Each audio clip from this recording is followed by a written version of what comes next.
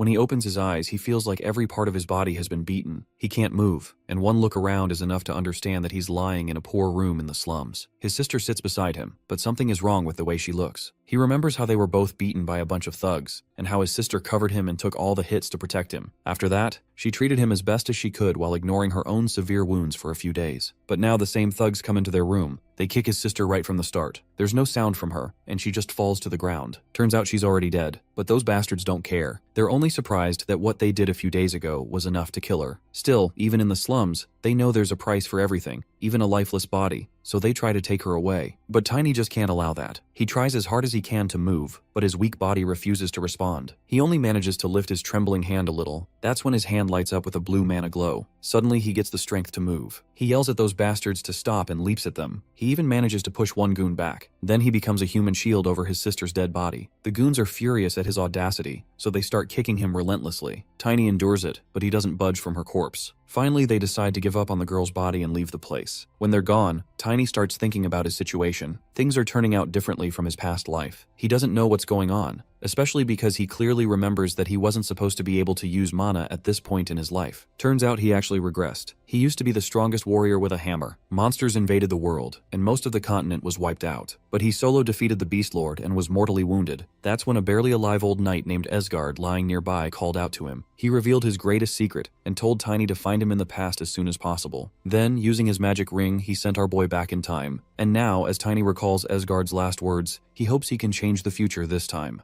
After realizing that he has truly been sent back in time, Tiny seethes with frustration that Esgard cannot send him a little early enough to save his sister. He does not understand why he returns to this particular point in time. The next moment he starts to cough blood. He understands that his body is still fragile, so he decides not to cry over spilled milk. Esgard himself might not even know whether this time travel would work at all. Instead, Tiny chooses to use this chance to properly say goodbye to his sister. He remembers Esgard's words, that he needs to find him quickly. Tiny is determined to do so, but only after taking revenge on Wolf, the man responsible for his sister's death. In his last life, he barely managed to take his revenge on Wolf, but this time, he wants to do it properly. First, he needs to give his sister a proper funeral. Later, Tiny stands in front of his sister's corpse, lying in a coffin, as her final rituals begin. Irina is not his biological sister. Instead, both of them share black hair and black eyes, something seen as a bad omen on this continent. That is why Tiny is shunned by everyone. Irina, on the other hand, loses her own brother and finds one in him. Tiny regrets that he never repays the kindness she shows him. The priest begins the last rites. Meanwhile, Emma, Irina's friend, notices Tiny's solemn expression. She can tell he has changed, and she links it to the death of the only family he has left. Emma remembers a while ago when she went to his home and found him eating right beside his sister's corpse. The scene was deeply disturbing to her. To add to her shock, she noticed all of his injuries had healed as well. The next moment, he picked Irina's body. Emma was freaked out by his detached behavior. She scolded him then, saying he never listened to her the way he listened to Irina. He solemnly thanked her for the soup and promised to repay her. Now, looking at him, she still doesn't know what was really going through his mind.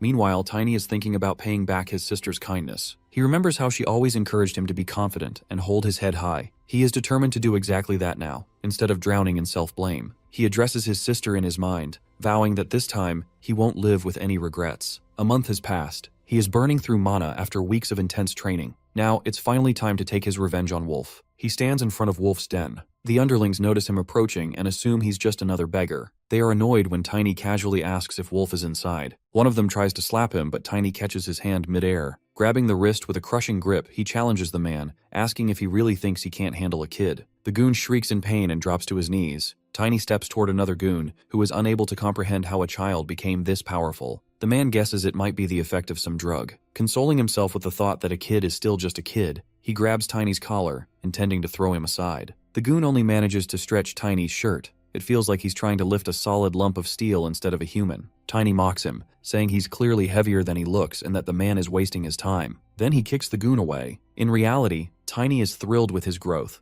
as his mana is finally perfectly synced with his physical body, an achievement that eluded him in his previous life. This secret growth technique enables him to become stronger by creating a constant interaction between his mana and his physical frame. The only downside is that he needs to eat massive amounts of food to keep growing. Thanks to Emma, he was able to manage it. As he stands there caught in his own monologue, the surviving goons just stare at him, completely confused and terrified. He realizes that newly awakened mana is weak, but incredibly easy to absorb into a body that is already injured. He throws the goon upward, ironically thanking the men for beating him up earlier. The man is launched straight into the base's building, crashing through as everyone inside springs to alert at the sight of the intruder. They recognize Tiny as the beggar kid from before. They mock him for coming there alone and unarmed, but Tiny just smirks. While grabbing one goon by the foot, he declares that he does have a weapon. The man shouts in panic and pain as Tiny swings him like a flail, using the human body to bash the other goons. Most of them are absolutely terrified by the ordeal. After a while, everyone is downed, defeated by his human weapon. With the small fries taken care of, he turns his attention to the stronger opponents. Only the Landers brothers remain. With a flick of his finger, he challenges them to come at him. One of the Landers brothers is ready with his sword, poised to pierce our boy's body. Then, he pauses as he notices the mana swirling around Tiny's small frame. Greed spikes as the bodies of mana users fetch a high price. Tiny, meanwhile, is nonchalantly bored seeing that the man he's using as a weapon is exhausted and ready to drop.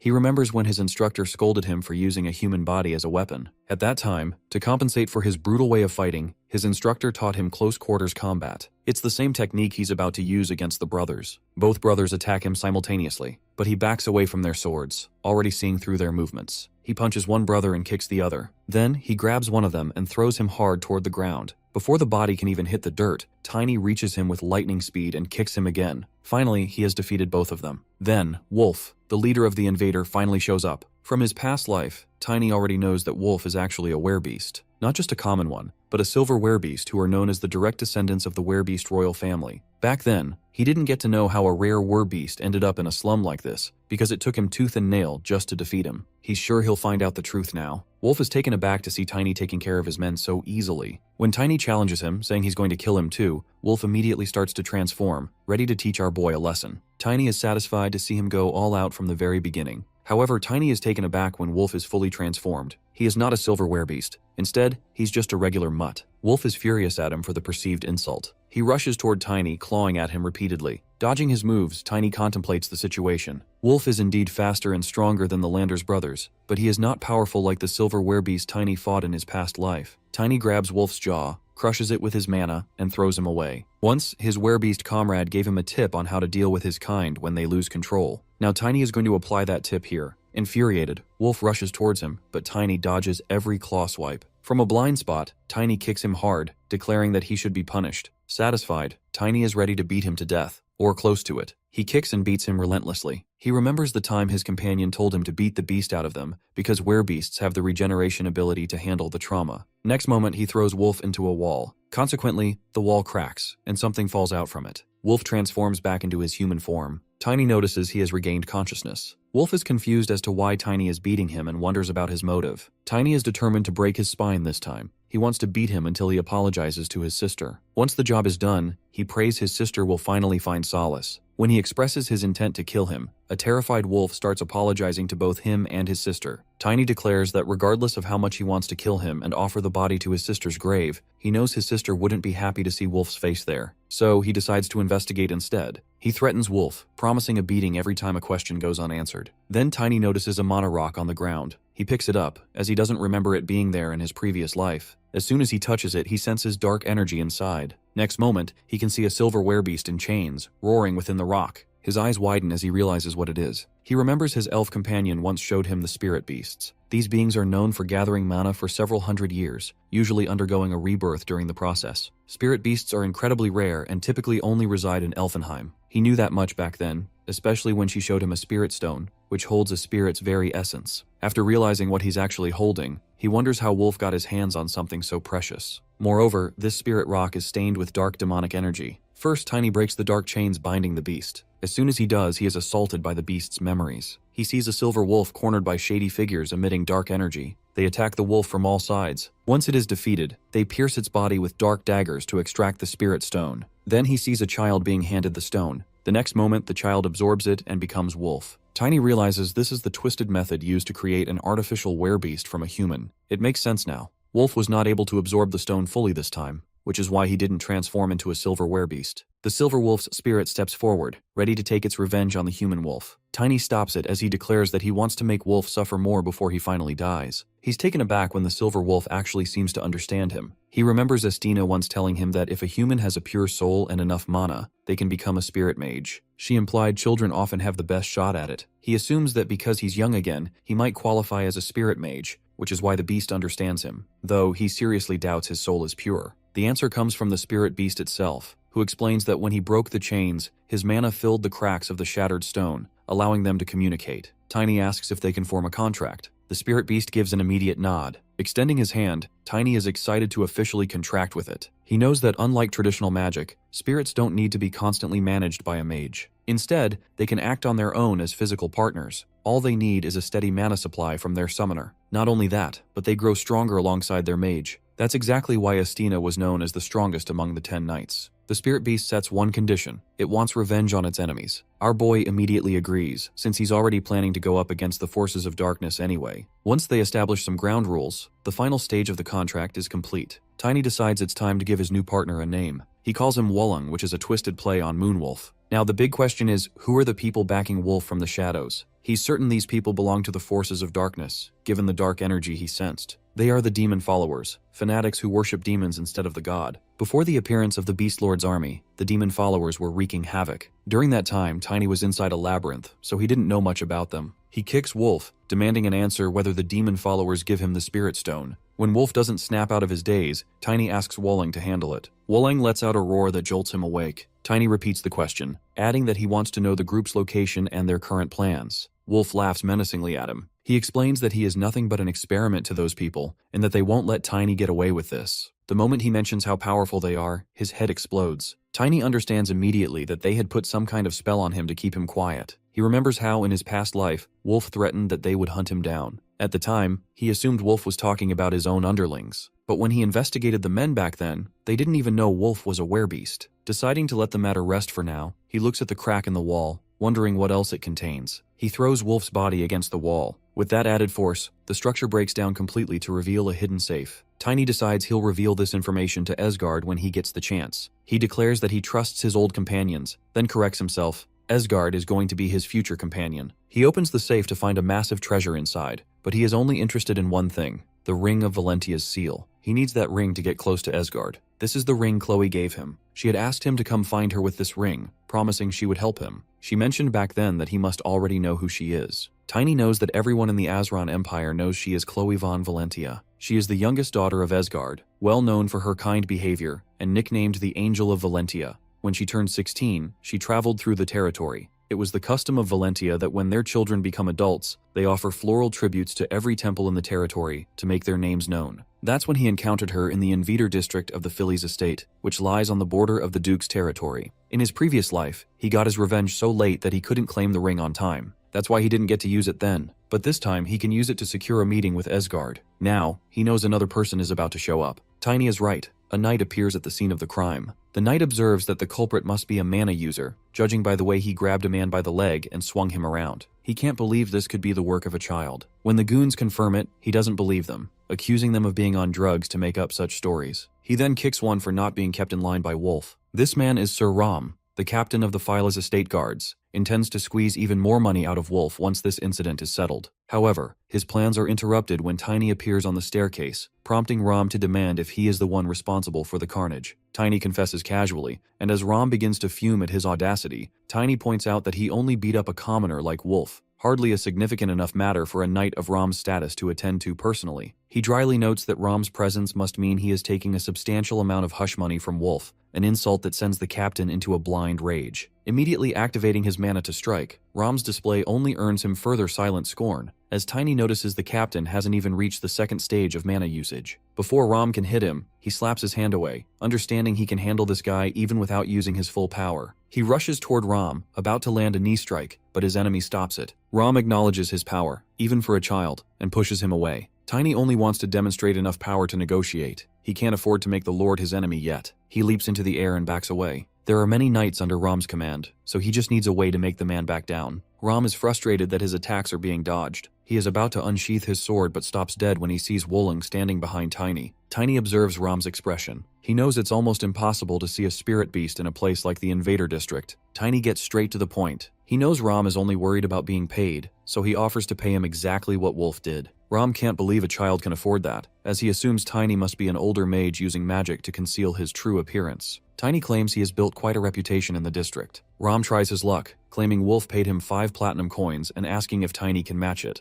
Tiny doesn't take the bait because he guesses Wolf actually paid him 1 platinum coin and offers to pay 1.5 instead. Ram is angry at the offer. Before he can even utter a threat, Wolong lets out a roar that freezes him in his tracks. Tiny calmly threatens Ram's life if he doesn't take the deal. Finally, Ram sheathes his sword. He never expected to hear a child make a move like this. Tiny asks for his final decision. Ram answers that he will be waiting for his payment by the end of the month. The remaining goons plead with him not to leave them like this, but Ram just angrily smacks one of them aside. Tiny then throws the coins to Ram. He asks him to arrange a meeting with the Lord so he can claim ownership of the Invader district. Ram promises to tell the Lord what happened here, but he reminds Tiny that he'll face the Lord's wrath if he fails to keep the payments coming. Once he is gone, Tiny haughtily wonders if that day will ever actually come. He turns to the goons who are trying to sneak away. He orders them to bring every working woman and beggar child currently in the Invader district. He adds a cold threat. If they are even a minute late, he will kill 1 person for every minute that passes. If they try to run, he warns them that his spirit beast will hunt them down and finish them. He gives them exactly 1 hour. Terrified, they all rush off to obey his orders. If everyone goes according to his plan, he will be done with this place within a week. Then, he can finally meet with Esgard.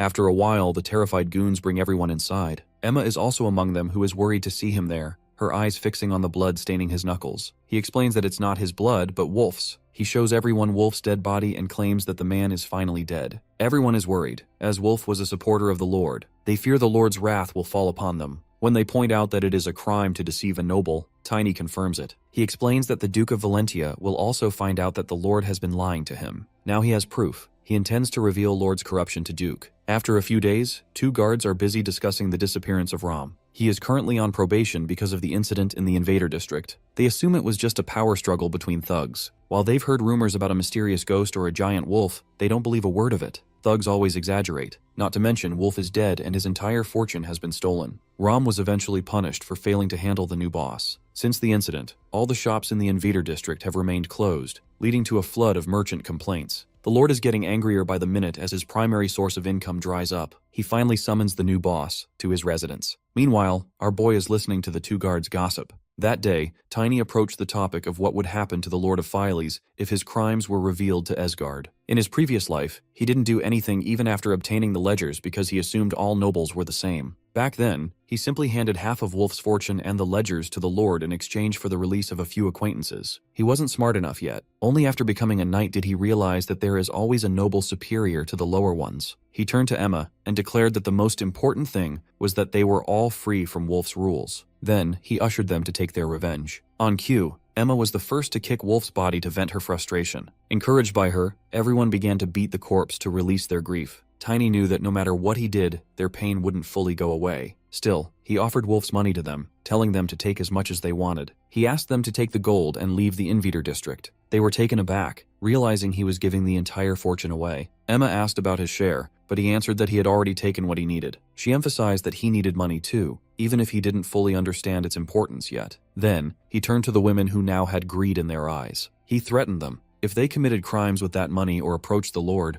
Wolong would tear them apart. Everyone was terrified at the sight of the spirit beast. He turned back to Emma and recommended she go to Diane if she intended to leave. He suggested they travel together and hire mercenaries for an escort. When she asked about him, he said he had to go somewhere else. Emma was worried at first, but looking at Wolong, she understood he would be fine. She agreed to go to Diane but told him to find her if he ever needed help. He thanked her. From that day on, the Phillies Entertainment District ceased all operations. In the present, one guard asks about name of the new boss's name. At that exact moment, they spot Tiny standing there and he answers that new boss's name is Tiny. They warn him that a commoner kid can't wander freely near the Lord's residence. Then, the first guard suddenly wonders how this kid knows the boss's name. Summoning his silver wolf, Tiny reveals the truth that it's because he is the boss. Inside the castle, he is bored to find himself in yet another situation, where he is underestimated because of his small body. He stands in front of Cran, the commander of the Knights of Files. Cran comments on how young he is, having already heard about him from Rom. Tiny taunts him, saying it isn't polite to keep a guest waiting while judging them. The commander is furious and reminds Tiny of his place. Tiny retorts that Cran should know his own place. He is inferior to the Lord, so he shouldn't dare raise a hand against the Lord's guest. The commander sneers that Tiny stinks of the gutter. Tiny shots back that Cran is the one who stinks. Infuriated, Cran unsheathes his sword. The butler steps between them, reminding Cran that the Lord is waiting. Cran finally apologizes and sheathes his blade, warning Tiny to restrain his words because the Lord is a stern man. Tiny doesn't take the warning seriously. Cran, still fuming, decides he will kill the boy as soon as the Lord gives the word. Cran then informs the Lord of Tiny's arrival. The Lord allows them inside. Once through the doors, Tiny is shocked to see the Lord. Concealing his shock, he immediately bows to greet the Lord properly, which makes Cran wonder where he learned such manners. Tiny replies that he has been practicing how to greet the Lord the right way. Tiny, on the other hand, remembers him from his past life. Back then, the guy was an obese addict. This version might be the fit one before he became hooked on drugs. Regardless of his health, he's still a corrupt lord. Sending the ledger to Asgard as evidence against Timon will surely end him. All Tiny needs is to keep him right there. The Lord comments that his manners toward him are better than his behavior toward Cran. Tiny humbly acts as if he can't treat the sword and its master the same way. He then drops a total bombshell. He wants to be Timon's knight. Timon interprets this as Tiny treating Cran like a competitor and is intrigued by his ambition.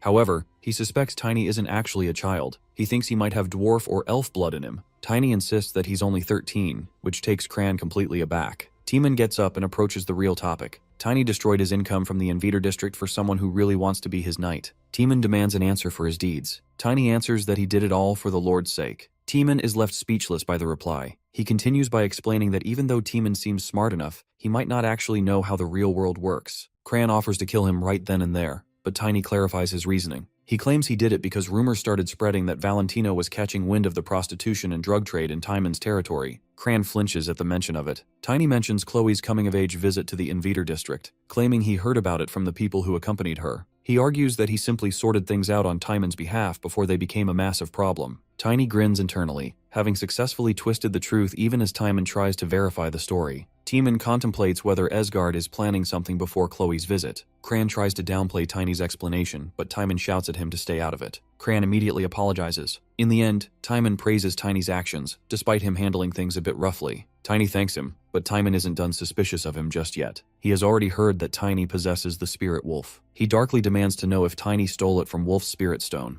Our boy overlooked this, never expecting Timon to actually know about the stone. The next moment, Walling appears beside him. With the wolf's help, Tiny can see what the naked eye can't, a swirling dark energy surrounding Timon. It means he's a dark mage. Tiny knows that demons offer power to those who provide sacrifices. Judging by the double circle around Timon, he must have offered up hundreds of corpses or dozens of live people. Suddenly it clicks as Tiny remembers the goons who tried to take his sister's body. They mentioned people were buying corpses for good money. He concludes that Timon must be the one buying the bodies in the Invader. This means Wolf had the backing of a dark mage all along. He wonders who Wolf really was. Timon demands an answer, but Tiny plays dumb. Timon immediately signals his knight, who unsheathes his sword at Tiny. Our boy knows he can't take both of them with his current power, but he summons his familiar anyway. Walling appears behind him, and his roar freezes Cran in his tracks. Timon, however, is totally unfazed. He curses Wolf for being useless and decides to just change his test subject. Hearing this, Tiny guesses they might be planning to use him for experiments. Timon asks Cran about the kid's strength, and Cran answers that Tiny will reach the second stage soon. Timon comments that this puts him on the same level as a knight. Cran points out what a genius Tiny must be to awaken mana on his own,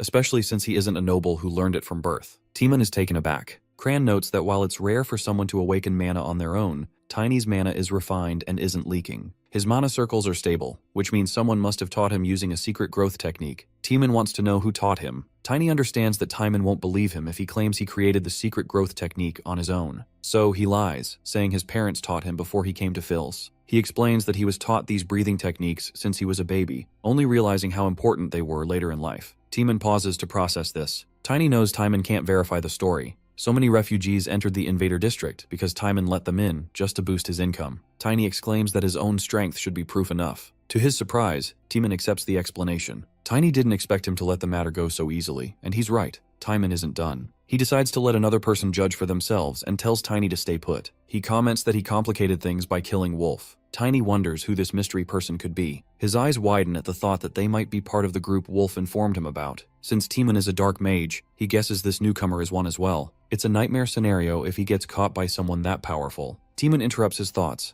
asking if he accepts the offer. Tiny declares his loyalty on the spot. He then asks if this upcoming guest is someone important. Timon confirms it, warning him that he should be extremely polite. Tiny starts calculating his last options. In 3 days, Asgard will have reviewed the ledgers and discovered the truth. It will take another 3 days to assemble a disciplinary army, and then more time for them to reach the Filey's estate. All in all, it will take about half a month for help to arrive. He hopes this special person arrives after that window. He asks about the arrival time, using the excuse that he wants to study etiquette to greet the guest properly. Timon answers that they will arrive in about a week. Tiny tenses up the moment he hears this. Later, Tiny contemplates his newest problem. This mystery person is arriving in just 1 week. He is left with 2 options. First, he can run away. The people of the invader district have already left, so it would be easy to disappear from the Lord's men. The problem is that this would make him a wanted man. It would create massive issues later when he has to meet Esgard, and he needs that meeting to go smoothly without any obstacles. Besides, just the thought of running away makes him angry. He knows he isn't strong enough yet,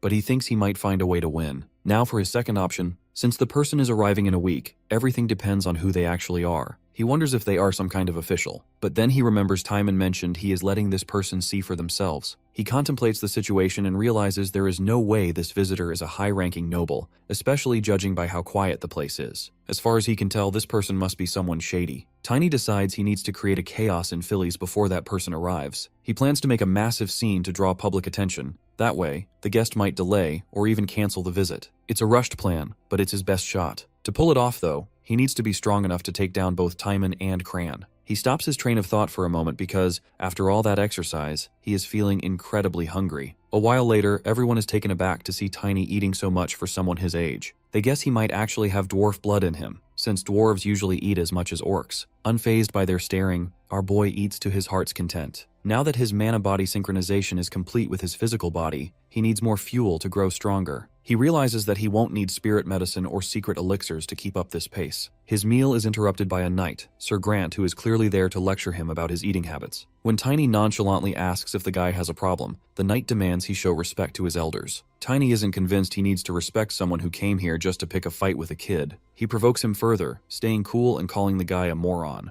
Infuriated, Grant tries to punch him for the disrespect. Another man, Gren, witnesses the scene and asks the knight to calm down since Tiny is just a child. At that exact moment, Cran appears behind them and tells Gren not to interrupt. Tiny smirks. He realizes the commander is here to test his skills. He gets up, ready to show what he can do in this fight. He knows Timon is the one pulling everyone's strings here. Outside, Sir Grant is ready to teach our boy a lesson. Tiny reminds him that he is unarmed and that Grant might regret this later. The comment just makes the knight chuckle. He tells Tiny to pick up a sword because he is going to finish him off instantly, even mocking him by asking if he is getting cold feet. To answer the question, Tiny kicks his ankle, making him stumble. Grant braces himself to keep from falling and tries to land a punch, but Tiny ducks to dodge it. Gathering mana in his foot, Tiny attacks the shin again, making the knight groan in pain. Grant can't believe Tiny has this kind of power at the first stage. Even though his legs are aching, he is determined not to lose. Tiny notices his strong will. Totally enraged, the knight is about to attack again, but Tiny slips away to save himself. Then, he leaps into the air and perches on Grant's shoulder. He is now grabbing the knight's face with mana-infused hands. He mocks him, saying he isn't going to kill him. The next moment, he knocks him to the ground. Tiny declares that knights are nothing special. Everyone is shocked, and murmurs fill the air as they watch a knight lose to a child. Cran's eyes narrow at him. It was all part of Tiny's plan. He succeeded by defeating a knight in front of everyone without even summoning his familiar. He did it to prove how talented he is,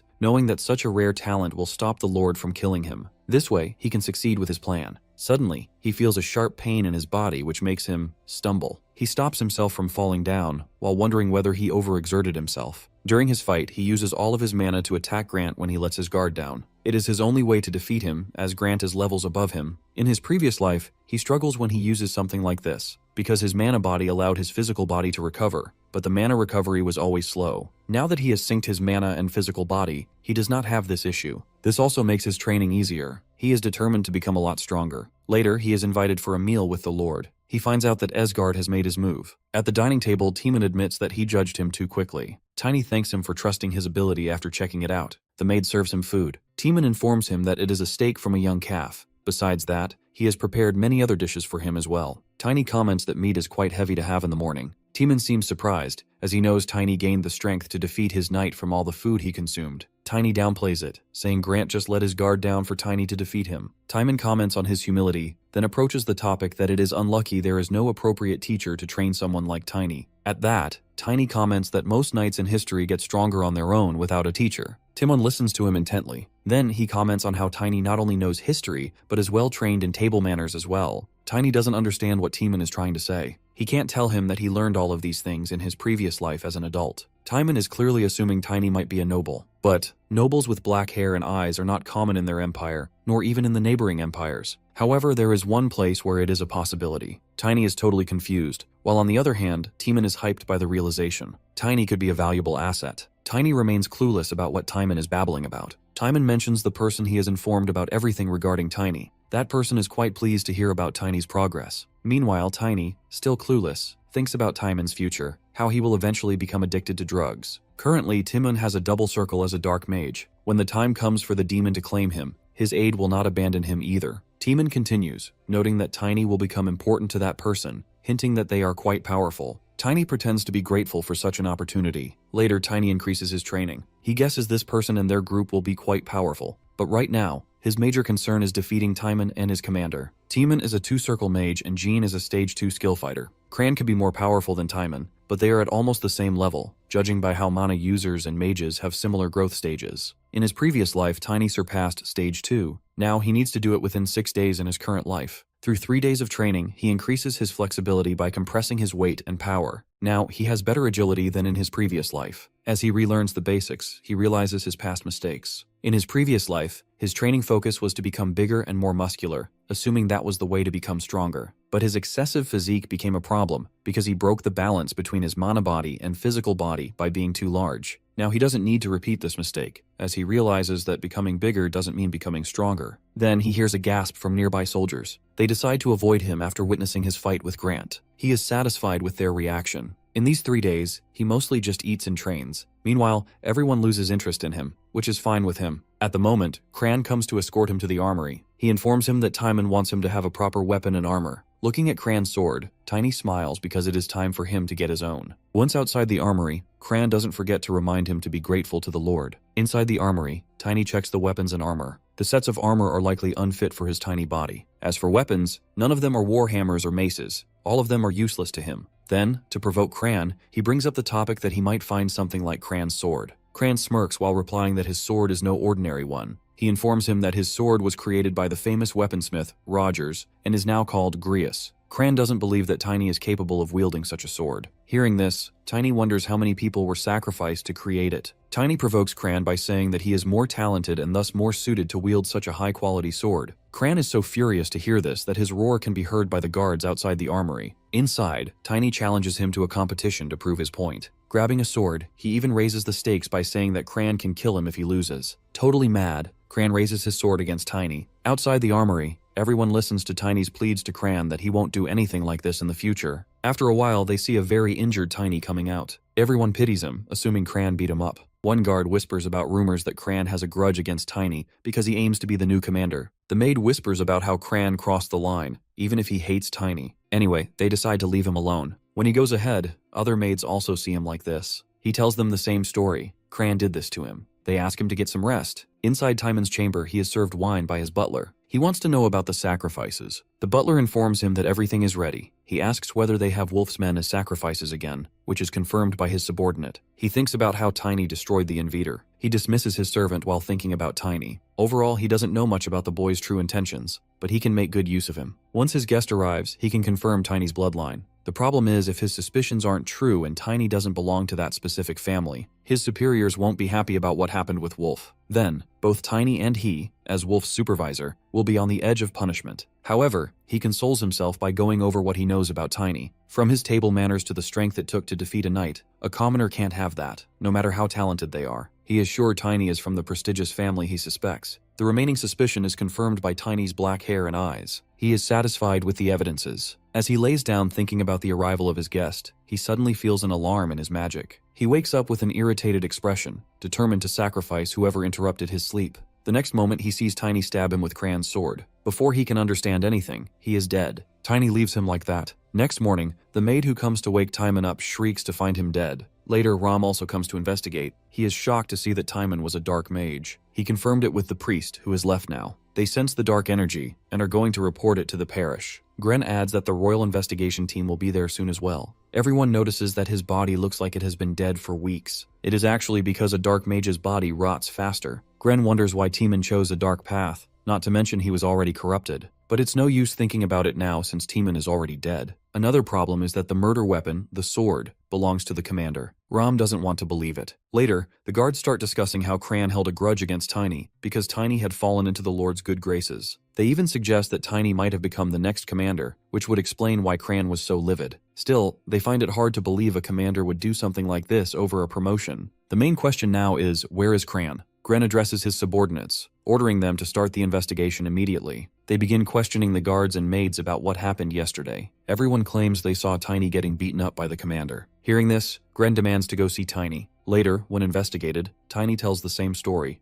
Cran led him to the armory yesterday and then started hitting him. Gren doesn't buy the story because after that meeting with Tiny, nobody has spotted Cran anywhere. They search the warehouse and find him not there as well. Gren demands to know if Tiny has seen him since that incident. Gren continues his investigation, but Tiny denies seeing the commander after yesterday. Then, Gren asks if there was anything that stood out. Tiny answers that the commander was against him becoming the next leader. Hearing this, Gren is satisfied since the story matches the eyewitness accounts. Then, Tiny innocently asks about his future, which the Lord had secured. Gren orders him to come see him tomorrow. After heading outside, Tiny wonders about Gren's identity, because he doesn't remember him from his previous life when he confronted the Lord's corrupted knights. He wonders if he simply forgot Gren, but then he rejects the thought because he remembers every soldier he beat up. He finds it strange that Gren wants to see him tomorrow, so he decides to be cautious. The next morning, he is taken aback by Gren's kindness when he gives him a mercenary card and some money. As a commoner, this will help Tiny travel freely between territories, since one needs to be either a knight or a mercenary to move around, so Gren vouches for him. Tiny asks why he is giving him these things.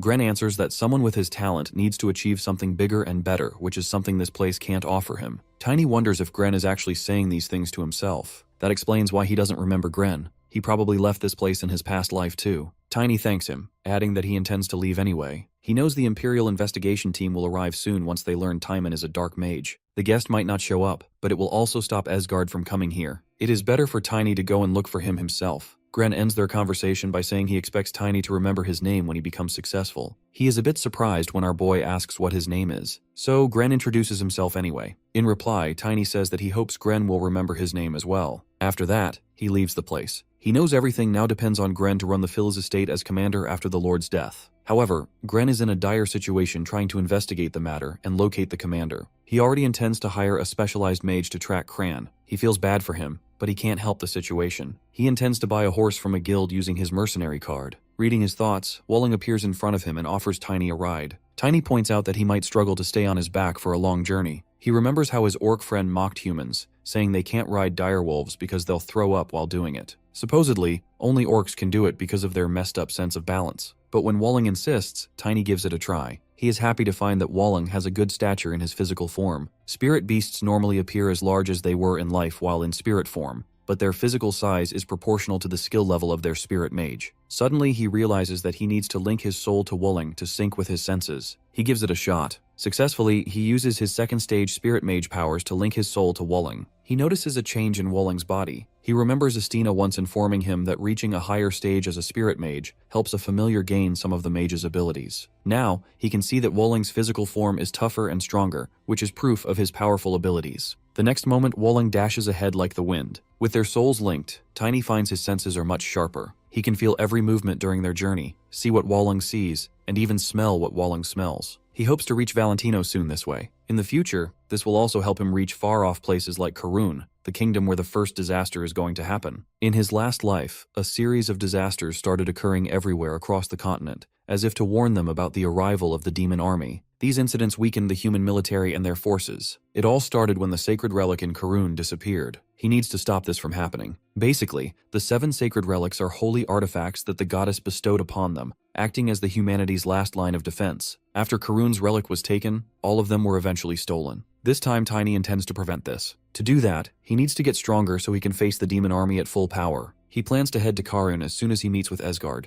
Meanwhile, people in Invader are gossiping about the Imperial Army's arrival to investigate. They discuss Timon's murder and the revelation that he was a dark mage. At the gate of Timon's mansion, a mysterious figure appears. The guards demand to see his ID, but with a snap of her fingers, she knocks them out. She then enters and finds Gren. Gren is on his guard, but the person enchants him with another snap of her fingers. She demands an explanation for the Lord's murder, and Gren tells her everything he knows. The person asks where the Lord's corpse is located. Gren answers that the Imperial investigation team ordered them to put it in a casket inside the bedroom. The stranger then orders Gren to sleep for an hour. An hour later, Gren wakes up with a jolt. He doesn't remember the encounter and assumes he just fell asleep from overworking. At that moment, a panicked guard informs him that Timon's corpse has disappeared. Gren curses, as the body was their only crucial lead to understanding the truth behind the black magic. That same mysterious person is now in a forest outside the Filly's estate. She is checking Cran's sword to investigate the murder. She senses that the owner of the sword is dead. This makes her conclude that the person behind the wolf deaths must be Tiny. She is going to make sure that Tiny pays for disrupting her organization's plan. Meanwhile, our hero is entering the western gate of Lucentia. He notices that many people are heading to Valentino. Until now, everything is going smoothly, but he knows that the mysterious person might interrupt his peace soon. So, he decides to buy new equipment as soon as possible. He checks his money and sees he only has 2 gold coins. He is grateful to Gren for providing them, but he knows that amount isn't enough for what he needs. Suddenly, 2 thugs appear and demand his money. One of them threatens him again, telling him to hand it over while they are still being nice. Instead of shaking in his boots, Tiny demands to know if they have any money on them. In his past life, he is known as a giant in the underworld. People of Underworld made a rule that if anyone sees his shadow in an alleyway, they need to hide immediately. He remembers how, while he was disposing of some goons, a priest came to lecture him about his soul getting tainted after killing so many people. The priest insisted that he should show mercy to decrease his guilt. Tiny answered that he was not killing anyone, he was just clearing out the trash. Now he has defeated both thugs from the Lupus family. Everyone is shocked to see it, as they are rumored to be as strong as knights. Tiny comments that they are quite weak. Angered, both of them rush to attack him. But then, he throws his pouch at them with full force, which makes one of them stumble over the other. Then, he leaps into the air and kicks them. After that, he loots the thugs. They threaten him, saying he will be hunted by their boss, but he doesn't listen. Tiny is grinning because he now has their money, a good amount of gold coins. With that money, he goes to a blacksmith to find some equipment. He checks an armor that the shopkeeper claims is made with the hide of an iron bull from the southern mountains. It helps deflect arrows. Tiny admits that the armor and weapons are good. Then, he hears some people talking about a pretty lady. He asks the shopkeeper about the event. The shopkeeper answers that Lady Valencia is going to patrol personally today. Tiny remembers that even though Irina was the first to give him love and kindness, Chloe was the one to give him hope.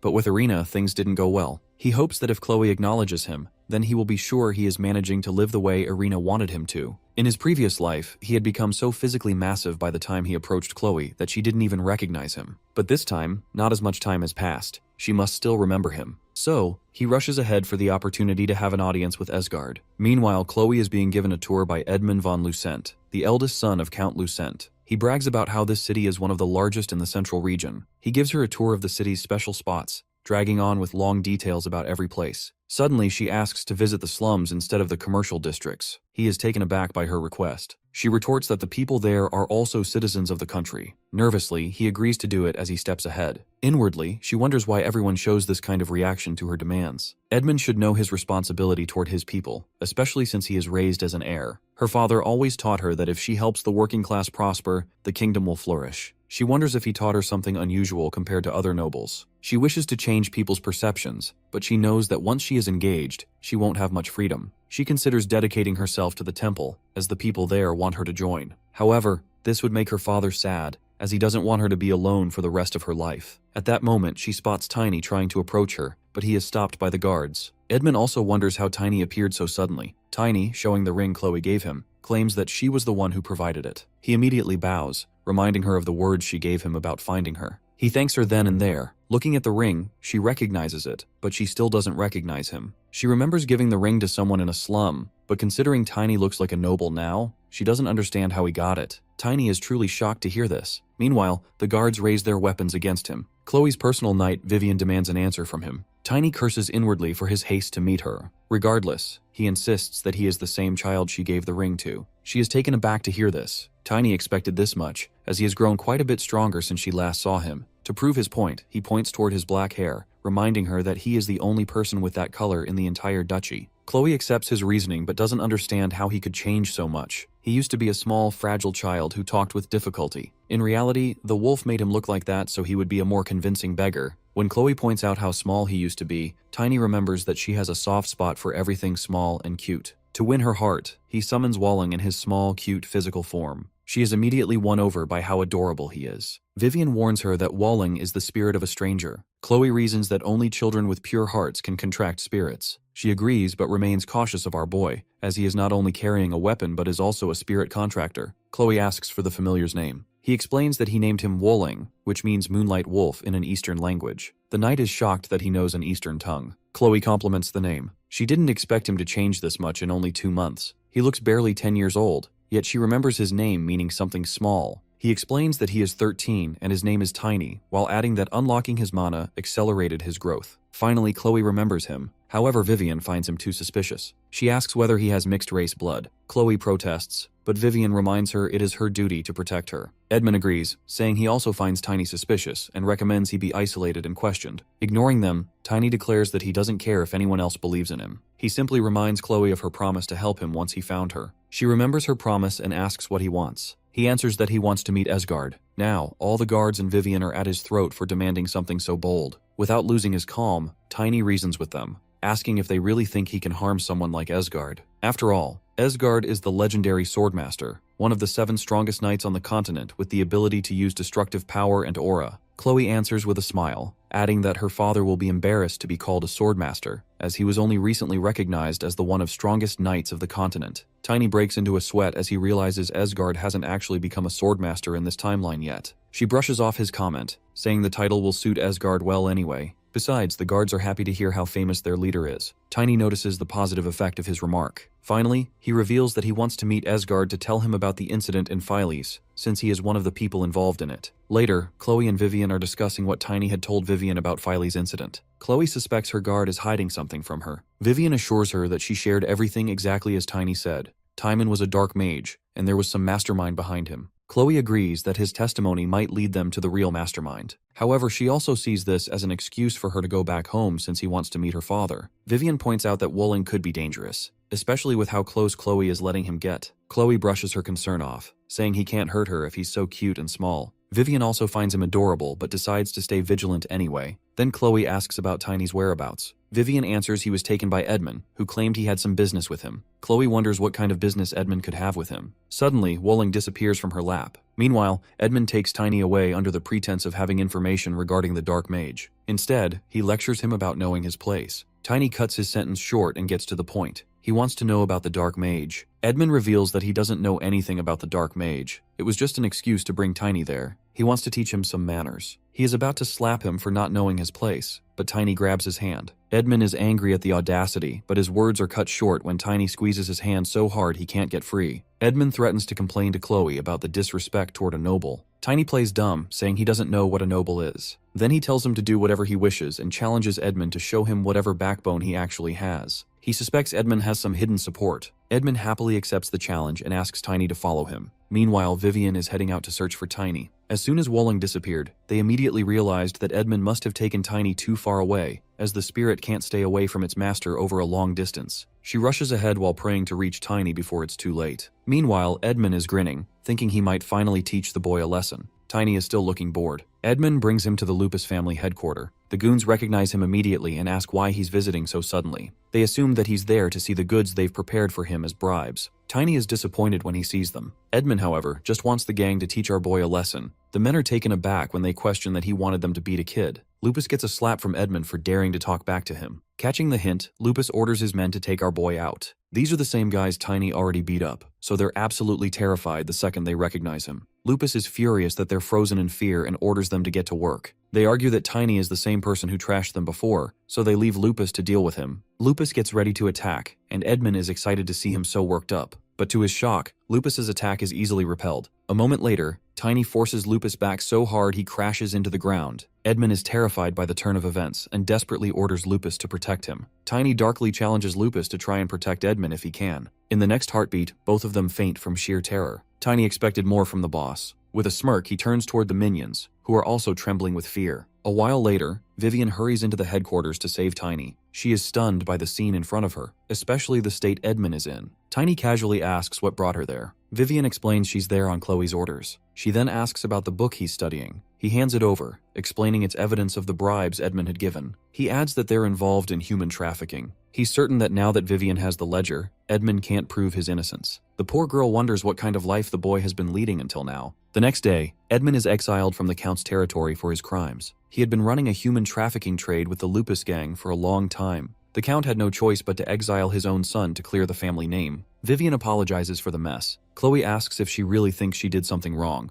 and Tiny adds that he isn't feeling sorry at all. This earns a laugh from Chloe. She adds that regardless of status, deeds should be recognized and people should be punished. That's what her father taught her. Vivian doesn't understand why Chloe still looks disappointed with her. Chloe explains that it's because she didn't give Edmund a proper beating before he got away. Now Tiny finally understands the bond they share. Chloe, the famous youngest daughter of Asgard, and her guard Vivian, a sword prodigy, are a unique pair. They've been inseparable even as Chloe's situation changed. It's funny for Tiny to see Chloe acting like the older one when she's actually the younger of the two. Noticing his expression, Chloe asks what he's thinking. He answers that since Edmund took so much pride in his noble status, he deserved to be punished regardless of it. Hearing this, Vivian again doubts if he's actually just a child. Then Chloe starts to play with Wolling. She even gives the familiar the nickname Wool, because calling him by his full name is too much of a bother for her. Seeing how casual she's being, Tiny asks if she ever suspected him. She answers that she had already heard rumors about him dismantling the Wolf's organization and freeing the victims, and now he's exposed Edmund too. He's glad to see that she trusts him. Chloe, however, warns him to tell her everything before he takes action next time, a condition to which he readily agrees. 3 days later, during their journey, the driver stops the carriage. They are informed that an elf has requested to join them, which catches them off guard.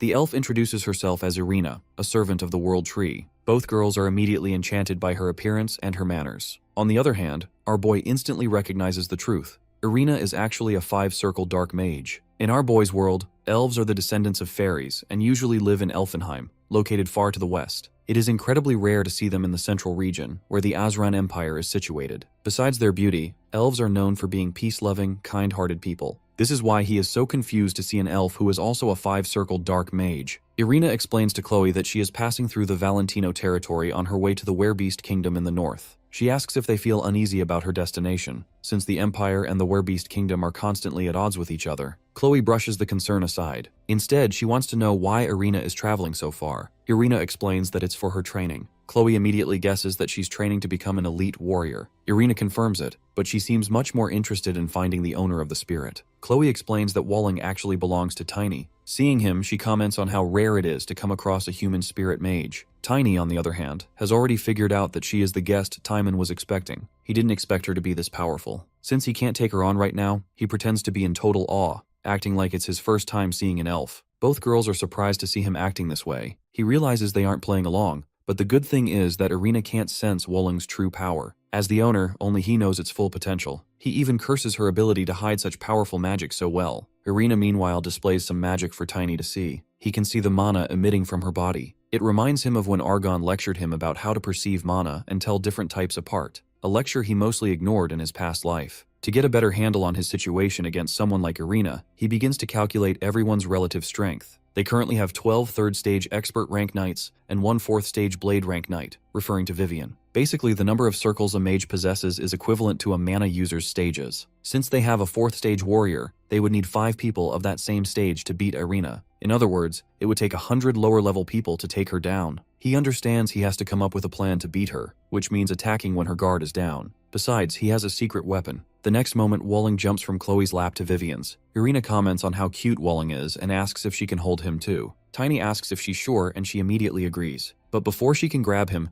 Wolling transforms into a giant wolf. She instantly creates a shield to protect herself, and at that exact moment, Vivian stabs at her side. Every knight is taken aback to see dark energy emitting from her. Her identity as a dark mage is finally revealed. She wonders how they realized it. Chloe, on the other hand, is glad that she trusted our boy. A little while ago, he had used Wolling to tell her about Irina's identity as a dark mage. He wanted Vivian's help, but Chloe noted she was in a difficult position, as this could cause problems for the Empire. Tiny explained that Irina is the real mastermind behind Philly's incident, and that leaving her be would be dangerous for everyone. He told her he was staking his life on this. That's why Wolling jumped onto Vivian's lap, to explain everything to her as well. In the present, Irina flies back from them. Vivian curses because she missed her heart. Irina immediately creates a shield around herself. Vivian orders her knights to attack to protect Chloe, and Tiny joins the assault. However, he is repelled by her shield. Irina attacks the knights and Vivian with her magic, clearly frustrated that they figured out who she is. Tiny mocks her, saying the stench of her dark magic is hurting his nose. Furious that he's the reason behind this mess, Irina creates a powerful explosive magic between her palms. A second later, there is a massive explosion. Tiny immediately uses his divine steel armor combined with iron body to protect himself from the explosion. He is blasted back by the force, but he's saved. It's the first time he's used this skill in his new life, and it works. Vivian orders her knights to kill Irina, noticing that her shield is finally beginning to weaken. Irina furiously attacks them again with dark magic. Tiny mounts Wulling and both of them charge in. He slams his weapon against her shield, and while Irina is distracted by his assault, Vivian and her knights strike from behind. Irina threatens them, saying that while she initially only wanted to kill Tiny, she is now going to wipe them all out.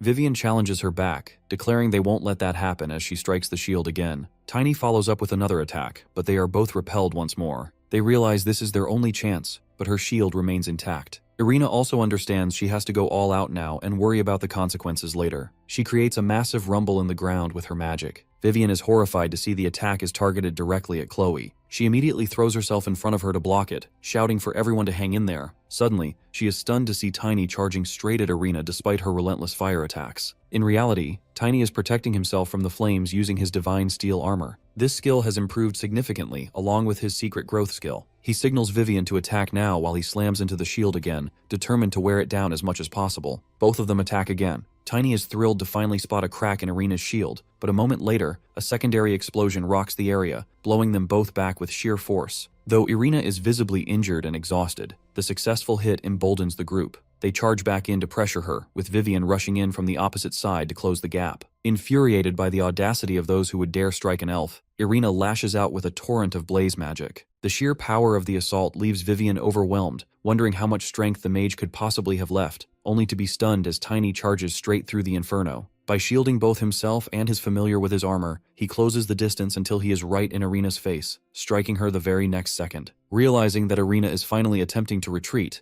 Vivian orders her knights to finish the job, but the cornered mage turns to a desperate last resort, sacrificing her own life to supercharge her magic. As she prepares to unleash a massive fire spell to burn everything to the ground, the battlefield descends into chaos while everyone scrambles to find cover. Pulling back from the imminent blast zone, Tiny realizes the knights are completely spent, leaving it up to him to find a way to negate her power once and for all. He calls out to Chloe, telling her he's bought her enough time. Now is her chance. Vivian stands guard as Chloe gathers her mana. The next moment, Chloe begins to chant. Chloe possesses holy power, which is usually only granted after years of penance and divine blessing. Typically, a person has to earn the right to become a priest, receive a baptism, and master the use of holy power before they can finally awaken the ability to vanquish evil. Chloe, however, is one of the rare few born with this power, who are known as natural clerics. Looking at the knights' shocked reactions, Tiny realizes that even they didn't know she was a cleric. The Valentia family must have hidden it so Chloe wouldn't be forced to give up marriage for the priesthood. Tiny can tell her power isn't at its full potential yet, but it's enough to repel dark magic and defeat Irina. A moment later, Chloe's attack hits Irina dead on.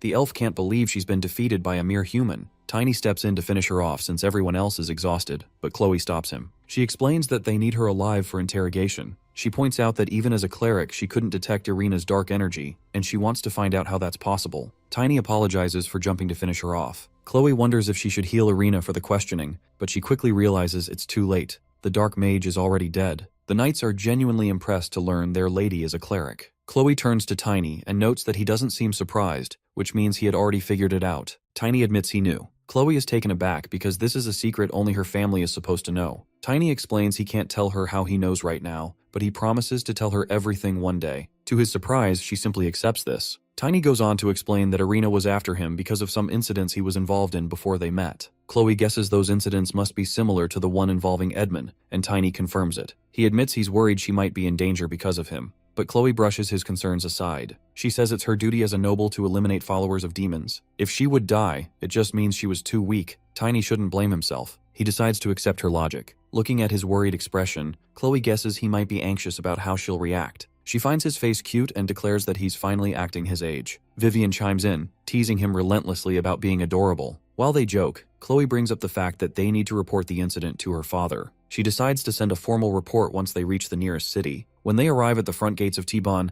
they find something totally unexpected. Tiny already knows Esgard cares about his daughter, but the man went way overboard by sending the Blue Wing Knights to greet them. Chloe is visibly embarrassed by the spectacle. The Blue Wing Knights are the elites of the Valentia force. Every single one of them is ranked above expert. The vice captain, Garen, bows to Chloe along with his 100 men. Chloe thanks them politely, but when Garen mentions how worried her father has been, she expresses her annoyance that he sent so many knights just for her safety. Garen reminds her that her father has every right to be worried, especially since she was attacked by a dark mage. He adds that the Lord was occupied with an emergency, which is why he couldn't come personally. When Chloe asks what happened, Garen explains that a month and a half ago, the family heirloom, Tempest went missing. As Chloe discusses how her father always kept it on his person, Tiny realizes what Tempest actually is. He subtly asks Chloe if the heirloom is an artifact. Chloe isn't entirely sure, as the secrets of Tempest are only passed down to the head of the family. She just assumes that it's a powerful artifact. Tiny, however, has finally figured it out. He reveals to the group that he knows exactly how it went missing. Everyone is stunned.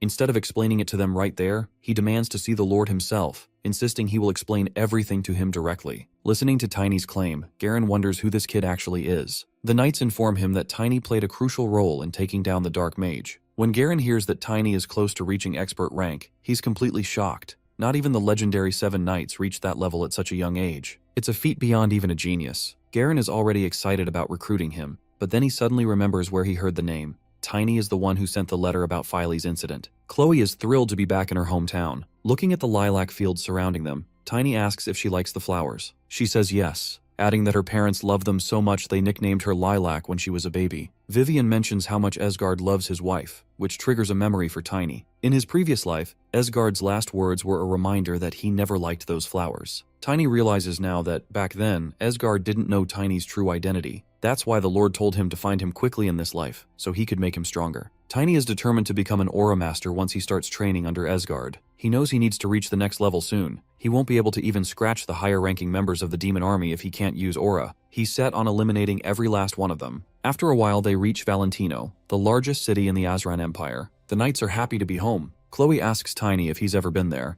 and he subtly answers that it's his first time in this life. Before she can ask him to explain, her father rushes toward her for a hug. Chloe dodges, letting him fall face first onto the ground. She scolds him, telling him to maintain his reputation and demanding he apologize to the knights for causing so much trouble. The Lord quickly composes himself and thanks his knights for bringing his daughter back safely, telling them to enjoy the feast he prepared. Finally, he notices Tiny and asks who he is. Chloe reminds him that Tiny was in her report about the important info on the Dark Mages. The Lord apologizes, saying he's had a lot on his plate lately. Then, to everyone's shock, Tiny tells the Lord he knows the location of Tempest. Hearing this, the Lord warns him that he's got a lot of nerve to make such a claim. He releases his soul pressure on the boy. Tiny can sense that the Lord hasn't reached Swordmaster level yet. He's just recently become a skilled aura user. Tiny remembers his old comrades, Estina, who became an aura expert, and Jarek, who was close. Tiny easily counters the pressure using the soul energy he collected in his previous life. Tiny asks if the Lord really wants him to spill everything in front of an audience. Chloe immediately apologizes on his behalf, assuming that as a child, he just doesn't know any better. Esgard, however, realizes that Tiny knows exactly what he's doing. He decides it's best to talk to him in private. Once they are finally alone, Esgard gets straight to the point and asks about the location of Tempest. Tiny explains that he has a theory about it. Esgard is skeptical, but wants to hear his assumption. Tiny knows that Tempest is one of the few high-level artifacts in existence. He knows its name translates to time or opportunity. Deciding not to beat around the bush, he looks Esgard in the eye and gets to the point. He asks if Tempest has the power to turn back time.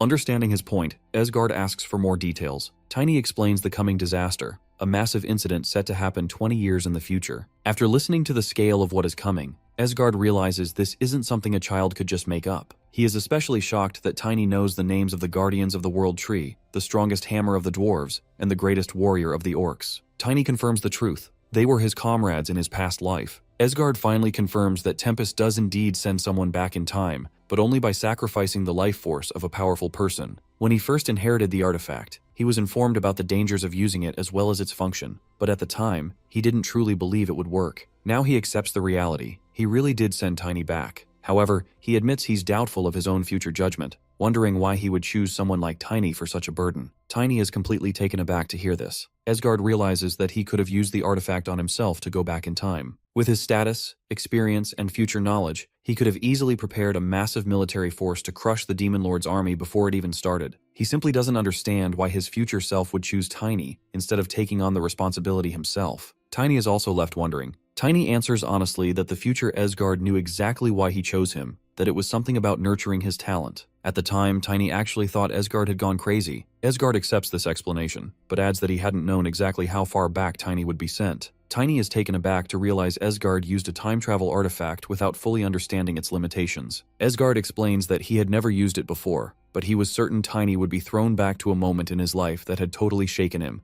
the moment he finally realized who he was. As Tiny processes this, his expression darkens with the sudden, heavy realization that this specific moment marked the death of his sister. Noticing the shift in mood, Asgard tentatively asks if he did something wrong by sending him there, but Tiny simply shakes his head. He understands it isn't the Lord's fault and, if anything, feels a surge of gratitude for the chance to see his sister one last time. The Lord, however, has one more thing to confirm, asking if there is any other piece of evidence Tiny can provide. Something so definitive it would be impossible to disbelieve him. Understanding the weight of the request, Tiny prepares his response. He tells Asgard that Chloe's name is Lilac, derived from her mother's favorite flower. When Asgard points out that everyone knows about the fact, Tiny drops the real bombshell. The key is that Asgard himself actually hates those flowers. Hearing this, Asgard bursts out laughing. He admits Tiny is telling the truth. He never had the guts to tell his wife how he really felt about them, and now that she's gone, there's no point. He curses under his breath, torn between wanting to cry or be happy now that he has to accept this grim future. Tiny is just glad to be believed, though he notices that the younger version of Asgard has quite the temper. Suddenly the Lord calls for one of his knights, Royer. Asgard surprises Tiny by explaining that while his future self might have trusted him,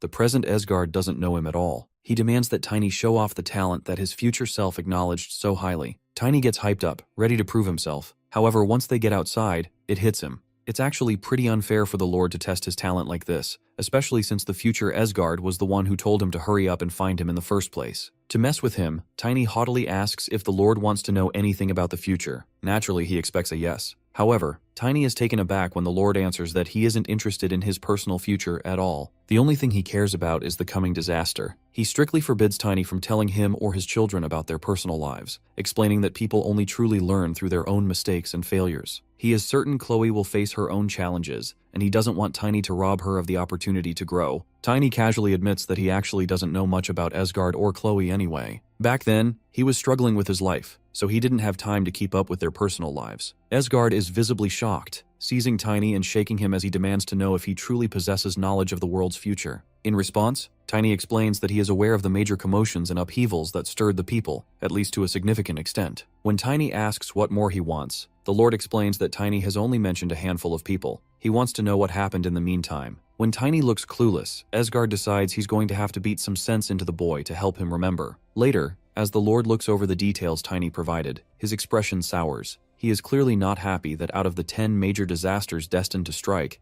Tiny can only recall a frustratingly small amount of information. Tiny nervously explains his lack of detail, admitting that most of his knowledge was pieced together from hearsay, rumors, and whatever his companions happened to mention in passing. Watching the Lord's reaction, Tiny wishes he could grow up faster so Asgard would treat him as an equal. Asgard notes that the only truly useful thing Tiny provided was the Oracle's prophecy about a warrior and a saint ending the war. Assuming these people must be around 20 years old by now, the Lord plans to recruit and train them immediately. Tiny nervously points out that they might not even be born yet. This is the final straw. Asgard is totally frustrated and calls Tiny completely useless. When the butler mentions that he has summoned Royer, Asgard changes his mind and tells him to bring Drexler instead. He wants Drexler to give Tiny a real lesson. As a result, our boy now stands before the vice captain of the Blue Wing Knights, Drexler Ainen, a formidable 5th stage warrior. Drexler greets him, but he's visibly confused when the Lord asks him to test Tiny's skills. He starts to spiral into a minor existential crisis, wondering if he's being demoted. His dark thoughts are interrupted by Asgard's voice, commanding him to observe Tiny keenly during their sparring session. Now standing before the boy, Drexler tries to figure out who he is. As he observes Tiny's mana, he is stunned. Tiny has already reached the 2nd stage and is nearly at the expert rank, despite looking no older than 10. Tiny, meanwhile, is distracted. He's thinking about the craftsman who made his weapon. He likes it. When he's already daydreaming about getting something bigger and better, Asgard snaps at him to take the situation seriously. He warns Tiny that if he doesn't focus, the Lord will forget all about his promises. Asgard then tells Drexler not to hold back. He just needs to make sure he doesn't actually kill the kid. He turns to Tiny and makes his position clear. He isn't the future self who made those promises. The current Asgard needs to see real potential before he commits to helping him. Tiny asks if he needs to actually beat Drexler to win. The Lord explains the condition. Tiny only needs to land a single injury on the knight to claim victory. Our guy accepts the challenge with a confident grin. Tiny is ready with his weapon. Watching from the sidelines, Asgard notices the way Tiny handles his mana. It's unique. He realizes Tiny created this method through his secret growth technique, marking him as a true genius. Still, Asgard can't wrap his head around why his future self chose Tiny, instead of just coming back himself. With his own future knowledge, Asgard is certain he could have become an aura master. He assumes there must be something special his future self saw in this boy, and he's determined to find out what. He signals for them to start the fight with everything they have. Tiny immediately summons Walling, and when the knight doesn't move, he decides to seize the initiative himself. Although Drexler instantly recognizes Wolong as a spirit, he remains confident that such a summon won't be enough to defeat him, an assurance that quickly wavers when he is startled by Tiny effortlessly dodging his first counterattack. Tiny strikes back instantly, but upon seeing that his weapon fails to leave even a single scratch, he begins to wonder if Drexler is one of those rare, formidable fighters who is an expert in both offense and defense. Finding our boy's movements increasingly interesting, Drexler stops holding back and launches a heavy attack, yet Tiny manages to dodge once more. Realizing he needs more momentum to break through, Tiny pushes his speed to the absolute limit, leaving Drexler taken aback by his sheer velocity. To counter this, the brute grips his weapon tightly and slams it into the ground, shattering the earth to ruin Tiny's footing and force him to slow down. As Tiny leaps into the air to avoid the resulting shockwave, he finds Drexler's hammer already swinging toward him, forcing a desperate, narrow dodge. He notices that even though the hammer is much larger than a longsword, Drexler wields it as if it weighs nothing. Tiny realizes Drexler usually fights with a shield, meaning his style is heavily dependent on defense. He decides to switch tactics. As Drexler swings the hammer at him again, Tiny leaps high into the air once more. Drexler bellows a warning for our boy to stop scurrying around like a cornered animal. From the sidelines, Esgard observes that Tiny has begun to read the rhythm of the battle, slipping past every heavy swing with newfound ease. Witnessing this effortless evasion, Esgard starts to acknowledge that the claim of being one of the 10 knights might not be mere arrogance. Yet, despite admitting the boy possesses remarkable talent, Esgard finds himself far from satisfied. His patience finally snaps, and he shouts for Drexler to stop bringing him such embarrassment. Fueled by frustration and stung by the rebuke, Drexler lunges forward with every ounce of his strength. A wave of alarm washes over Esgard as he realizes the knight is calling upon the devastating power of his soul weapon.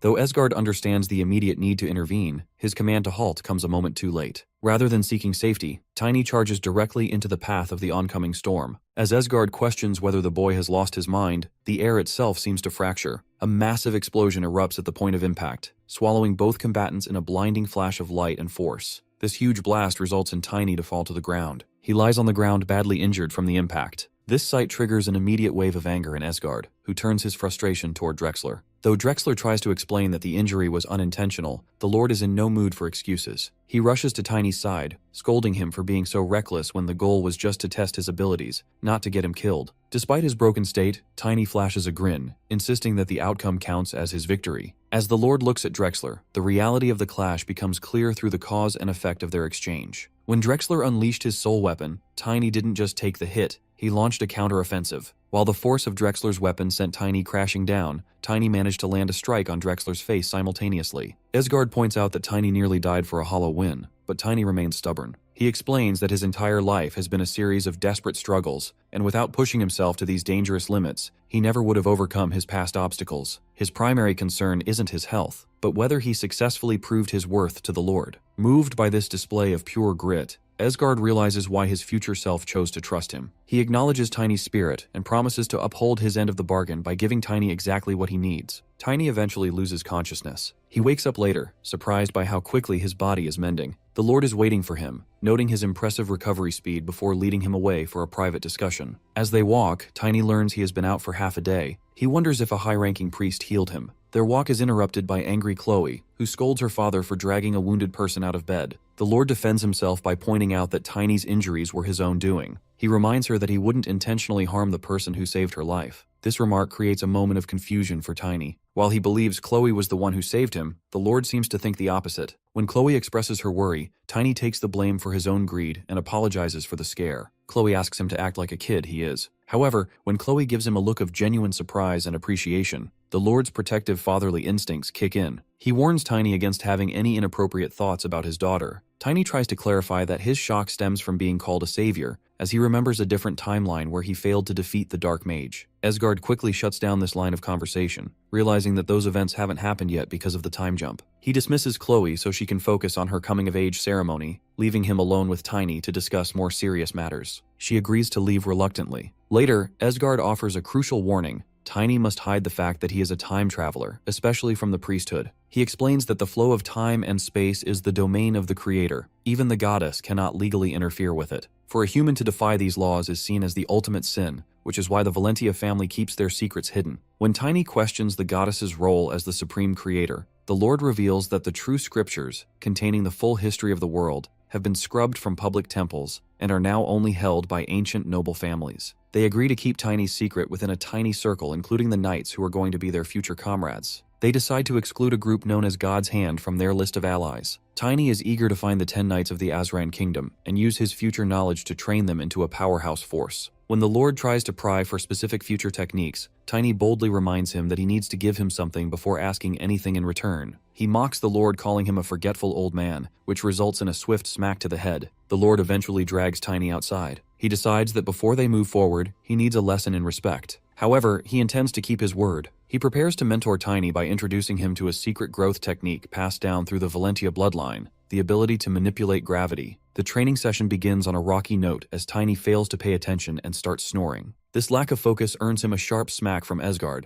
who is eager to start their lesson. The Lord explains that the Valentia family's growth system is built on 4 pillars: mastering mana, learning a specialized style of swordsmanship, acquiring a stage 3 attribute, and eventually gaining a stage 7 aura ability. Tiny realizes that this comprehensive approach is exactly why the family maintains such immense power. Since our boy prefers the weight of a heavy warhammer over a thin sword, Esgard decides to skip the offensive swordsmanship training. Tiny reflects on his own goals, feeling that if he can master the Lord's legendary defensive skills, his combat abilities will be flawless. However, the Lord reveals a more enticing offer. He chooses to teach Tiny how to acquire an attribute instead of just defensive moves. Our boy doesn't look happy to know that. Meanwhile, a mysterious group of mages gathers to discuss the death of Elaine. Their leader notes that she was a vital tool meant to destroy the heart of Elfheim. They suspect her killer is a young descendant of the Morse family, referring to our boy. Fearing the Empire might get to our boy first, the leader orders his subordinates to gather intelligence on him immediately, though he emphasizes that their primary focus remains their business with the Kharan Kingdom. Back at the training grounds, Tiny is skeptical about the possibility of choosing a specific attribute. He assumes he will naturally regain the explosive attribute from his previous life once he reaches the 3rd stage. Esgard corrects him, noting that while Tiny is just a child, his body is unusually heavy due to his secret growth technique. He points out that he had used heavy weapons and armor, so he draws a connection between weight and energy, explaining that the heavier a person or their armor is, the slower they usually become. The Lord introduces the concept of gravity, a force identified by a minority of mages. He explains that by mastering this attribute, Tiny can turn his heavy mass into an advantage, allowing him to store vast amounts of energy and increase his strength exponentially. Esgard points out that can gain basic attributes at expert rank with this ability. While he continues explaining the concept, Tiny struggles to grasp the scientific theory. When the Lord describes gravity as a force that pulls objects toward the ground, Tiny dismisses the idea as nonsense, arguing that if the ground were pulling them, everyone would be stuck to the floor. The debate grows heated as the Lord tries to explain why objects fall from high places,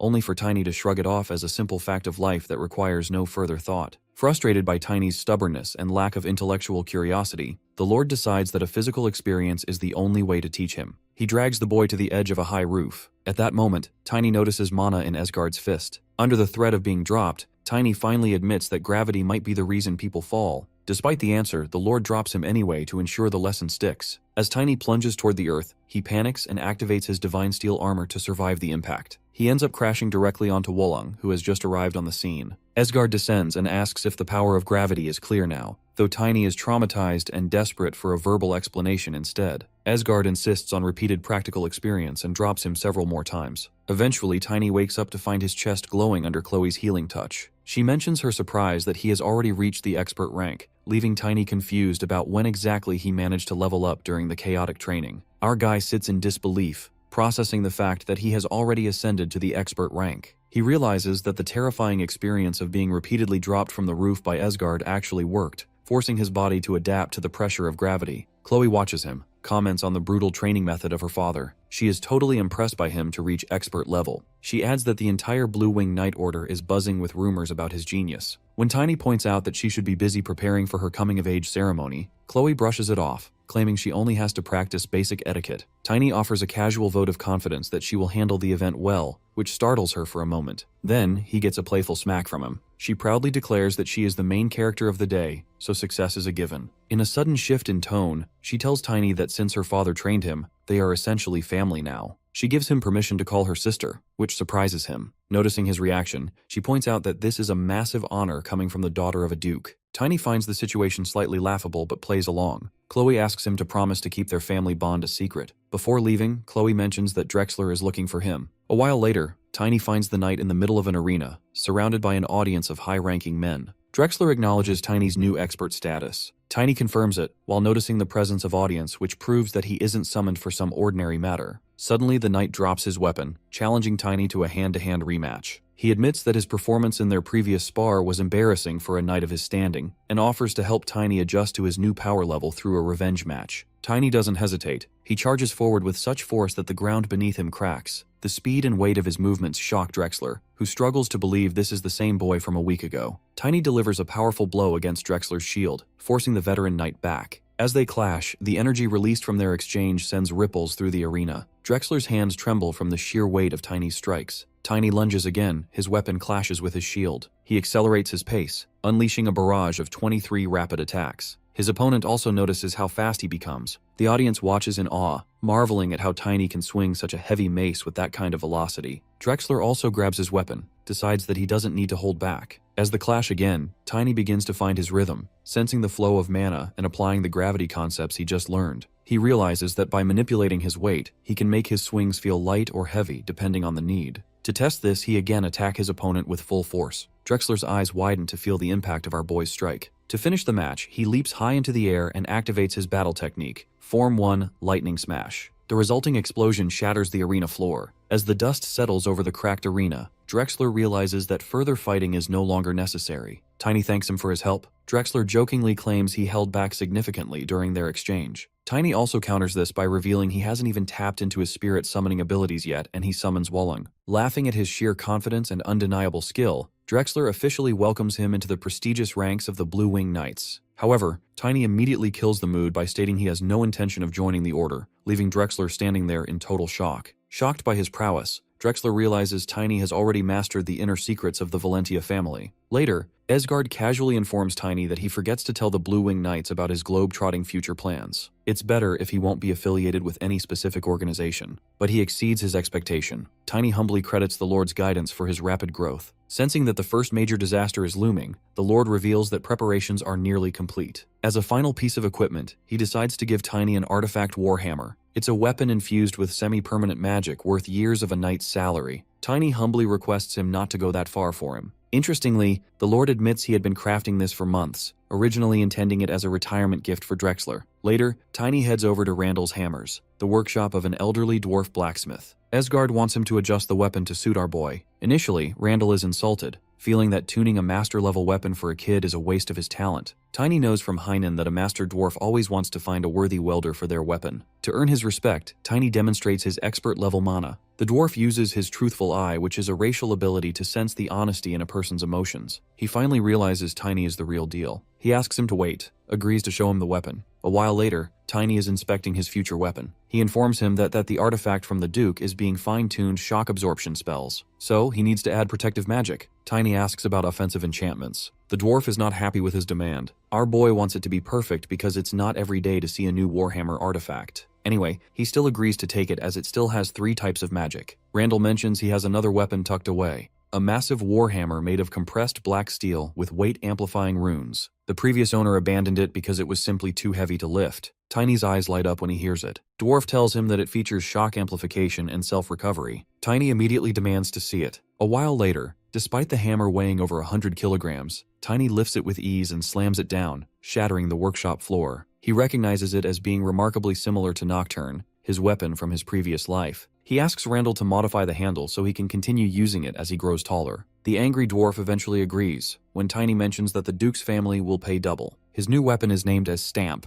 Returning to the castle, Tiny updates the Lord, who is relieved the stamp hammer found a home so Drexler can keep his original gift. With 2 weeks until the weapon is ready, Tiny plans to focus on training. When he uses the term of the Eastern language, Esgard is surprised to hear it. The Lord is impressed that Tiny is studying Eastern languages, noting that it provides a perfect cover for his mysterious background. However, the mood shifts when they discuss Chloe's upcoming engagement to the Crown Prince. Tiny warns him once again that the prince is destined to die on the wedding day. This incident will be leading to a second disaster where the imperial family is wiped out. Consequently, the nation will be destroyed. In his past life, Chloe became known as the Crown Princess of Misfortune. Asgard admits that he knows all of this, but he remains confident that he can change this fate. Tiny points out that they don't have accurate information. Asgard comments how amazing Chloe is, but he also knows that she needs to learn many things. Tiny also admits as he knows she will be left to manage a crumbling empire in misery. Asgard is determined to make his choices carefully this time. Tiny doesn't argue but expresses his resolves to save Chloe in his own way if the Lord's plan fails. The conversation takes a sharp turn when Tiny speaks about Chloe with a bit too much familiarity. The Lord's protective fatherly instincts flare up instantly, and he delivers another smack to Tiny's head,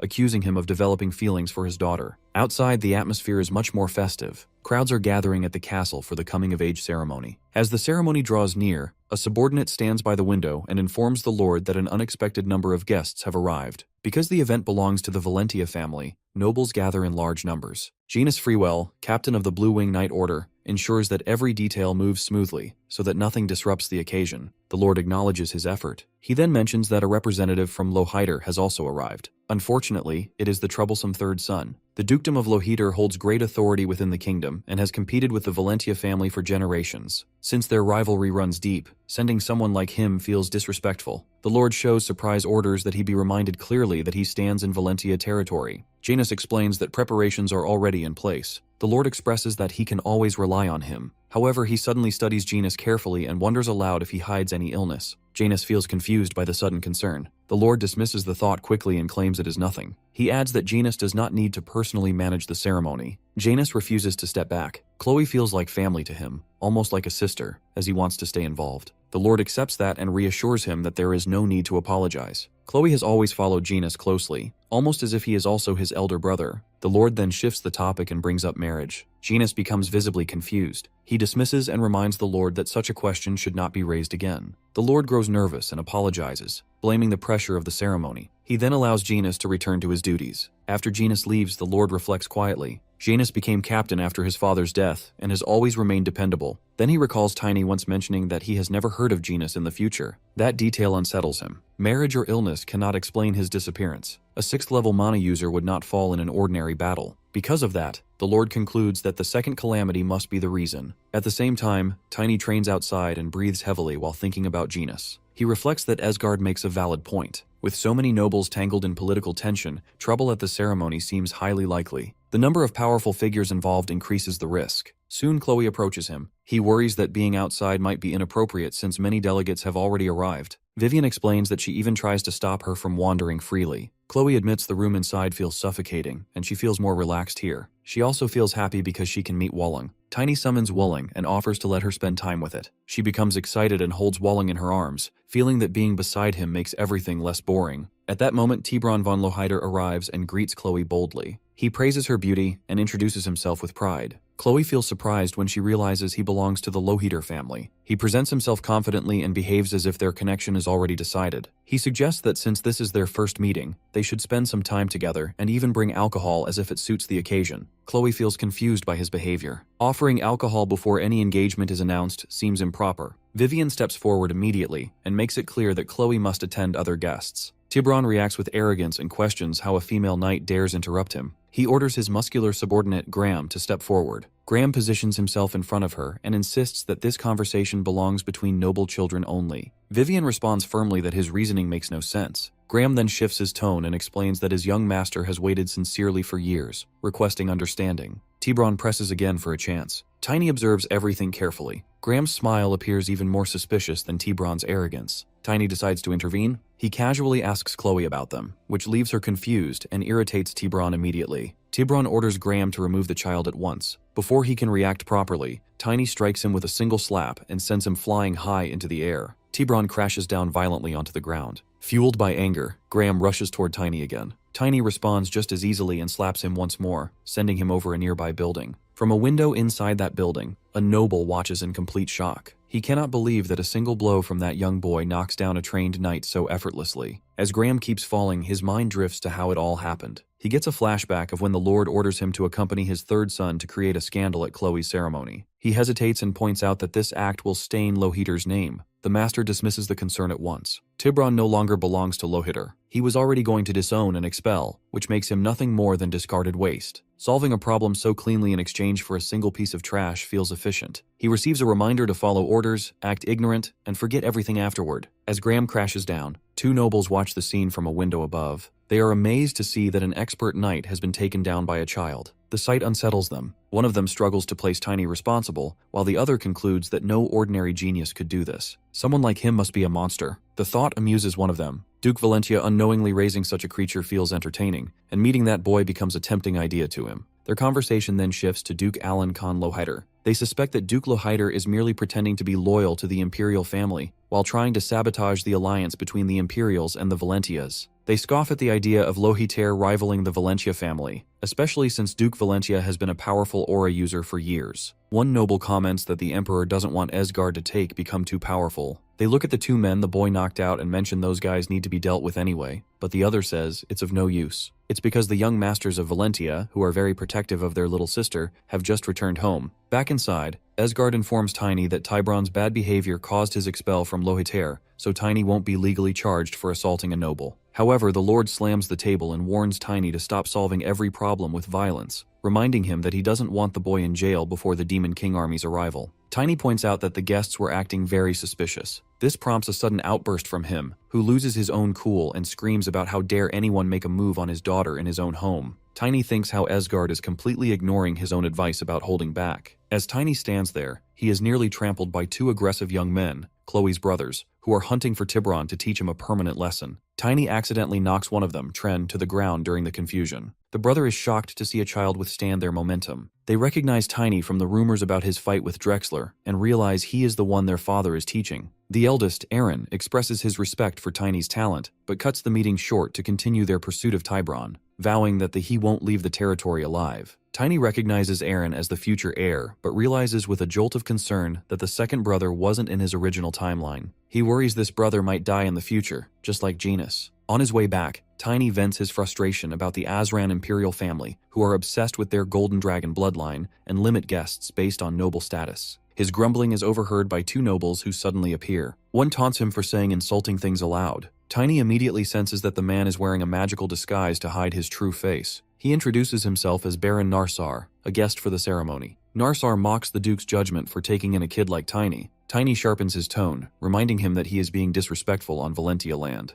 Narsar immediately laughs it off and tries to act friendly, even offering to buy Tiny dinner to build a bond of friendship with him. Tiny considers beating the truth out of the stranger right then and there to know his identity, but he remembers what Esgard said to him and decides to wait for a better moment. However, when Narsar asks if Tiny can arrange a meeting with Chloe, Tiny loses his patience. Without a word of warning, Tiny delivers a massive slap that sends him flying into the sky. Narsar's partner is shocked and Tiny simply smiles at him. Tiny finds himself in a tight spot as he again loses his temper. His thoughts are cut short when Ixilin launches a sudden attack. Tiny barely dodges the strike and manages to clash swords, but his opponent is fueled by rage, vowing to rip him apart. The situation turns dire when Tiny senses mana space control around him. He realizes with a shock that he is facing a challenger rank knight. Ixilin threatens to cut him, but Tiny relies on his iron god armor for protection. Seizing a moment, Tiny summons Wolling behind his enemy. The sight of a spirit beast catches Ixilin off guard, giving Tiny an opening to land a punch. However, the attack does absolutely nothing. Ixilin doesn't even flinch. Instead, he grabs Tiny by the shirt and tosses him away like a ragdoll. Tiny regains his balance just as the knight prepares a devastating blow against him. His spirit wolf comes between them. Next moment, he is crashed to the ground. Just as Ixilin moves in for the kill, Narsar arrives and commands him to stop, taking full responsibility for the misunderstanding. Later, Genus meets with Tiny to clear the air. Tiny offers an apology, explaining that he acted out of suspicion. Janus decides to let the matter slide since the noble involved has granted forgiveness. He still gives Tiny with a stern warning. He explains that Tiny shouldn't underestimate Valentia or those visiting it with special permission. Tiny feels the man's intimidating aura and listens as Janus encourages him to be more cautious so he can reach his great potential. Before Janus leaves, Tiny tries to dig for information and asks about Narsar.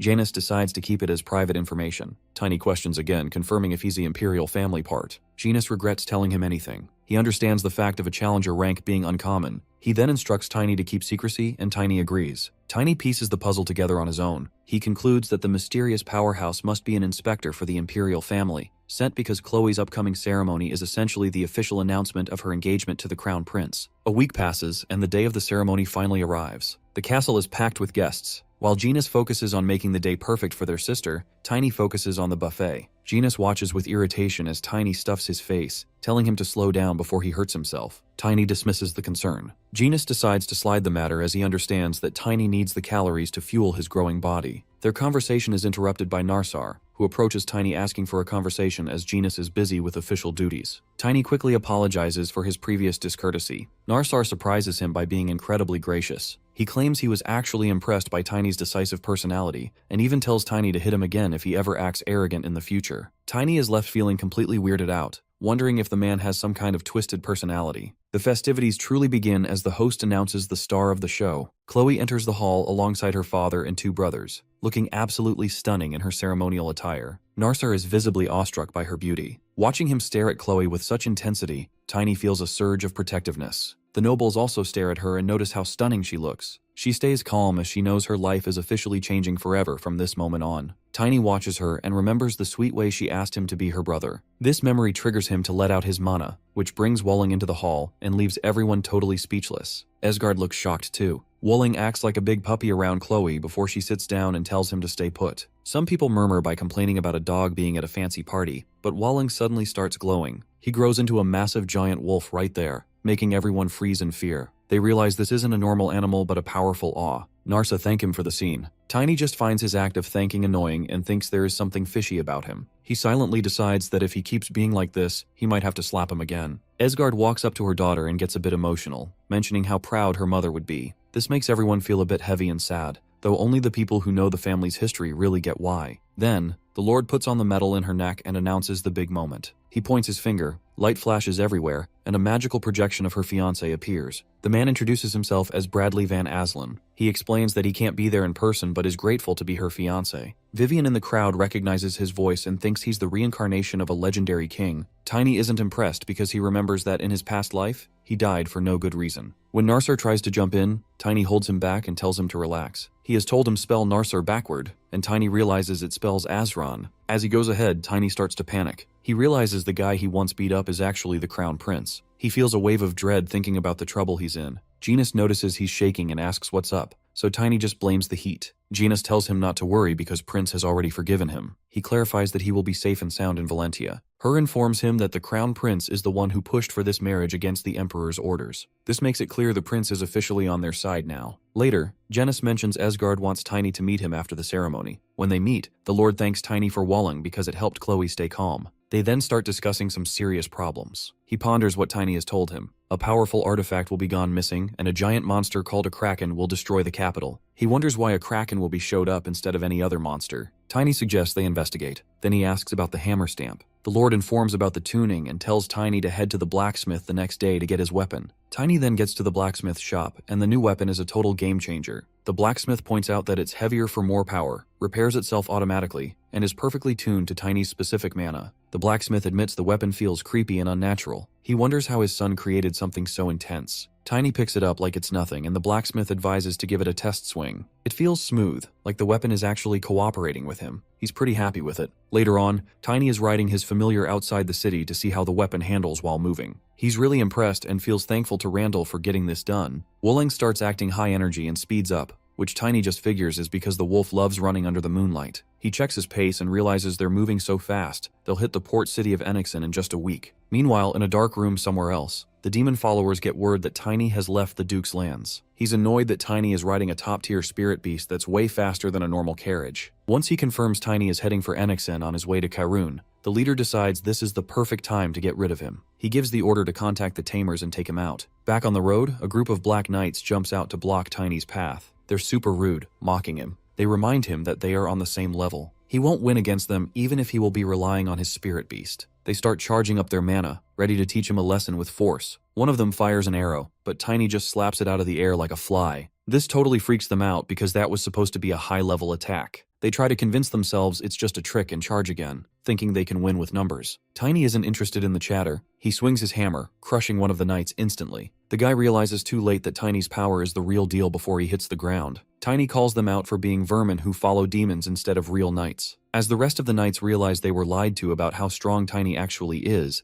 they try to run away in a panic. However, Tiny isn't about to let them go. He chases them down and slams his hammer into the earth, splitting the ground open and trapping them in the cracks. Now finished with them, he is loving the new weapon, but he stops to wonder how these guys knew exactly which road he was taking. He feels a bit of regret for killing them all since he can't question them now. Suddenly, a massive tree crashes down behind him. A huge two-headed troll steps out of the dark. Tiny realizes things just got a lot worse, as a high-level monster has arrived, and it's locked onto him as its next target. Tiny notices the massive two-headed troll and realizes he is in a ridiculous situation, because a rank 5 monster has no business being in this area. These creatures are strong enough to fight elite mages, yet this one charges at him with an axe. He barely dodges the swing before a voice from the shadows orders the beast to kill him. This confirms that the monster belongs to the magic tamer, and they sent it specifically to wipe him out. He understands that the troll is being controlled. He sends Walling to take out the tamer, but the mage uses a magical weapon to force the troll into a frenzy. The monster hurls its axe again, and even though Tiny dodges, the force is so strong it snaps trees like toothpicks. The troll is incredibly fast and keeps attacking from behind, which starts to get on Tiny's nerves. He knows trolls are rank 5 because they are pure muscle and heal almost instantly, so he decides to be patient and waits for a gap in its defense. The fight gets even more dangerous when the troll spits out a cloud of poisonous smoke. Tiny feels his body weakening, but he uses his mana to stay upright just as the axe comes down at his head. He swings his new hammer upward with every bit of strength he has, and the impact is massive. The extra weight of the weapon works perfectly, and for a second, it looks like he has the upper hand. However, the monster's wounds heal right in front of his eyes. Tiny has to back off and keep jumping around to avoid getting crushed. He keeps landing heavy hits, but the troll just keeps fixing itself. The tamer watches from a distance, thinking Tiny will eventually run out of energy. The fight continues, but Tiny eventually runs out of room to retreat. Then he notices the troll is finally exhausted. The tamer's plan backfires, though, because the troll starts slowing down first. The constant healing is draining the monster's energy faster than it can recover. The tamer panics as Walling lunges out and pins him to the ground. With the tamer occupied, Tiny charges the troll one last time and pours lightning into his hammer.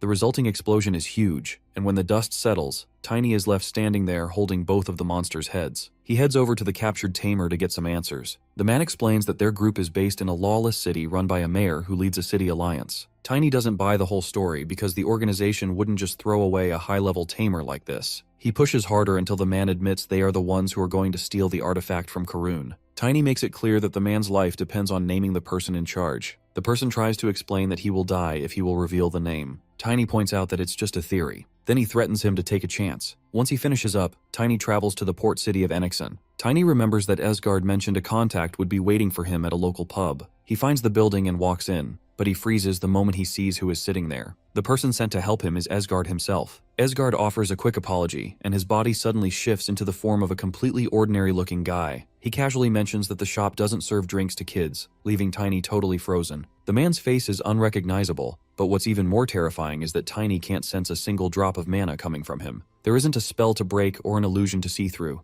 The disguise is just perfect. Nearby, a couple of guys start laughing and tell Tiny that the bar isn't a playground. One starts making a rude comment about Tiny's black hair, but Walling instantly slides between them. The sight of the wolf sends the men scrambling back in a total panic. Tiny makes a mental note that Walling probably shouldn't have done that, but he decides some people just need to be put in their place. The man in disguise watches Walling and realizes Tiny is a spirit summoner. He connects the dots, realizing Tiny is the special order customer he was expecting, and apologizes for the slow greeting. He leads Tiny into a back room. Tiny hands over a silver tablet, which the man confirms is the official seal of the Duke of Valentia. The man explains that he is the leader of Black Wing, the Duke's secret intelligence group. These guys aren't just elite fighters, they are the best spies in the world. He introduces himself as Jay, the commander of the whole operation. Tiny is confused because a guy in Jay's position should be an incredibly powerful warrior, yet he still can't feel any mana from him. Jay drops a bombshell. His mana has never actually awakened. Tiny is stunned, but Jay just laughs it off, shifting back into the Esgard's form for a second. He explains that while having no mana makes disguises a bit of a headache, it's also a lot of fun because nobody can track him. Tiny admits the tactic is incredibly bold and dangerous. Jay agrees that the thrill is the best part. Turning to business, Jay informs Tiny that a 7th Circle mage named Gale Anderson, known as the Warlock of Tsunami, has vanished. Tiny knows exactly how bad this is. A mage that is powerful who controls the sea. Jay explains that Gale went missing 2 weeks ago while out at sea, and all communication went dead. This creates a huge problem because Gale was supposed to provide a letter of recommendation for Tiny's mission. Jay hands Tiny a new identity tablet, explaining that they have a backup plan. Tiny is glad that Esgard keeps his promise. Tiny then mentions a name he squeezed out of the tamer earlier, Hustle, a devil worshipper linked to the Karun disaster. Jay notes the name, suspecting it belongs to an orc or a werebeast. He promises to look into it. Suddenly, a frantic knock at the door interrupts them. An agent tells Jay he has to leave because they have arrived. Tiny thinks it's some major threat, but it turns out the big presence is just a massive crowd of hungry customers. Jay ends up spending the afternoon serving food in a packed restaurant. Tiny watches the chaos, wondering how a fake pub meant for spying actually manages to be a successful business. 2 days later, Tiny is at the Flaxen docks. He's in disguise with his face covered as he prepares to board a ship for Karun. When the attendant asks for ID, Tiny lets a bit of mana flow into the seal. The attendant nearly jumps out of his skin, shocked to see a noble traveling all alone. Tiny tells a cover story about being from a fallen noble house, which makes the attendant feel so bad that he starts apologizing for being rude and wishes Tiny a safe trip. As he walks onto the deck, Tiny thinks about the history Jay gave him for his fake identity. He is pretending to be a descendant of the Moors family. They were a group of nobles who were framed as devil followers and disappeared 40 years ago. Since the family was known for having black hair and black eyes, the disguise fits perfectly. He's officially a runaway from a tragic family line,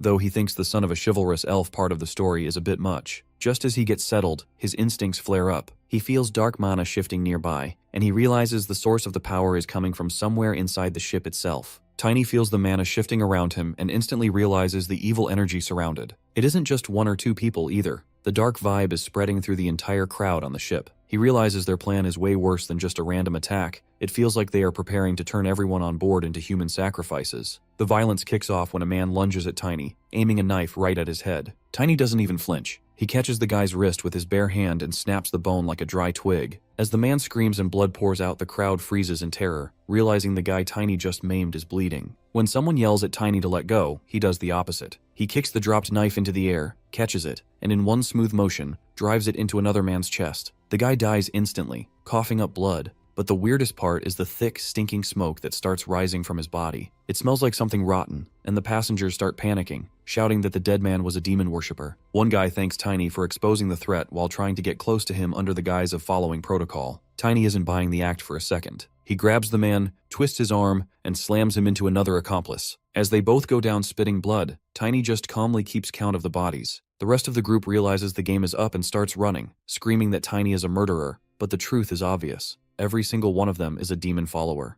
The ship's captain runs over, pretending to be outraged and shocked. He tries to apologize and blame everything on corrupted underlings, asking Tiny to help him clean up the mess. Tiny just mocks his acting skills and kills him on the spot. When the captain's head hits the deck, the smoke rising from his neck is even thicker than the others, proving he was the most corrupted of them all. Later, the scene shifts to the castle, where a report is given to King Imud van Karen. It turns out the crew that had been running this shipping route for 5 years was totally corrupted. Several sailors were infected with a junior-level evil disease, which gave them enough power to run the ship, but the captain had reached a blader level of corruption. The king is informed about these followers that reaching that level of evil requires the sacrifice of hundreds, if not thousands, of innocent people. These sacrifices give demon worshippers massive power and can even help high-level evil clans tear through the boundaries between dimensions. Tiny tells him that these demon followers are like a plague on humanity. The king admits he hasn't seen a case this bad in 30 years and realizes he's been way too relaxed. He gives Tiny credit, using his fake identity as an elf-blooded spirit summoner, for stopping what would have been a massive slaughter. The king is curious about Tiny's spirit beast and asks to see it. The king's advisors freak out, saying it's dangerous to show off such a rare spirit, but Tiny doesn't care. He summons Walling right there. The king is visibly shaken by how powerful and real the spirit is and immediately asks for a private talk. Even though his guards are worried about him being alone with a stranger, the king sends them out of the room. Once they are alone, the king gets straight to the point. He tells Tiny that he knows the whole quarter-elf story is a total lie. Imud looks him in the eye and demands to know the real reason Tiny came to the kingdom. King immediately catches Tiny in a lie regarding his heritage, explaining that black hair and elven blood are a biological impossibility. This revelation leaves Tiny stunned, though the king quickly clarifies that this knowledge is a closely guarded royal secret. Tiny immediately apologizes and admits his true purpose involves hunting demon followers to prevent them from stealing a divine artifact and triggering a disaster in Karun. The king's sharp intuition continues to pressure Tiny as he identifies him as a native of the empire. He explains that this creates a diplomatic hurdle, as Karun maintains a stance that favors the kingdom's alliance over the empire. Despite the inherent distrust toward an imperial citizen concealing his identity,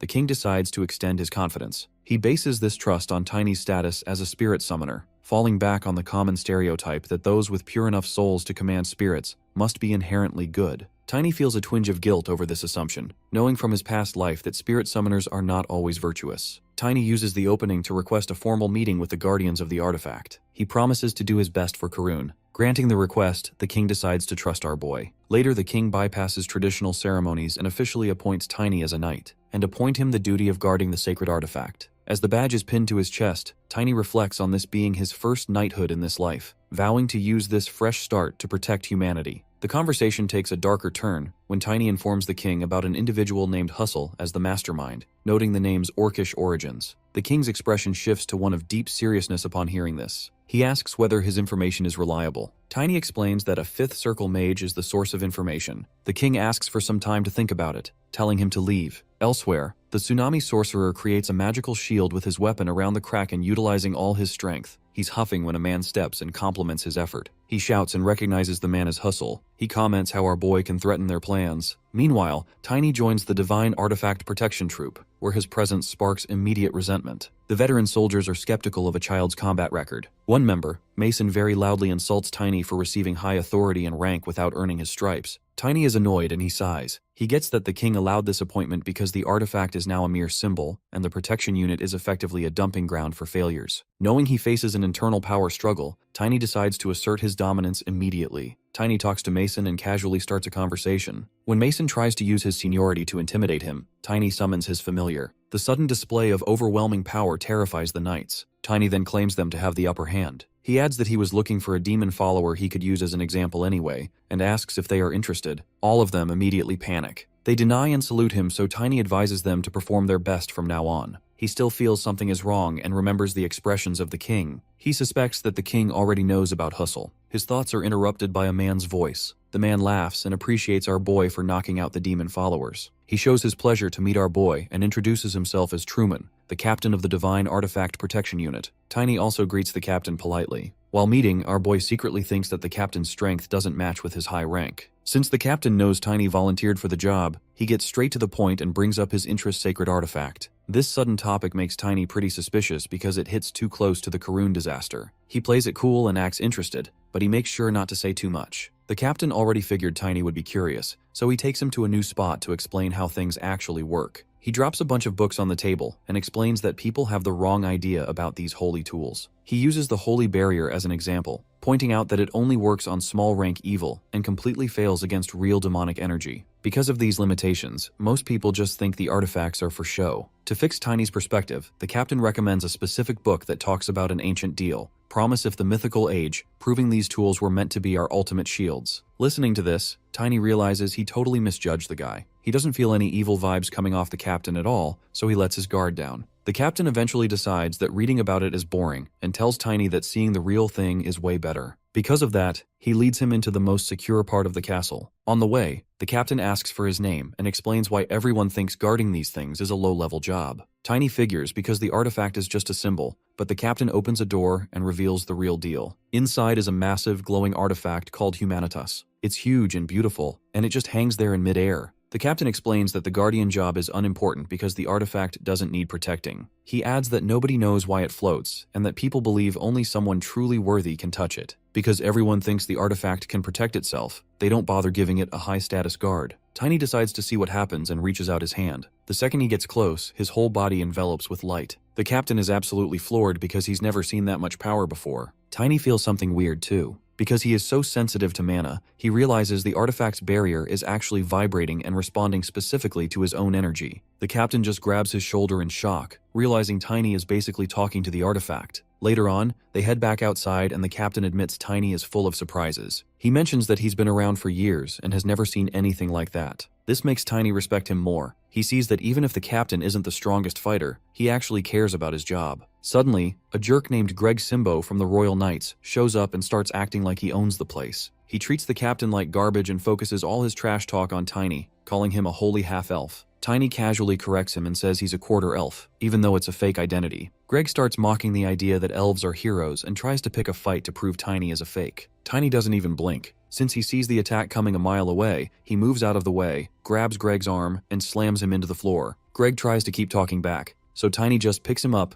and thrashes him into the ground again to shut him up. As Greg lies there admitting he messed up, the captain watches from behind, completely stunned. Meanwhile, some mysterious guy is watching everything from above, thinking to himself that things are finally getting interesting now that Tiny is around. After that, Robert Dumble from the Royal Knight Order steps forward to challenge Tiny, only to be immediately knocked out by a sharp slap. This defeat triggers a rush from the other knights, but Tiny efficiently knocks them down one after another without breaking a sweat. The situation escalates when the vice captain, Randolph Grandchest, joins the fray and clashes weapons with Tiny. After being pushed back, Randolph earns a bit of praise from Tiny for being somewhat useful, leading Tiny to inquire if he knows a man named Hustle. The vice captain admits he has no clue who that is, leaving Tiny wondering why no one recognizes the name. The atmosphere shifts when a man with overwhelming mana steps into view, commenting on how Tiny showed no mercy to the fallen knights. Tiny recognizes this newcomer as a high-level expert, likely at the Challenger grade. The man introduces himself as Liam von Peterson, the captain of the Royal Knight Order. Tiny tries to be respectful, but Liam brushes off the formality, explaining that he is just an old-timer looking for a bit of excitement. To sweeten the deal, Liam offers to trade information about Hustle if Tiny agrees to be his sparring partner. Realizing this is a rare chance to fight a top-tier opponent and get the answers he needs, Tiny eagerly accepts the challenge. Tiny launches a full-power attack, resulting in the crack in the ground. He warns Liam not to underestimate him. Their weapons collide with massive force, but when Tiny attempts a follow-up kick, but he doesn't budge, Tiny darts back. He realizes Liam has a stone-like defensive attribute. Tiny notes that Liam's style is perfectly suited for heavy combat, feeling the weight and stability of a true Challenger grade knight. Despite the power difference, Liam is impressed by Tiny's flawless technique and decides to get serious, rushing in to continue the duel. The two exchange a series of rapid strikes. Liam notices how our boy needs only maturity and experience. Tiny wants to learn the way Liam maintained his center of gravity while having heavy pressure. Tiny manages to land a 4-hit combo, forcing Liam to admit that the word genius doesn't even do Tiny justice, calling him a monster instead. Tiny takes the compliment and keeps the pressure up until Liam decides to wrap things up. Liam unleashes a final blow that disrupts Tiny's balance and forces him back, ending the spar before things get too out of hand. Satisfied with the experience, Liam promises to fulfill his end of the bargain regarding the information. Later, Tiny processes everything he learns, contemplating the mysterious truth behind Hustle's identity. After the fight, Liam explains how much he appreciates such a surprising experience in his later years. Tiny also appreciates the fight session and silently admires his skills. Keeping his promise, Liam shares some intel about a man named Rittman. He describes Rittman as an imperial knight who only answers to the king and travels so much that he likely knows who Hustle is. Liam even offers to set up a meeting, but a messenger suddenly runs in shouting Tiny's name because the king needs to see him immediately. When Tiny arrives, the king informs him that he already found the person Tiny wanted. Standing right there is Rittman, the East Coast Passage expert. Tiny is stunned, wondering when he ever asked the king to find this guy, especially since it is the exact same person Liam just mentioned. Rittman greets Tiny as the hero who took down the demon followers and asks if Tiny was looking for him. Tiny tries to be polite. The king notices this while Tiny is frustrated at him for not warning him before in order to put on an act. To cover his tracks, Tiny nervously explains that since he looks like he does, he thought he might belong to the Eastern continent and mentioned wanting to visit there. Rittman buys it, noting that the king never hesitates to reward people and has always been generous whenever Rittman finds a new travel route. The king then reminds Tiny that he cannot leave for the east until he fulfills his promise to wipe out the demon followers. Tiny is confused why the king is bringing this up so suddenly, especially in front of Rittman. He checks Rittman's mana and sees it as totally normal, meaning the Wolling would not stay still if he were a demon follower. However, he notices Rittman's mana form is a strange mix of beast and human, which reminds him of what Jay said about orcs or beastmen. The king tells Rittman that he will be a huge help in killing the cultists, which shocks Rittman because he was supposed to leave the next day to look for someone named Gale. The king stays firm and cancels that trip, telling him that dealing with the immediate danger comes first. Rittman reluctantly accepts the order. Tiny realizes that even though there is no evil energy, this man is definitely Hustle. Later, the king asks Tiny for his thoughts, and Tiny admits the man doesn't seem like a demon follower. The king insists that Tiny stays by his side to be absolutely sure. Tiny asks why the king is going this far, and the king reveals a mana oath on his chest, glowing with lightning. Basically, mana oath is a promise bound by one's own mana that causes a painful shock to the user's mana circles if broken. Tiny thinks a level 3 shock could be really dangerous for an old man and asks why he would risk this for someone he barely knows. The king explains that his bloodline can see the future in dreams. He has been dreaming about the divine artifact disappearing and monsters destroying the capital over and over again. Since Tiny arrived and said the artifact would disappear, the king realized the dreams were a warning. He would rather be a cowardly old man with a grudge-holding subordinate than let his kingdom fall. Just then, Tiny hears a noise and realizes Hustle has just left the castle. Tiny hops onto his moonwolf and speeds away, noting that the wolf doesn't sense any demonic energy either. He considers that the real Hustle might be someone else, but the man's sudden flight from the castle makes the answer obvious. Tiny decides to chase him down to secure the evidence he needs. Meanwhile, a group of men work secretly at night to load a ship on the river. Hustle appears behind them, surprising the crew who expected him back the next day. He explains that things went wrong because the king ordered someone to be by his side.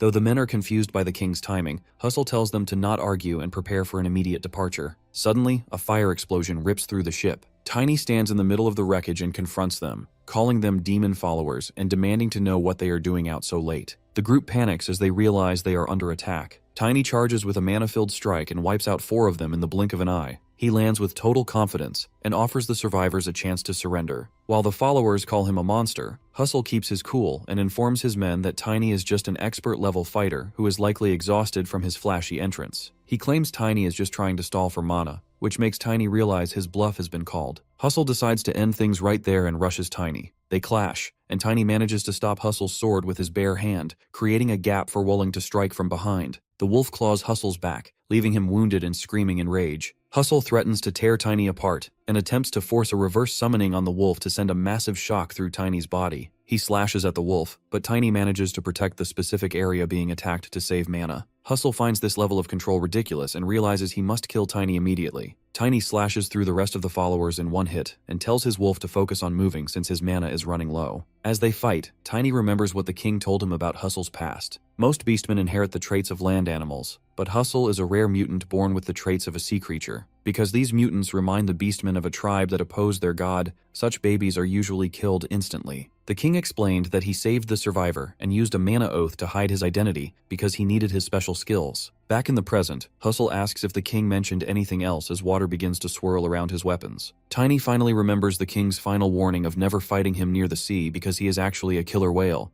Tiny notices the water seems to fuel the power of Hustle's soul weapon, which makes the situation a lot more dangerous. Hustle stands directly on the surface of the water with a sword in each hand, waiting for Tiny to make the next move. Tiny charges forward, taunting him. He puts all of his strength into a massive hammer strike. Hustle manages to block the hit with his swords, but the force is so overwhelming that it forces him to crouch down. Hustle internally notes that Tiny's physical recovery speed is completely abnormal. Tiny doesn't let up and continues to press the attack, his eyes burning with frustration and rage. Hustle starts to worry because he knows that if the fight drags on, backup will eventually arrive. Tiny delivers a punch so heavy that it sends Hustle flying backward. Instead of recovering, Hustle uses the momentum to dive deep into the sea. Tiny assumes his enemy is trying to run away, but a massive wave suddenly towers over him. Hustle calls out that Tiny is no ordinary kid before a giant wave erupts from the water. The creature informs Tiny that they will settle their score another time before turning toward the open sea. Because of the orc's incredible speed, Tiny realizes chasing it across the water is impossible. He feels a surge of annoyance until he notices his wolf leaping through the air as if the wind is solid ground. Tiny realizes the Wolling just revealed a new special ability, though he decides they should save the strategy for using it for their next encounter. He watches the horizon, knowing the orca promised a rematch and wondering what other schemes his enemies are cooking up. Deep inside a cave, Aritman arrives and expresses his satisfaction with the situation. He informs Galeth that he has met all his expectations. Gale is furious and mocks him. Ritman brushes off the rudeness and offers him food, explaining that he needs to stay conscious to finish the job. He points towards the Kraken, asking how they should handle it. Gale looks terrified by the creature's presence. The Kraken opens his eye and cracks appear on the shield. Ritman explains about the monster that releasing it would allow the baby to contact its mother telepathically, but killing it would also alert her. Either choice would lead to the destruction of Karun. Because he wants Galito feel the pressure, he reminds him that saving his hometown depends on his cooperation. Gale insists that God will eventually punish him. Ritman laughs this off and drops the food, explaining that he has felt cursed since the day he was born and now only lives for revenge. Meanwhile, Tiny and Liam stand before the king to deliver a report. They inform the king that the people responsible for the recent cargo transport are actually followers of a demon. The cargo itself is revealed to be a massive collection of ritual items worth half the kingdom's entire annual budget. The king regrets not doubting Ritman sooner, describing him as a man driven by a desperate need to prove his worth to a world that rejected him. Tiny interrupts the king's thoughts to share something he learned from Liam. He explains that Ritman's work was kept so secret that almost no one had even heard of him. The king explains that Ritman likely wanted this anonymity to avoid being hunted by werewolves. Tiny points out that they should have been suspicious from the start, because truly ambitious people never hide their presence. The king agrees and decides it is useless to dwell on his past mistakes. He then asks Tiny if there is any other way to find the rest of the demon's followers. Tiny confirms that he has a plan and explains that it will succeed as long as the king provides the necessary support. Our boy then arrives at the hotel, disguised in a hood with luggage behind him. Jay greets him with a formal apology, initially not recognizing him because working hours haven't officially started yet. Once Tiny reveals his identity, Jay reacts with pure shock at the sight of him and the massive amount of gear he brought along. Tiny catches Jay up on everything, explaining the complicated situation involving the demon followers. Because Tiny can't sense any demonic energy from Hustle, he realizes that he hasn't turned into a monster, but has simply chosen to work with the enemy. Jay feels a deep sense of shame because he wanted to impress Tiny with the Blackwing's power, but Tiny reassures him by suggesting they still have a perfect opportunity to prove their worth. Tiny pulls a box onto the table and produces a royal scroll, informing Jay that the king granted him a special favor to take over the remaining cargo. He explains that since the Black Wing has elite trackers, they should be the ones to handle the forensic side of the shipment to identify the culprits. Tiny starts emptying the crates, but Jay hesitates because the task is incredibly difficult. When Tiny pulls a live frog out of a box to emphasize his point, Jay explains that their previous attempts failed because the enemies are too careful about covering their tracks. Tiny panics, worried that all his hard work was for nothing. However, Jay cheers him up by pointing out that they now possess almost all the ritual items the demon followers need. Because these specific ingredients are rare and were mostly lost in the Karun fire, the cult can't just buy them anywhere or remake them quickly. Jay proposes a clever trap. They will open a store in Karun that sells exactly what the cult is missing. Since the followers are desperate to save time, they will have no choice but to show up at this specific shop. Tiny is impressed, noting that Jay isn't just a businessman, he is a genius strategist. Before they get to work, an assistant brings out a local specialty of chicken. Tiny initially refuses, claiming he doesn't have time to eat, but Jay convinces him to take just one bite. The flavor is so incredible that Tiny's plate ends up empty before he even realizes what happened. He is baffled by how good the food is. As Jay asks for the review of the food, Tiny simply suggests him to start cooking for his earning. He takes the compliment believing to be proud of his scale and comments now they can infiltrate easily. He confidently declares to start the mission of finding the demon followers. 2 months later, at night, 2 hooded strangers approach the store. They are nervous if that is the right location. One reassures the other that the owner is just a typical businessman looking for a payout. The other one is scared for not following their elder's advice, but he assures him about the investigation. They knock and enter, hoping to finish their business quickly. Jay welcomes them and looks over their shopping list. As he scans the items, he realizes these are exactly the ritual components he was told to watch for. He knows the targets have finally walked into the trap, and that it is time to alert Tiny. Jay keeps his cool and tells the customers to wait while he gathers the items from the back. While he pretends to be busy, he overhears the men whispering about their elders' orders to be extra cautious. Suddenly, another hooded man enters the shop. While they are still arguing, a shadow appears. They panic as someone enters. However, the newcomer asks to join the conversation with a smirk. The tension peaks among the first two as they recognize him as their elder. Jay assumes him as their partner and wonders if they'll share it with him. The newcomer expresses his impatience, explaining that he came to rush them because their assignment is too critical to risk failure. The 2 subordinates try to reassure their elder, claiming they kept their master's identity a secret and double-checked everything. In response, the elder releases a wave of dark, suffocating smoke that instantly occupies one of them. He undergoes a disturbing physical transformation right in front of Jay. He drops to his knees, begging for forgiveness. The elder casually instructs Jay to have an assistant clean up the resulting mess. He approaches Jay with deep suspicion, noting that the shop's appearance is a bit too convenient for his liking. To test him, he unleashes another burst of dark fog that knocks Jay unconscious. A while later, Tiny eventually finds Jay and shakes him awake, noticing that his clothes are partially torn. As Jay struggles to remember the details, he calls himself lucky. He recalls the elder noticing he lacks mana entirely, which is likely why Jay was spared. The visitor had simply collected his dark energy back into his hand, and threatened to kill Jay if he spoke a word of the encounter. Jay points to a pile of ashes on the floor, noting that the elder is confident he can dispose of Jay at any moment. Tiny isn't satisfied with letting this go just because Jay isn't a mana user. He argues that leaving such a clear trail is a sign of the enemy's overconfidence, and suggests bringing in a professional mage to track them. Jay hesitates, explaining a theory that the danger is much worse than they imagined. He compares the elder's power to the overwhelming aura of a high-ranking captain from the 7th Corps, something that feels almost beyond human. Tiny remains unmoved by the danger, insisting that they must get to the bottom of the mystery regardless of the risk. He explains that if a plan doesn't work, they simply have to force it to work. Jay is impressed by this logic and pledges his full support to Tiny's mission. During the following month, the knights focus heavily on their drills while Tiny spends his time researching. Because of his studies, he manages to pinpoint the movements of the enemy and discovers that a massive ritual is planned to take place on the nearby islands. To handle this threat, he coordinates an ambush alongside the Black Wing and shares just enough intel with the royal family to ensure they get some official support. While Tiny is busy reading, he overhears a couple of knights whispering about the absence of Liam, assuming he's just away on a break. Tiny mentions that the king is sending reinforcements, which catches the others by surprise. Just then, a captain enters the room and complains about how many knights have been sent on vacation lately. He mentions that even Liam is gone, leaving him with nobody to go to the bar with. When Tiny asks if they are close, the captain explains that they are old friends who usually hang out together. He invites Tiny to dinner, but Tiny politely declines. The captain jokingly asks if Tiny is also planning a vacation, and Tiny plays along, saying it seems that way. The captain simply tells him to get some rest and come back feeling refreshed. When the day of the mission finally arrives, a group of traitorous knights creeps toward the divine artifact. They feel confident because a key member of the guard is missing, making it the perfect time to steal the object. As they burst into the room and stand before the relic, they declare their success. Suddenly, Tiny reveals himself from behind a wall. He explains that he had a hunch this would happen. He is glad he chose to stay behind. The group is completely stunned by his sudden appearance. Tiny points out that their movements were incredibly easy to predict. He admits he is genuinely shocked to see Captain Truman among them.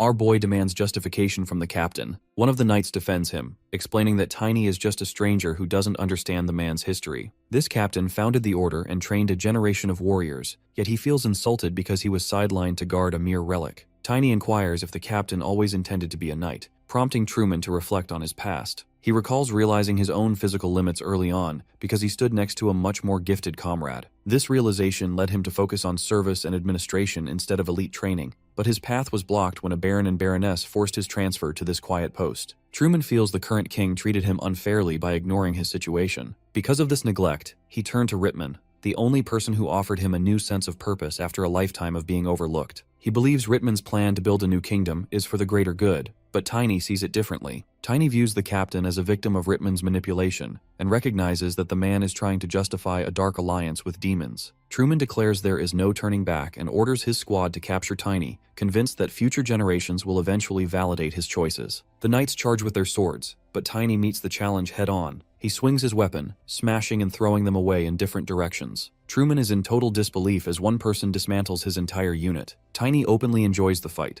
displaying such high-level martial arts that the captain realizes his squad has already lost. With wounded men scattered across a floor covered in blood, Truman decides he must use a desperate trump card to change the outcome. The captain throws a red orb toward Tiny. When Tiny bats it away, the object hits the floor and releases a thick, poisonous dark smoke. It grows rapidly and eventually forms into a massive demon. The monster lets out a deafening roar that shakes the room. Truman is suddenly terrified because the demon's presence is dangerously close to the holy relic. Just then, the demon turns on the captain, lifting him high into the air to swallow him. Tiny immediately delivers a crushing hammer blow that severs the demon's arm. The arm falls to the ground, pinning the bleeding captain underneath it. Truman is confused and wonders why Tiny bothered to save him. He demands to know where the beast came from, and the captain explains with his remaining strength that Rittman gave it to him as a last resort. As the demon screams and prepares to attack again, Tiny notices the sacred barrier of the artifact is already beginning to dissolve the creature. He realizes Rittman set the captain up for failure by giving him a monster that would naturally be destroyed by the very relic he was supposed to save. The demon ignores its injuries and flies toward the divine artifact. Tiny shouts a warning and launches himself into the air. He punches a massive hole through the monster's torso with his weapon.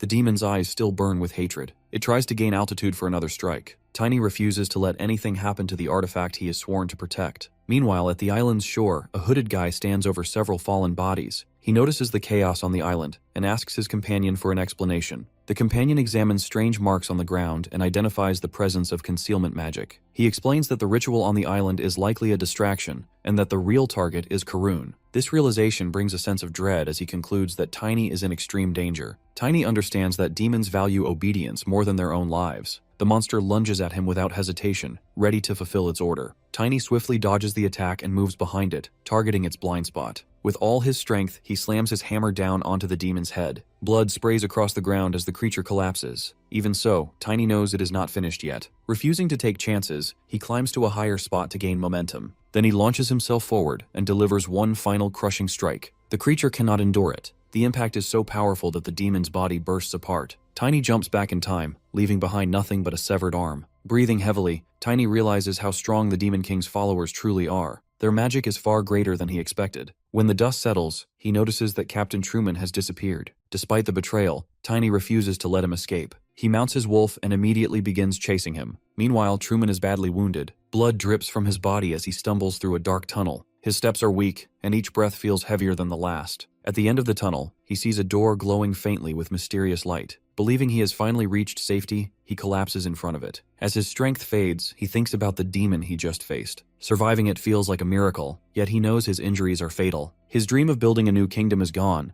and the faith he once trusted no longer comforts him. Suddenly, Tiny appears before him. Truman is shocked to see that the boy survived the demon. Tiny coldly remarks that hiding in a sewer was a poor choice. Truman does not argue. He simply smiles weakly, knowing his end is near. Tiny demands answers about the enemy's plans, but the captain's voice is fading. With great effort, Truman whispers something about a promise. Moments later, his head falls back and his breathing stops. Tiny stares at the lifeless body, thinking that this miserable end came from choosing demons over honor. The silence does not last long. The Wolling senses a strong mana presence behind the nearby door. Staying alert, Tiny steps inside. There he finds the tsunami sorcerer lying face down on the floor. When he turns the body over, he realizes the sorcerer is already dead. This confuses him, because the mana his wolf sensed could not have come from a corpse. Then he notices a small kraken baby nearby. It is not breathing either. When Tiny touches the creature, a flood of memories and knowledge rushes into his mind. He understands that the sorcerer used his final energy to protect the young creature. At that moment, a terrifying evil aura fills the room, as powerful as the sin of gluttony itself. Tiny knows he cannot waste another second. He quickly uses his remaining magic and casts a powerful mana restoration spell. A massive beam of light shoots upward into the sky, cutting through the darkness like a pillar of hope. Back at the palace, the king sees the pillar of light from his study and immediately recognizes it as the work of the Gale. The king secretly believes the legendary kraken is already moving toward his kingdom. Just then, the first prince, Henry von Karen, rushes into the room. He reports the arrival of a massive tsunami heading straight for the city. The wave is moving too fast for a full evacuation. He urges the king to declare the highest level of emergency at once. The king feels a deep sense of despair. If the old legends about the kraken are true, then Karun may not survive this disaster without a miracle. Just then, a calm voice interrupts. It questions whether the king plans to give up so easily. Tiny steps inside, carrying the lifeless body of the tsunami warlock, Gale, over his shoulders. The royal aide tries to stop him for breaking protocol, but Tiny ignores the protest and gently lays the body on the floor. He explains that Gale fought bravely to protect Karun until his final breath but was killed by the demon followers. The king burns with anger, realizing that one of the kingdom's 7 pillars has fallen. Still, Tiny says there is hope. Before dying, Gale prepared a special shield meant to protect the city in its darkest hour. The king is unsure. He argues that even holy power has limits. A divine artifact alone may not be enough to stop a creature as massive as the kraken. Tiny reminds him of the ancient scriptures. They clearly state that God-given artifacts are stronger than any monster. If they place their faith in that power, it will overcome the beast. Tiny's confidence reignites the king's spirit. He immediately orders a full emergency response. Mages are commanded to shield citizens from the rising waters. Soldiers are told to guide people to the inner square or transport them to nearby islands for safety. However, a night soon brings terrible news. Every ship in the harbor has been destroyed. The last escape route is gone. Outside the city, an enemy elder watches the wreckage floating in the water with satisfaction. He knows the people are now trapped. Because part of their earlier plan was exposed and disrupted by the knights, he orders his deputy to call for reinforcements and eliminate anyone who stands in their way. Dark demonic smoke spreads around him as he watches the kraken draw closer. He laughs quietly, saying the true performance is about to begin.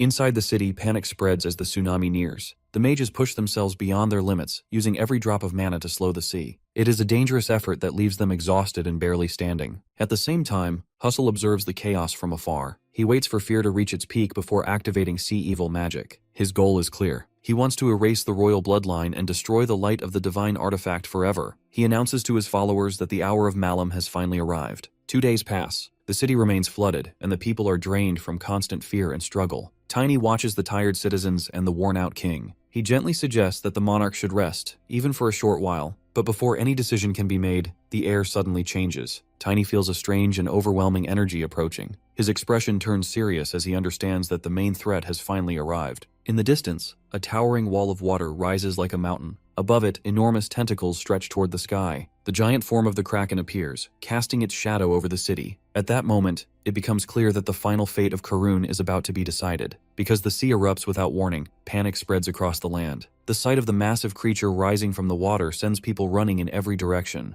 Liam struggles to process what he is seeing, while the king stands frozen as the truth settles in. The Kraken has truly come. In the middle of the chaos, Tiny rushes to the king carrying a heavy bag. He explains that it contains what Anderson left behind for them. The king understands immediately and calls for Wolling. He places his trust in Tiny, knowing there is no time to hesitate. Tiny mounts Wolling and takes off, confident that this is his responsibility. As he moves, the king is struck by a memory. He recalls the demon follower apologizing for leaving his side, explaining that he fought until the very end for the sake of the king and the nation. The demon follower had promised to leave behind the remains of his devotion within Tiny. That memory strengthens the king's resolve. Tiny flies through the air with Wolling while the Kraken chases close behind. When the creature surrounds him, he notices that its main body is far away. Wolling reacts sharply, which makes him realize there might still be a way. The feeling of soaring through the air reminds him of something he has experienced before. Because of that memory, he activates the third state of Spirit Summoner. Lightning connects him to the wolf at incredible speed, and the power feels both overwhelming and thrilling. He lands directly on one of the Kraken's tentacles and prepares to move toward its main body. Suddenly, the creature releases a deafening scream. The force of the sound shakes him, and he covers his ears to endure it. He assumes the Kraken senses him because of its child. The demon follower had once explained that traces were left inside the baby Kraken's body. Even if the creature only thinks like an animal, it can still recognize who killed its offspring. That explanation now makes sense. Tiny swings his hammer with full force and strikes. The impact drives the baby Kraken's body into its mother. For a moment, he believes the plan has succeeded. Instead,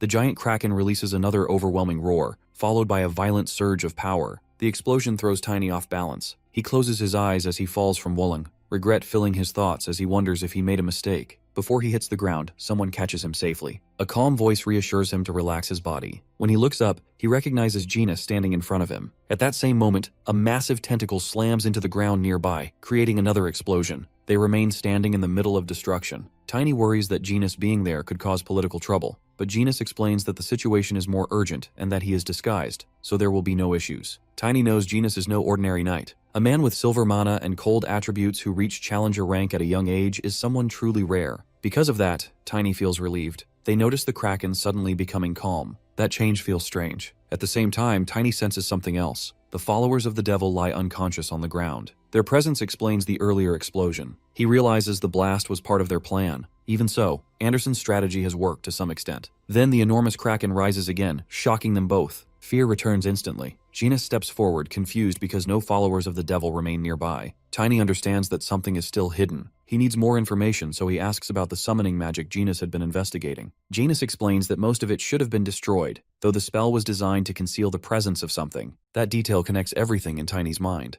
The followers must be hiding something important. He suddenly realizes the truth. The divine object is their target. Without wasting time, Tiny summons the spirit of the silver wolf and closes his eyes. In his vision, the palace appears. He focuses harder, demanding a more precise location. The image sharpens and reveals the followers of the devil heading toward the castle. Because of that confirmation, he immediately rides Wolling and speeds away. Genus questions leaving the Kraken behind, but Tiny knows their true priority. Protecting the divine object comes first. Only by securing it can the holy promises remain intact. The city falls into a nightmare as the Kraken's massive tentacles smash through the streets. Fear grips every corner of the capital. Near the cathedral, the knights protecting the divine artifact struggle to keep their composure. Although the holy object casts a protective aura over the grounds, the soldiers' hands tremble. They tell themselves that as long as the cathedral stands, the city has a chance. That small hope shatters when a dark figure emerges from the shadows. The intruder laughs at the hidden spells meant to protect the knights and mocks their desperate stand. These are demon followers, and to them, the knights are merely a minor distraction. Hustle raises his hand, releasing a cloud of suffocating energy from his palm. A dark beam follows, and the soldiers scream as the heavy mist overwhelms them in an instant. At the same time, Tiny and Genus charge forward on their mounts. They are closing in on the location of the divine artifact. Tiny assures Genus that the goal is just ahead. Before they can reach it, more demon followers block their path. Tiny grips his hammer in frustration, feeling the weight of the chaos surrounding them. Genus does not hesitate to take charge of the clearing. He fires a powerful beam from his hand, scattering the enemies with incredible speed. Tiny watches in awe, reminded once again of the sheer power Genus possesses. As they move, Genus wonders if the followers can even handle the divine artifact, considering the ancient restrictions placed upon it. Tiny admits that it is possible because he has seen it happen before. This memory creates a heavy sense of dread. The Kraken's destruction feels too calculated to be a random event. He fears that a much larger disaster is unfolding. This fear is confirmed when Liam suddenly appears, weapon drawn, reuniting with them amidst the ruins. Before they can speak, a giant tentacle slams into the earth right in front of them. The impact leaves all three men stunned. As the dust settles, Tiny sees a demon follower standing ahead, holding the core of the divine artifact. The sight proves his worst fears. The artifact has already been stolen, and its disappearance is exactly why the Kraken was able to appear. Without the holy object, the ancient protections are gone. Janus finally understands the gravity of the situation.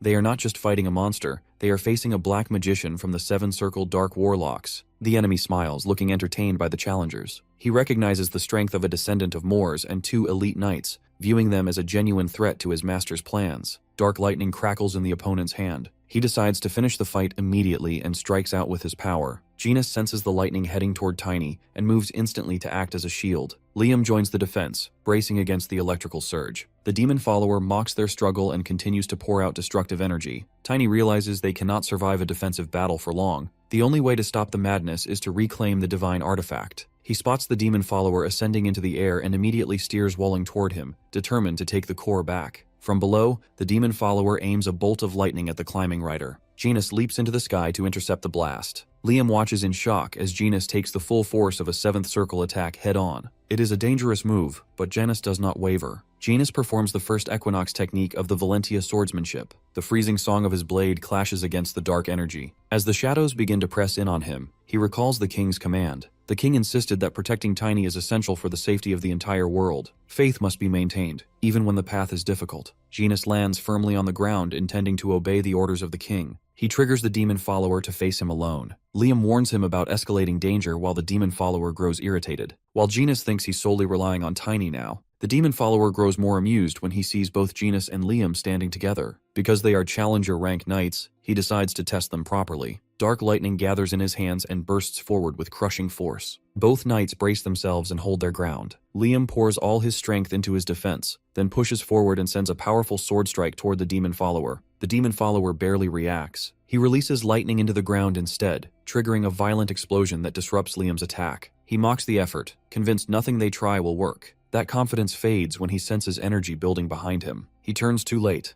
Genus's attack spirals around him like a tornado and slams him down. Liam rushes toward Genus, relieved that they might manage this fight after all. He admits he never expected Sir Tiny to have someone like Genus by his side. Genus does not dwell on the word friend. Before either of them can settle, a cold voice cuts through the air. The demon follower rises again, now shielded by dark lightning swirling around him. He finally knows Genus' identity and calls him Valentia's dog. Liam immediately understands the reference. Genus realizes his disguise has failed. The demon follower, now serious, declares he will eliminate them personally. Dark lightning condenses into an even more terrifying attack and shoots toward them. Both knights instantly realize they cannot fully block it. The strike lands close enough to blast them away. As Genus steadies himself, he understands how dangerous this opponent truly is. He shifts into a fighting stance, ready to close the distance and strike before another attack forms. Just as he prepares to move, a sudden presence interrupts his focus, forcing him to stop. Elsewhere, the demon follower carrying the divine artifact turns and finds Tiny racing toward him on Walling. Tiny charges without hesitation and strikes. The impact knocks the demon follower off balance, sending him falling into the sea below. Tiny watches him drop and assumes it is over. That assumption breaks when the figure rises from the water again. It is Hustle. Because they are now over the sea, Hustle feels confident. He calls Tiny foolish for starting a fight in water, where he holds the advantage. Tiny refuses to back down and rushes forward with his hammer raised, determined to change the outcome this time. Hustle prepares himself and unleashes waves of water attacks, vowing to turn the sea into Tiny's grave. Water surrounds Tiny completely. Hustle believes victory is certain. Then Tiny's voice echoes from above. Hustle looks up and realizes Tiny is floating high in the air. The sudden shift shocks him. Tiny has grown much stronger than expected. Tiny swings his hammer and launches his counterattack. He moves rapidly through the air, closing in on Hustle and striking with force. Hustle decides to retreat instead of clashing head-on. He dives deep into the sea, fleeing with the divine artifact. In the depths, he hides the artifact inside a whale and attempts to escape unnoticed. Tiny tracks the movement and crashes down toward the whale. He strikes its neck with his hammer and forces it to release the divine artifact. The moment he grabs it, relief flashes through him, because he refuses to let Hustle escape so easily. Remembering he still has unfinished business, he raises his hammer again and smashes the whale with lightning. Blood rises through the water, followed by a violent explosion. The whale dies beneath the surface. Tiny exhales and panic grips him. If this continues, he will not be able to protect the divine object, and Karun will fall. Because of that realization, he understands there is only one option left. He has to stop the Kraken himself. Tiny feels a heavy, evil pressure start to crush his head. This pain becomes so intense that he quickly unwraps the divine artifact and holds it high toward the sky. He begs the giant beast to stop its attack because the nearby people are suffering. The Kraken refuses to listen. It explains that everyone must be sacrificed to clean the world of evil. Since the artifact is no longer in its original home, the beast feels free to break its old promises. It lifts a massive tentacle to flatten the city, showing it has no intention of stopping. Tiny stands his ground and shouts for the monster to quit. This defiance turns the Kraken's anger directly toward him. The beast recognizes him as the one holding the power, but asks why it should ever forget the pain of losing its child. The weight of this divine rage hits Tiny so hard that he coughs up blood. Even through the physical pain, he senses that the beast isn't just angry, it is actually heartbroken. Because he understands this grief, Tiny promises to hunt down the people who killed the beast's child. He tells the Kraken to trust him and end the violence. The beast doubts his strength at first, but Tiny admits he will find a way to grow stronger. This honesty changes the Kraken's mind, and the divine beast finally agrees to help him. Nearby, Janus finally wakes up. Liam is relieved to see him alive, and Janus admits he really thought that spot would be his grave. Their attention shifts to the demon follower, who is gritting his teeth in anger. Even though things look bad for him, the villain refuses to quit. The follower flies into the air, surrounded by dark lightning. He mocks the knights and prepares a massive wave of darkness to burn everything. Before he can finish, a giant tentacle slams into him. He realizes this isn't an accident when the Kraken begins to beat him over and over. Liam watches in confusion, wondering why the beast is suddenly focusing only on their enemy. As the Kraken marks the follower with a permanent wound, Janus understands what is happening. He notices the beast's power isn't hurting the knights at all. This leads him to realize that Tiny actually succeeded in his mission. The injured demon follower still won't give up. He calls out a strange, unnatural power that creates a giant red flower in the sky. This plant grows fast and shoots out vines to trap the knights. As Janus and Liam fight the stalks, the follower screams and hides inside the closing petals. The knights think he might be running away, but the plant suddenly turns toward the city. Liam charges at it with everything he has, but his attacks don't work. The vines toss both knights aside like toys. They scramble back to their feet and sprint toward the castle to stop the monster. When they get close to the city, they freeze in shock. The knights who were supposed to be guarding the castle are standing there,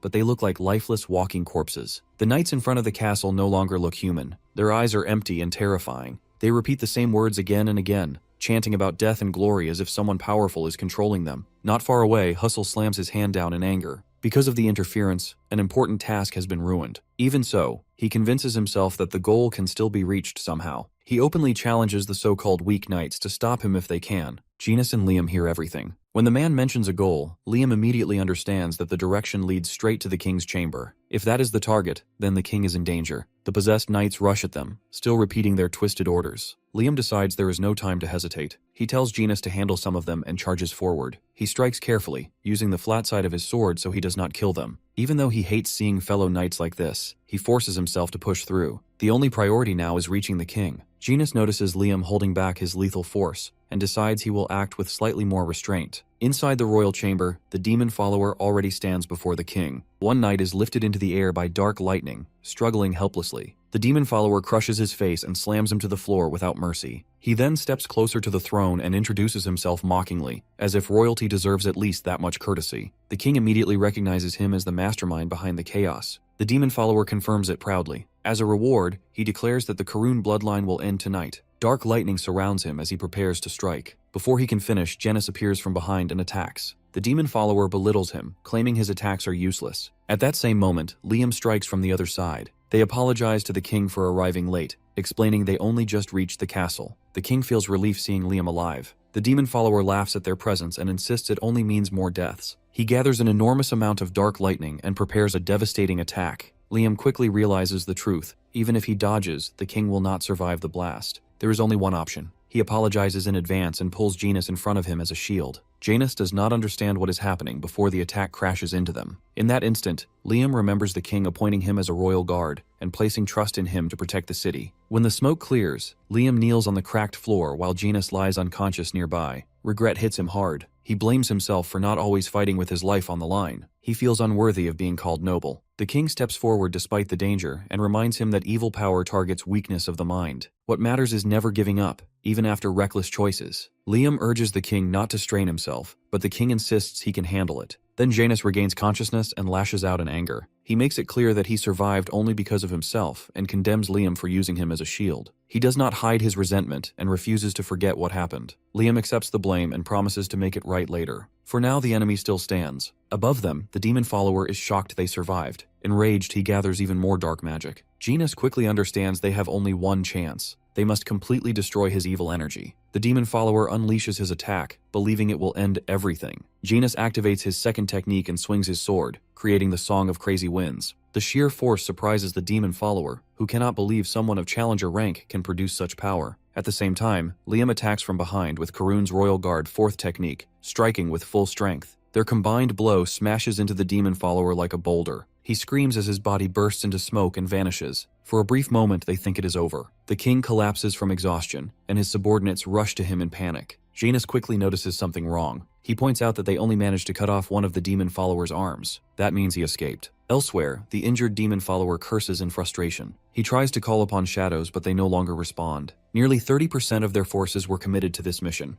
and yet he still ended up wounded. The situation is slipping from his control. Then he looks up into the sky. Tiny rides above on Wolong, holding the divine object. The sight fills him with disbelief. Somehow, that young boy now stands at the center of everything. The demon follower stares at Tiny in disbelief. Tiny answers calmly, almost teasing him, which only fuels the demon follower's anger. Dark magic gathers in the demon follower's raised hand. He admits he does not understand how Tiny obtained the divine object, but decides it no longer matters. He releases a wave of evil energy straight at him. Instead of retreating, Tiny smiles and urges Wolong forward. The wolf accelerates directly toward the attack, shocking the demon follower. Tiny activates Iron God. He adjusts his weight with precision, grounding himself heavily while accelerating and lightening his body at the moment of launch. With his iron body reinforced, he crashes straight into the dark attack and pierces through it. The demon follower cannot believe what he is seeing. Tiny pushes forward without hesitation, declaring he is coming for him. He calls Wolong again, mounts swiftly and charges. His hammer slams into the demon follower and sends him crashing down. The demon follower mocks him,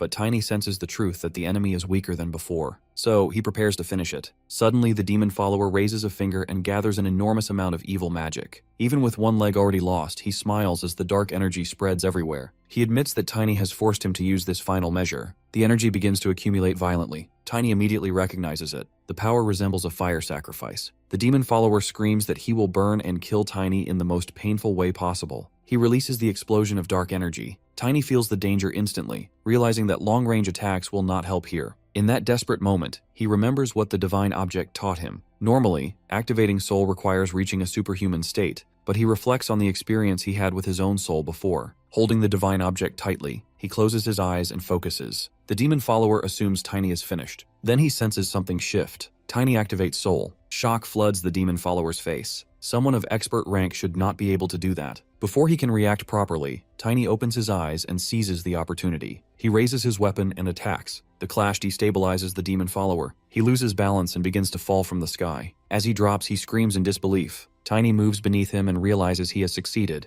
Desperate, the demon follower grabs Tiny's arms and refuses to accept defeat. He swears he will tear him apart even if it is the last thing he does. Tiny does not resist. Instead, he smiles. The reason becomes clear when the Kraken appears behind them. The demon follower panics and tries to escape, claiming the beast will not catch him this time. Tiny tightens his grip on his leg and stops him. The demon follower warns that Tiny will die as well. Tiny calmly points out that this means the demon follower will certainly die. Before the demon follower can break free, a massive tentacle crashes down and engulfs him. Smoke fills the air as his presence disappears completely. Tiny begins falling from the sky. Panic strikes him again, because he does not have enough mana left to summon Wolong. From this height, the fall will kill him. He curses the situation, refusing to die like this. Then the fall stops. He realizes he has landed on the Kraken itself. The surface beneath him feels strange, yet steady. The divine beast holds him carefully. The Kraken speaks, its voice no longer filled with rage. It thanks Tiny for his help and admits that its anger has finally eased. Tiny smiles and brushes it off as nothing important. Not long after, the kingdom of Karun announces what happened. The demon followers nearly destroyed the kingdom, but one young hero prevented its fall. The enemies were defeated, and even the Kraken was dealt with. In recognition of his bravery, the king grants Tiny the title of Shining Knight. 3 months pass, and because Tiny trains without distraction, his growth becomes obvious. When Genis watches him now, he struggles to believe how much he has changed in such a short time. Tiny explains that he focuses only on improving himself and uses a secret growth method, which is why his progress speeds up so quickly. As they walk together, Genis notices how much the kingdom has been restored while he is recovering. The damage from the battle is nearly gone. Tiny reminds him that he was seriously injured in the last fight and questions whether he should already be moving around like this. Genis brushes it off and admits that the overflow and injuries slow him down, especially because Liam once used him as a shield, but he insists he is fine now. He then turns the focus back to Tiny. Tiny forced out the power of a sacred artifact while still at expert rank and fought someone far stronger than himself. That kind of strain always leaves consequences. Tiny admits that his hands still tremble and that his mind and body feel slightly out of sync. He laughs it off, but Genis understands that such symptoms can signal deeper damage. Tiny looks at his hands and reflects on what really happens. Because his mana and stamina are nearly depleted during the battle, his body and soul fall out of balance. While trying to recover, he stumbles upon something unexpected. He discovers how to control the power of the soul. This power feels similar to mana, yet it functions differently at its core. By using it as a substitute for his exhausted mana, he reduces the damage to his body. He demonstrates quietly by forming magic without drawing on mana. The magic sword rises and cracks a stone nearby. That moment confirms it for him as he unlocks a new path. He realizes that the old legend about reaching the level of an aura master through training the soul might actually be true. Because he refuses to give up back then, this possibility now opens in front of him. Genis feels relieved that Tiny recovers properly. Then he brings up something important. He shows Tiny a letter that outlines their next destination. The Duke intends for them to head directly to Elfenheim,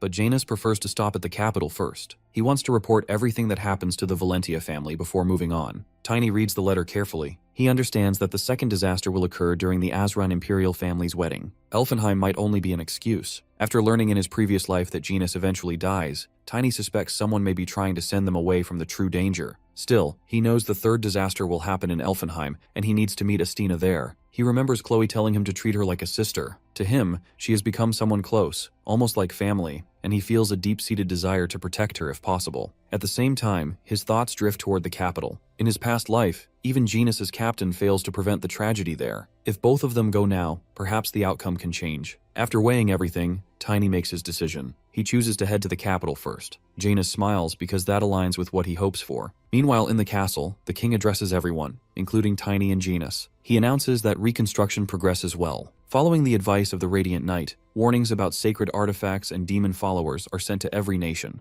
To restore stability and prosperity in Karun, it is time for Prince Henry's coronation. The king places the crown upon Henry's head. Henry accepts it humbly and admits he still feels unworthy of the throne, but he wants to express gratitude to the Radiant Knight once more. Tiny feels confused because he already receives thanks earlier when he borrows the sacred artifact. He believes he has been rewarded enough, but Henry insists it is not sufficient. At his signal, the soldiers bring forward a special item. Henry explains that enchanted armor is unnecessary for Tiny at his current stage of growth, but this object is different. It is one of the artificial artifacts once used by a former king of Karun during his adventures. It is the Necklace of Mana. Because Henry values Tiny and wants to reward him properly, he brings out one of Karun's royal artifacts. He explains that it once belonged to the Traveler King of Karun, and places the necklace in front of Tiny. Tiny grows tense, thinking Henry is offering something too valuable for him to accept. Henry makes it clear that he originally intended to give Tiny a set of transcendent armor. However, every piece of that armor is registered as a national treasure. So, he chooses the necklace instead and explains that it still carries 6th class magic. Tiny feels uneasy. He already knows Henry is good by heart, but this level of generosity feels overwhelming. He reflects about transcendent armor, especially the 7 circle type with superhuman strength. It is so rare that even the 10 knights of the continent have barely touched it. Only the weapon masters have touched it. The king reassures him that even if all the mana inside the necklace is used, it restores itself within a day. Hearing that,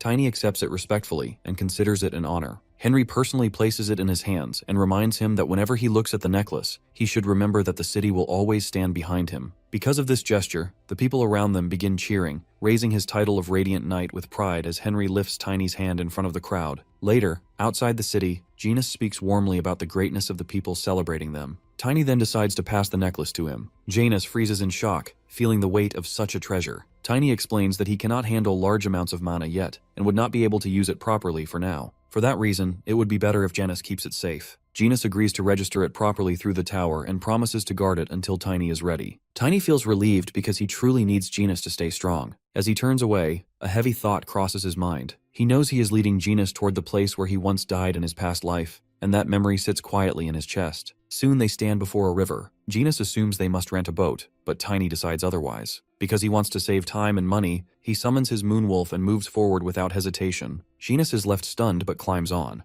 As they cross over the water, Genus clings tightly, fear taking over his body. Tiny notices his condition and checks on him calmly. Genus tries to endure it, but the speed overwhelms him. Tiny realizes that while riding the Wolong feels natural for a master, it is not easy for others. Eventually, Genus cannot hold it in and vomits from motion sickness. When they reach the other side, both of them collapse on the ground, exhausted and breathing heavily. The nearby townspeople stare in confusion. Genus admits he thought he might actually die. He suggests renting horses next time. At that moment, Janus suddenly realizes something is wrong. Tiny also senses it at the same time. His violet wallet is missing. He quickly thinks back and suspects it may have fallen into the ocean while he was busy helping Genus. Genus blames himself immediately, his voice shaking with guilt. Tiny reassures him that money can always be earned again, and reminds him that free cities usually prepare emergency funds for situations like this. He gestures toward two large men nearby who are harassing a young boy, and a scream soon follows, cutting through the air. Later that night, as they approach the castle, Tiny reflects that because this is a free city, those money bags likely already found their way into certain pockets. Janus, still tense, addresses Tiny by his title, Radiant Knight. Fear mixes with determination as he gathers his courage and questions whether Tiny plans to damage his own reputation. Janus believes that acting without investigation or understanding the situation will only create chaos in society. Because of that belief, he urges caution before using force. Tiny smiles slightly, recognizing Janus's strong sense of responsibility. He even notes that Janus rides 3 times faster than an ordinary horseman, which shows remarkable talent. Tiny follows him, hoping bringing Janus along was the right decision. Janus signals that he understands,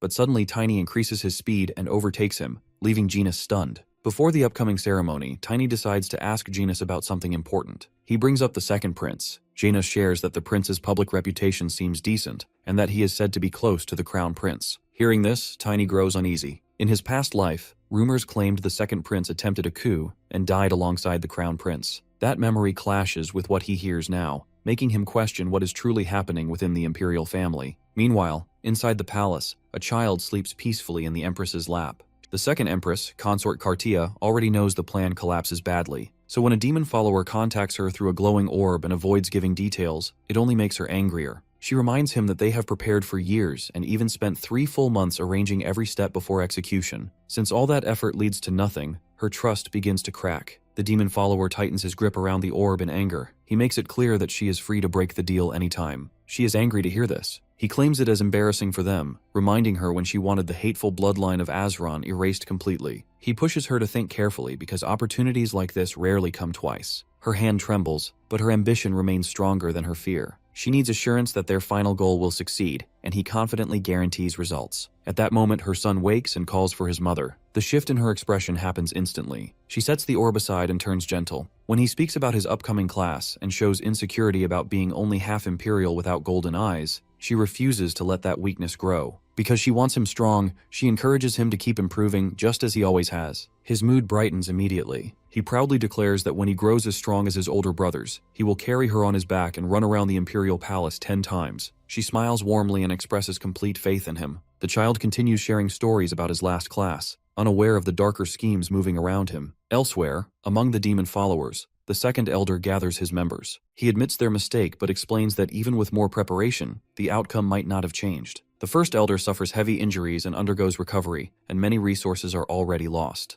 Their frustration turns toward Tiny, blaming him for ruining everything. They track his movements and discover that he heads toward Azrian. Since a major event is soon to unfold there, suspicion rises. However, they cannot confirm any direct link to Valentia, because they must prioritize their larger objective. The elder orders them to focus on the great deed they plan to execute using the Blue Fox. Back in the palace, Crown Prince reads a report and notes that someone voluntarily comes to present himself. Standing before him is the second prince, Royd van Asran. Royd explains that he intends to cooperate with a domestic intelligence group. Crown Prince points out that such rough work does not suit him, especially since Royd tends to follow rules strictly and command people directly. Before the discussion deepens, his knight interrupts from behind. The topic shifts toward the second empress and Tanel. News about them has been scarce. Royd reveals that their mother recently summoned the knight leader again, who still commands the Imperial Knight troop. Because this continues repeatedly, Royd believes the authority of the Night Troop must be strengthened. He also senses that their father's lingering disdain for the Imperial Knights influences these decisions. Royd adds that their mother still treats Tanel like a small child, even though he is already 14. That immaturity becomes more obvious because our boy of the same age leaves a far stronger impression. The older man recalls our boy who once slapped him so hard that he spun through the air several times. Both he and his subordinate remain shocked at the memory. Our boy now stands at the center of rumors across the continent. When Royd reacts with anger at how such arrogance went unpunished, the man accepts responsibility instead. He explains that he earns that. He then reveals Tiny's identity clearly. The Knight of Radiance who saves Karun from disaster is the same person. Royd freezes in disbelief. He connects the name to the one who stops the Kraken and captures devil worshippers. Rumors describe him as a half-dwarf around 20 years old, yet Crown Prince insists he is only a child. The thought unsettles Royd deeply. Crown Prince quietly hopes to meet him one day. Meanwhile, in Asrian at Valentia's second mansion, Tiny stands before Esgard. He stares at him in disbelief, shocked at how much his body grows in just a year. His blunt reaction irritates Tiny, especially after everything he accomplishes recently. Still, the Duke soon acknowledges his achievements and praises his success. However, praise is not the real reason for this meeting. The king shifts to the urgent matter ahead. A second disaster approaches within the Imperial Palace during the Crown Prince's wedding. Without assistance from someone inside who can interfere with the Imperial barrier, such a scheme would be impossible. Because of that fact, Esgard concludes that there must be a traitor of humanity within the Imperial family itself. The Great Barrier stands as more than a wall of magic. It links directly to the outer walls of the capital and filters out evil energy before it can enter. Because of that, it does not only block enemies, it also freezes and suppresses corrupted mana. Its effect spreads through the entire city like silent protection. Only a few people can move freely without restriction. The Imperial family, the Imperial Knights, and the Imperial Wizards are exempt from its influence. Everyone else remains under its control. For that reason, no large-scale disaster can take place inside the palace unless someone from within interferes with the barrier itself. That conclusion leads to only one possibility. A traitor must exist among the higher ranks of the Imperial family. Esgard narrows it down further and explains that the only person he fully trusts is the Crown Prince. He also rules out Second Prince. They recall the second sister again to analyze their situation.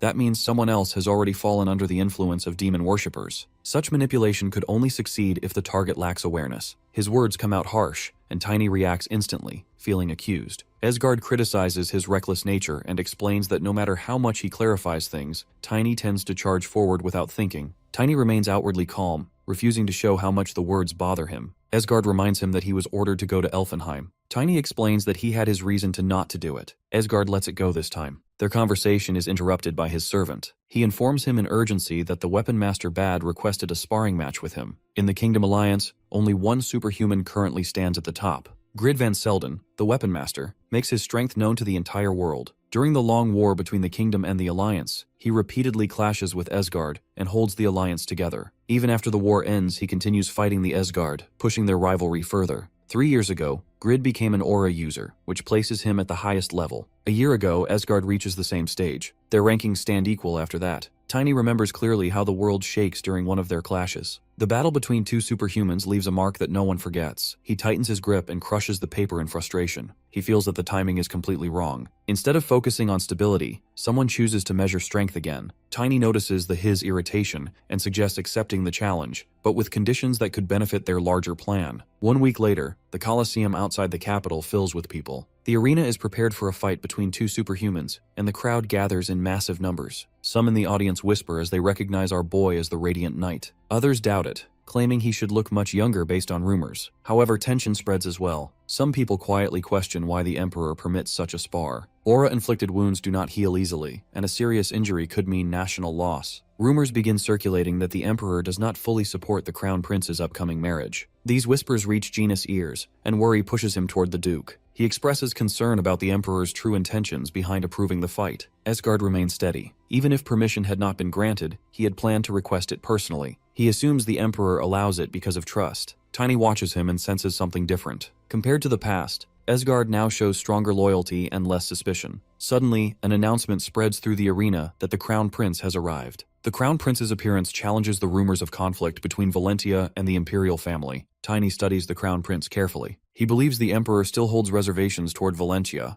and the Crown Prince must be aware of that tension. Both Tiny and Esgard bow respectfully. From the prince's decision to attend despite the sensitive situation, Tiny concludes that he can trust him for now. The prince greets Asgard warmly after a long time apart. He then turns his attention to Tiny, almost failing to recognize him because of his growth. He admits that his fiancée expresses interest in seeing Walling. Tiny understands and uses his mana carefully to summon the Walling within the barrier, shrinking it into a small, harmless dog-like form. He presents it calmly. The prince holds the small wolf with visible relief and reassures Tiny that they stand on the same side. After that, he leaves the arena. Asgard later informs Tiny that he has already warned the crown prince to remain cautious about demon followers. Extra guards are placed inside the palace, especially around Chloe. Tiny accepts the responsibility without hesitation. Not long after, a thick fog rolls over the Colosseum. The temperature drops suddenly, and confusion spreads among the spectators. Through the shifting fog, the Duke's opponent appears, his presence carrying the same overwhelming aura as before. He watches closely and remarks that the grid remains unchanged. The air turns heavy as Grid steps into the arena and faces Asgard directly. In the audience, Tiny sits beside Genus, who is nervous. Grid starts with a mocking laugh, mocking Asgard for facing him. Asgard isn't impressed, and points out Grid's arrogance for crashing the official celebration uninvited just to cause a scene. Because Asgard maintains a imperial composure, he questions if Grid even understands how low his current status is. Grid finds this informal way of speaking incredibly annoying. He insults Asgard's speech for not being fit for a noble. Asgard just smiles back. He suggests that instead of critiquing someone's vocabulary, Grid should probably watch his own reckless behavior. As Asgard gathers his mana, he explains that he would much rather sound a bit rough than act as shamefully as Grid does. Grid matches this by releasing his own mana, deciding that the verbal fight is over.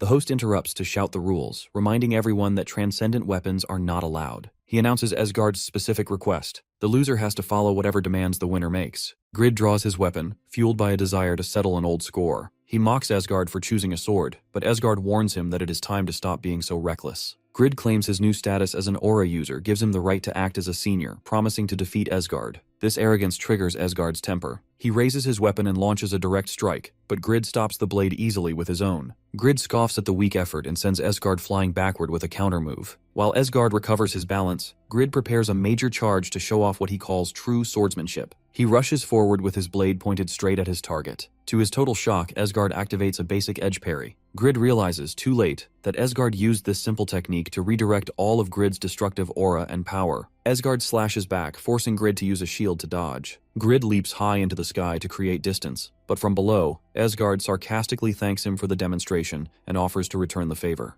Grid just laughs and generates a massive ice arrow in midair. Asgard looks up in shock as the arrow streaks down, resulting in a massive explosion upon impact. As Asgard tries to steady himself on the crumbling ground, Grid doesn't let up. He activates a secret technique called Icicle Cascade, raining down a flurry of ice spears. Asgard keeps his guard down, dismissing the ice as nothing more than a minor annoyance. This mistake leads to another massive explosion as the spears hit their mark. Grid screams that his secret technique is far more complex than Asgard imagined. However, Asgard simply sighs and slams his sword down, creating a counter-explosion that clears the area. Grid stands frozen in shock, wondering how Asgard managed such a feat. As the smoke clears, Tiny in the audience smiles while the rest of the arena stays covered in thick mana. The spectators are terrified, wondering if these two are monsters because of their insane speed. Asgard mocks Grid again, asking if swordsmanship involves using so much magic. Grid admits he probably can't win with just a sword, calling Asgard a worthy old nemesis. Asgard is disgusted that Grid would go back on his word so easily. Grid doesn't care about the shame and announces the start of round 2. He lunges forward with a lethal intent, and their blades clash again.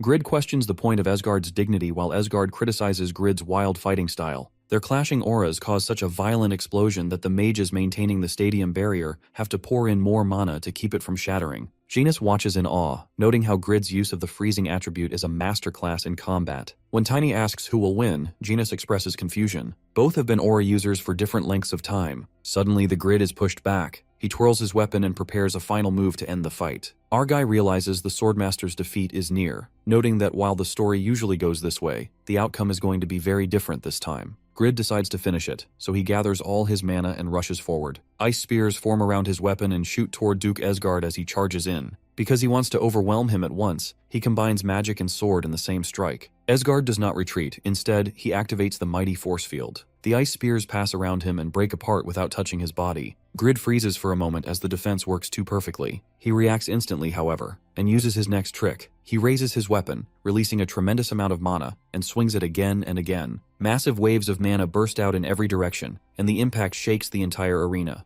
The audience notices that the eastern section of the barrier collapses first, with the western section following shortly after. As cracks spread across the northern shield, spectators panic and check whether anyone is hurt. Fortunately, no casualties occur, but fear spreads through the crowd. Even Jaina stands stunned at the scale of destruction. When the smoke clears, the host announces the result. Esgard von Valentia wins, and the audience erupts with excitement. Many praise the Empire's swordsmen, claiming they have no need for a weapon master, while Jaina celebrates with visible relief. Grid steps forward, trembling. He confronts Esgard directly, unable to accept what just happened, as he remains convinced his final strike should have landed cleanly. However, he recalls that the moment his blade reached Esgard, the man instantly reinforced himself with a shield. In that same second, Esgard countered. At that moment, Grid felt the mana inside his entire body twist and his balance vanish. The distortion nearly tore him apart. He realizes that if Esgard had not stopped his swing midway, death would have surely followed. Because of that awareness, he surrendered. Now he demands an explanation. Esgard calmly reveals the technique is force field manipulation. It may appear simple, almost like a trick, but its effect proves undeniable. Grid cannot understand how such a method could even be developed, yet Esgard does not elaborate further. As the winner, Esgard steps forward and declares his request. Grid braces himself, expecting humiliation or political damage. He already worries that this defeat will weaken the Alliance's reputation. He admits that he never imagines losing to his longtime rival, yet a promise remains a promise. He offers his life if he fails to fulfill the demand. Esgard does not seek blood. Instead, he requires Grid to remain in the Imperial capital until the Crown Prince's wedding ceremony ends. That is his condition as the victor. The audience reacts with surprise and admiration. Many praise Esgard's generosity toward an old enemy.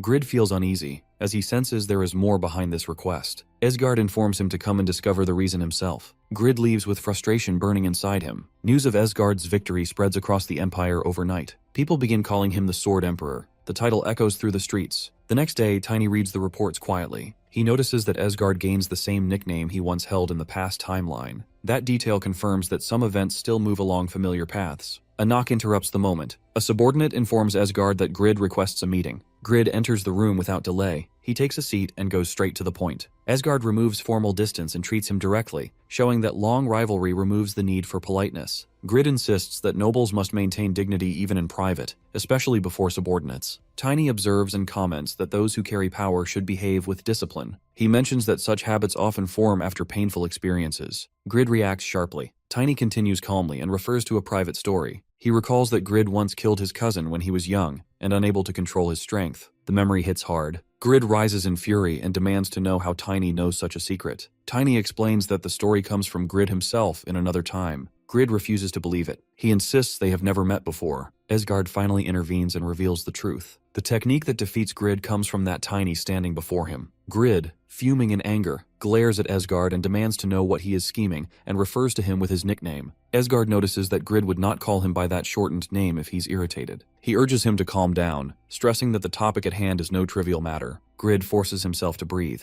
If Esgard went this far to arrange a meeting, it must be serious. Still wary, he mutters that this feels like trusting a dangerous ally. Esgard notes how long it has been since Grid used that nickname. Grid shrugs it off, claiming the full name is too bothersome. Then he gestures impatiently for them to explain. Tiny watches him carefully and comments some things cannot simply be told. They must be understood firsthand. That only makes Grid more irritated. He snaps that if he hears another vague answer, he will not hold back. Tiny laughs at the threat, amused that age has not softened him at all. Esgard quickly cuts in, telling them to stop circling each other and get to the point. Then Tiny drops the truth. According to the original course of events, Grid would be 56 this year. Their paths were never meant to cross until 15 years from now, when streaks of white would already be running through his blue hair. The certainty in Tiny's tone unsettles him. Grid lowers himself into a chair, stunned by how specific it sounds. He admits he can picture himself as that older version. But if that timeline was real, how grim does the future become? Tiny assures him that things will be different now. The 10 Knights will intervene before disaster strikes. Grid frowns at the unfamiliar term. Only 7 Knights currently exist. Aside from Tiny, he wonders about the other 2. Tiny explains they cannot yet be approached. One known as the Grim Reaper is still undergoing training somewhere unknown.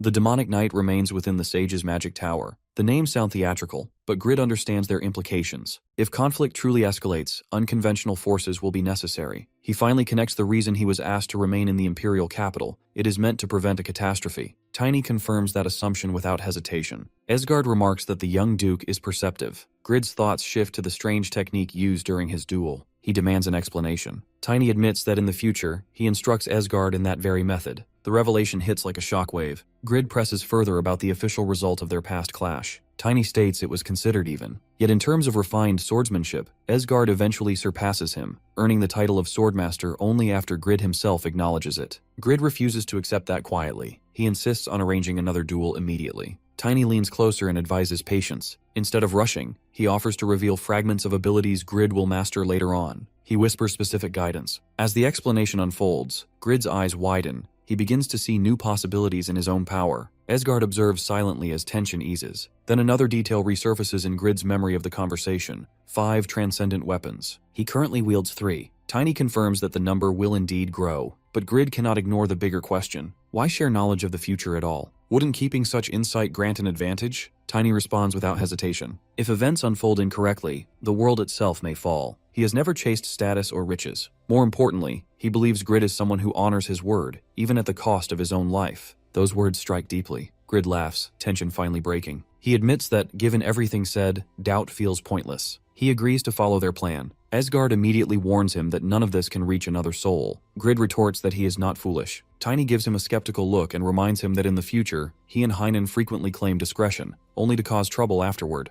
Grid looks offended but cannot entirely deny it. Asgard bluntly advises him that when uncertain, silence is safer than bravado. Grid grudgingly accepts the advice and leaves. Once he is gone, Tiny and Asgard remain by the window. Tiny questions whether revealing so much was the right choice. Asgard remains confident. Grid's strength is essential to him. As per his heritage, he will stand at the center of negotiations between the Empire and the Alliance, alongside the Magic Tower. Tiny nods, trusting that Grid will keep his commitments. Still, one concern lingers. He quietly asks when Asgard intends to inform Genus. Asgard pauses on this question. Tiny wonders if informing Genus sooner might help him prepare for what is coming. Asgard decides to wait until the current situation ends because he believes the news would only burden Janus further. Since no one values Genus more than he does, Tiny insists they must stay ready for any outcome. Asgard agrees and mentions that he and the Crown Prince are closely watching everything. When Tiny shows clear distrust toward the Crown Prince, Asgard asks for a reason. Tiny explains that the Imperial family previously destroyed their own country through internal power struggles. Asgard warns him to be careful, as the Imperial Intelligence Agency is likely already gathering information on them. Tiny admits his real fear is that the threat might not involve demon followers at all. Asgard explains that if this is just an internal struggle for the throne, he cannot legally intervene.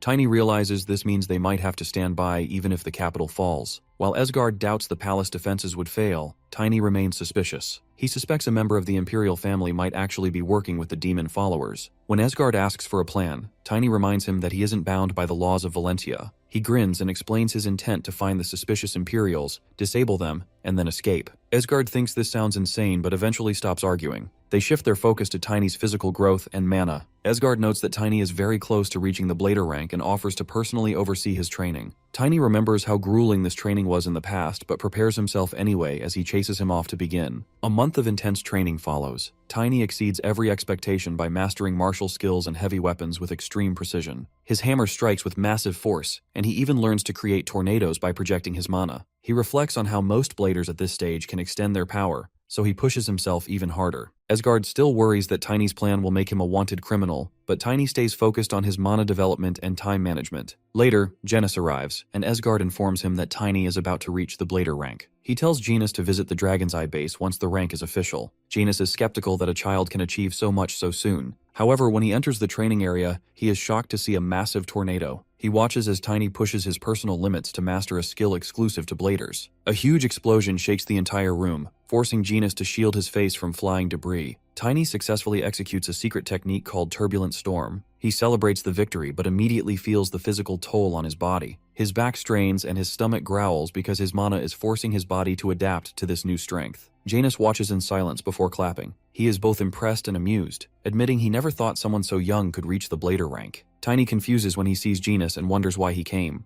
Janus explains that Asgard asked him to observe his training, and he arrived because Asgard informed that Tiny is on the verge of surpassing his limits. Tiny silently mocks Asgard. His stomach growls loudly, and Janus points out that it's probably lunchtime. Tiny admits he's starving from all the training. Janus suggests they eat together, mentioning about sharing an important detail. Tiny asks about it and Janus leads him to a nice nearby restaurant. Later, Tiny notices his dyed red hair and questions whether it was necessary. Janus explains it was Asgard's direct order. He clarifies that since Tiny has been assigned a mission, he needs to blend in. His radiant knight reputation is already well known. As they walk, people murmur about him. speculating that he is a mixed-blood elf and commenting on his unusual hair. Janus quietly tells Tiny his new alias, Torin, a knight in training from the Valentia family, and that he is Janus's aide. Tiny questions the name, and Janus says Esgard insisted. Tiny reacts, thinking Esgard's orders sound harsh, and Janus warns him to watch his language. Tiny apologizes, admitting he feels doubt and frustration. Janus reassures him, explaining that controlling emotions helps unite mind and body, forming a strong foundation for reaching higher levels, a lesson he learned from Esgard.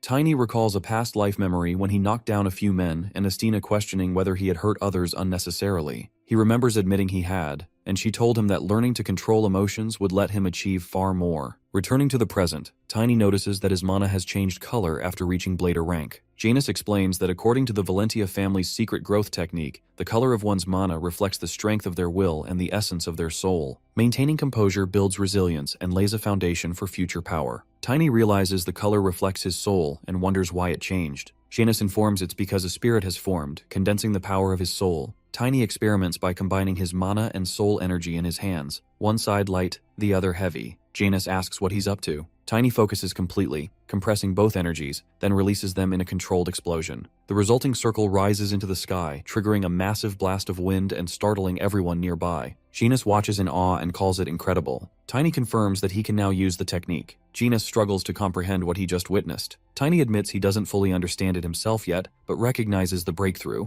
Janus remarks that learning a large-scale technique in a single day is impressive. Tiny thanks him for the guidance, and Janus reassures him that it's fine. After all, they are his family. Outside, people whisper about Tiny, warning each other to stay away, drawing attention wherever he goes. They reach the restaurant, an extravagant place meant for nobles, and Tiny complains it's too fancy and suggests eating at the mansion instead. Janus smiles, reminding him not to underestimate the captain of the Blue Wing Knights. Inside, Tiny devours plate after plate while waiters keep serving him. Janus stares, shocked at his appetite, noting that some people can truly eat much more than he expected. Tiny reflects that his mana has grown, his gravity attribute doubling from before, and that only the strongest opponents are a match for him now. Janus asks if he's full. Tiny admits he still wants more. The waiter informs them he's consumed 150 servings, totaling 11 gold. Janus reluctantly pays, still regretting his money. He holds and goes through the menu while Tiny questions why he only had one dish. He stares at the restaurant sign outside the menu and then asks Janus about the restaurant, realizing it isn't ordinary place. Before he can confirm anything, Janus blocks every sound around them with a flick of mana from his finger. Tiny is amazed to see such perfectly controlled mana and attributes. Janus explains that from the outside, it is just a high-end restaurant.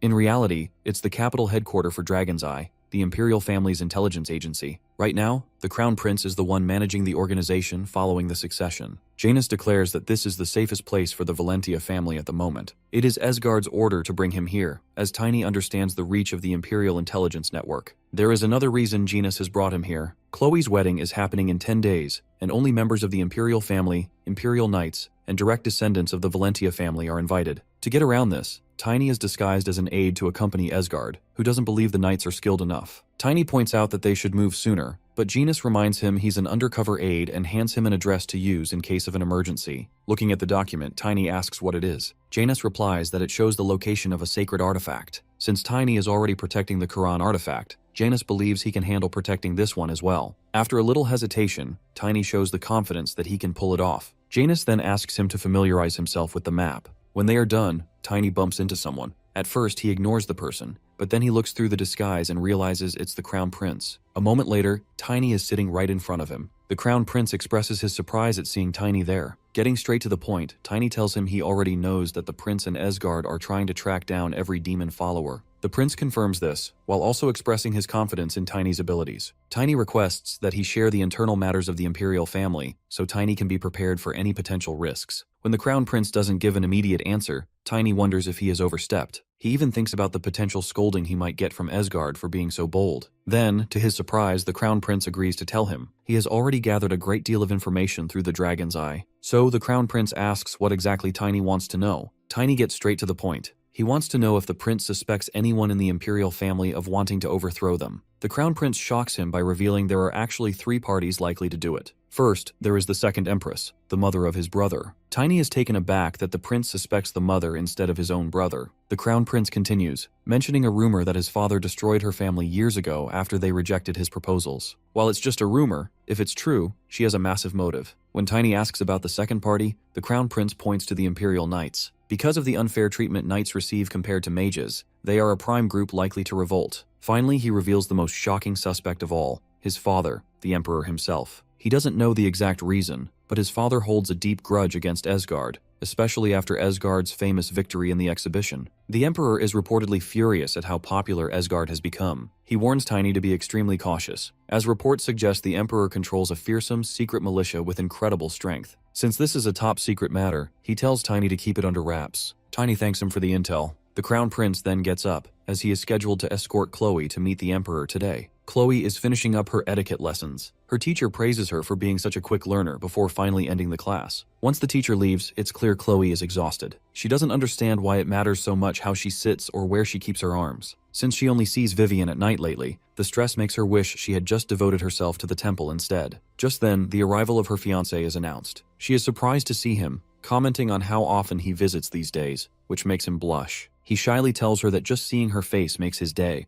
bringing a bit of color to her cheeks as well. Eventually, he brings up her meeting with his father later this morning. Chloe remembers it, of course. He requests that she endure it for his sake, if the Emperor says anything offensive. When she asks why, he explains that his father holds a grudge against her father. Chloe has heard the rumors, but she dismisses them, thinking that if they were true, the Emperor wouldn't have chosen her to be his daughter-in-law. The Crown Prince assures her that he is different from his father, and hopes they will get along better in the future. He mentions that the Emperor is in a bad mood specifically because of the pressure to finalize this marriage. When he asks for her understanding, she agrees, though she silently resolves to report the Emperor's animosity to her father. Later, the two of them go to greet the Emperor. The Crown Prince expresses his hope for the Emperor's well-being. The Emperor sarcastically confirms that he is doing just fine, especially since his son is busy dealing with all the estate affairs for him. The prince politely reminds him that he only handles these authorities because it is his father's will, but that the Emperor holds the real power. Then the Emperor darkly tells him to return that authority to him. The Crown Prince diligently begins to say that if he wishes it, he will do so, but the Emperor cuts him off. He claims that if the prince gives up his power, the nobles will protest. The Emperor clearly knows that no one wants a ruler who hands people over to the magic tower and the knights or pushes them away. The Crown Prince reminds him that his current role is in line with imperial law. This only irks the Emperor more. He expresses his displeasure not just with the law, but with the prince choosing Chloe as a partner. The Crown Prince remembers his father's words. He hates that the prince chose the daughter of a man who claims to be his equal. When the prince protests that Sword Emperor is just a nickname, he is interrupted by Chloe. Chloe formally introduces herself, boldly calling herself the daughter of Esgard, the Sword of the Empire. The Emperor is taken aback by her nerve. She admits her father became famous after winning the recent exhibition, but argues that his fame brings goodwill to the Empire as well. The Emperor laughs at this, thinking to himself how the Crown Prince has chosen a partner just as stubborn as he is. He comments that he can't dislike a girl with such a backbone, but he doesn't hesitate to warn both her and her father. At that exact moment, Walling senses a wave of danger coming from him. Simultaneously, Tiny gets a warning through his familiar. He realizes the Emperor is targeting Chloe. Meanwhile, the Emperor continues his rant about blood supremacy and the divine birthright to rule humanity. He subtly jabs at Chloe, stating that anyone who considers themselves above the imperial line will never rise again. Chloe understands then that he is obsessed with the Azuran bloodline, but she wonders if he wants something even bigger than just the Empire. Chloe gulps after listening to this. Before she can say a word, the Crown Prince steps in front of her, subtly asking his father to compose himself. In response, the Emperor simply dismisses them. As they leave, the Emperor thinks about how far his son has taken things, which clearly disappoints him. A figure from the shadows asks why he spoke to his son like this. The Emperor just blames his old age. Then, the shadow asks the real reason behind his hatred for Esgard. The Emperor remembers 40 years ago, when Esgard came to the Imperial Palace as a 10-year-old. Back then, the Emperor was just starting his sword training. He offered to teach the boy, but Esgard was so talented that he actually defeated the Emperor. Shamed, the Emperor gave up on becoming a knight. He tried to be a mage instead, but soon realized he lacked the talent for that too. However, he claims there is nothing personal about his rejection of the Valentia family. It's simply because he doesn't like their family name standing on equal footing with the imperial family. To him, that kind of influence threatens the fundamental order of his empire. For him, it is a form of treason. He is frustrated that his son doesn't see things this way, and he is equally frustrated by the law. The law is the reason he can't exert total control over the continent. The imperial family is bound by rules, unable to make quick decisions while the nobles only grow stronger. For him, full control is necessary to unify the continent. The Shadow agrees with him. The Emperor is certain he will be able to seize power once the Empress and the demon followers make their move. The Shadow reminds him that they don't have enough power to take down Esgard yet. The Emperor knows it, that's why he wants more power. He asks about a secret weapon, but the Shadow apologizes, saying she isn't ready yet. The Emperor knows the girl has outstanding talent. The Shadow confirms she is the greatest genius since the establishment of their Shadow Corps. If her talent is nurtured, she will become the greatest assassin and aura user the Emperor has ever had as a subordinate. But it will take 10 years. The Shadow consoles him, noting that a joint attack with the Magic Tower mages will be enough to take Asgard down. The Emperor smirks at this. Finally, he asks for an update on his son. The Shadow informs him that the prince is monitoring things using the Dragon's Eye but has yet to make a move. The Emperor orders the Shadow to give the prince all the information he needs, but not to let him find out about the ultimate plan. The Shadow understands that the Crown Prince will realize the truth far too late. Moreover, the Emperor knows that if Asgard is killed by demon followers, he can justify it by claiming it was caused by the growing, unchecked power of the nobles. The Shadow promises they will shape the situation in his favor. Suddenly, the Shadow receives a message in an ancient language and informs the Emperor that he has received word from his men. The Emperor is glad to hear it. Meanwhile, Tiny tells Asgard that the Emperor is also threatening Chloe, which shocks him. Tiny plays with the idea of assassinating the Emperor, but quickly takes it back after seeing Asgard's dark glare. The Lord wonders why the Emperor is doing this, questioning if he is still holding a grudge over a defeat from 40 years ago. Despite everything, Asgard is still ready to support the Emperor. Tiny cuts him off, as he doesn't consider that old incident a big deal. The Lord is furious that Tiny doesn't understand the seriousness of the situation, but Tiny retorts by asking if this is more dangerous than the Demon King's army. Asgard reluctantly answers that it is not. Tiny solemnly replies that these internal squabbles will be minor problems once the Demon King's army descends. Then, all of humanity will have to unite against them. He has first-hand experience with this. Asgard points out that even so, they can't just ignore the problems at hand. They need to empower humanity to fight back. Asgard envies how simple-minded our hero is, though Tiny is not happy about being called that. Still, Asgard thanks him for clearing his mind, right until Genus frantically enters the room, claiming there is an emergency. He informs them that they have just received an emergency report from the Dragon's Eye.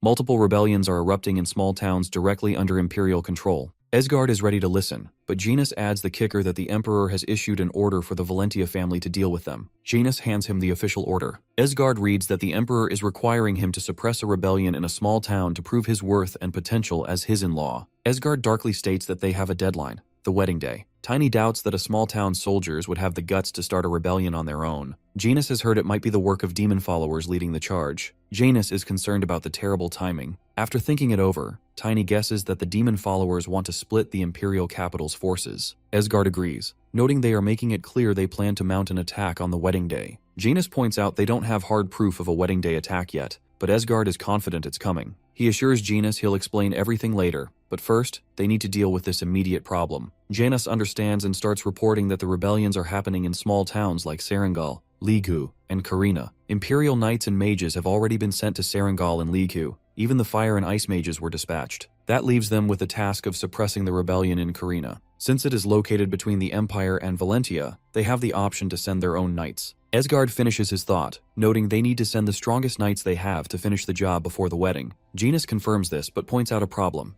Valentia's elite knights are currently stationed in the Imperial capital. If they go to Karina now, they won't make it back in time for the wedding. Asgard realizes this is the Emperor's plan to weaken his forces. Asgard brings up the option of defying the order, which shocks both his men. However, he points out he isn't actually going to do that. Chloe and his family come first, and it would ruin her reputation if they withdrew from the wedding now. He wonders if that was the Emperor's goal all along. Suddenly, Tiny comes up with a plan to finish the task in a week. He'll go and deal with the rebels himself. They guess he plans to use Wolling as a mount, and he confirms it. It will take him 3 days to get there and 3 to get back, meaning he'll only need 1 day to crush the demon followers. Janus points out that it works in theory, but it's dangerous in practice. Asgard agrees, since Tiny will be facing dozens of knights and soldiers, not to mention potential traps. He can't risk Tiny's life. Tiny insists that for the sake of victory, they need to take risks. It's how he has always lived. He asks Asgard to request the Imperial family's sacred artifact for him to use. Later, the Crown Prince is shocked to hear this demand. He is confused about how Tiny can even carry such a giant artifact. His aide informs him that Tiny is able to use the core of Karun's artifact. The Crown Prince didn't expect that, so he agrees to give his permission. It is a way to compensate for the fact that he can't stop his father.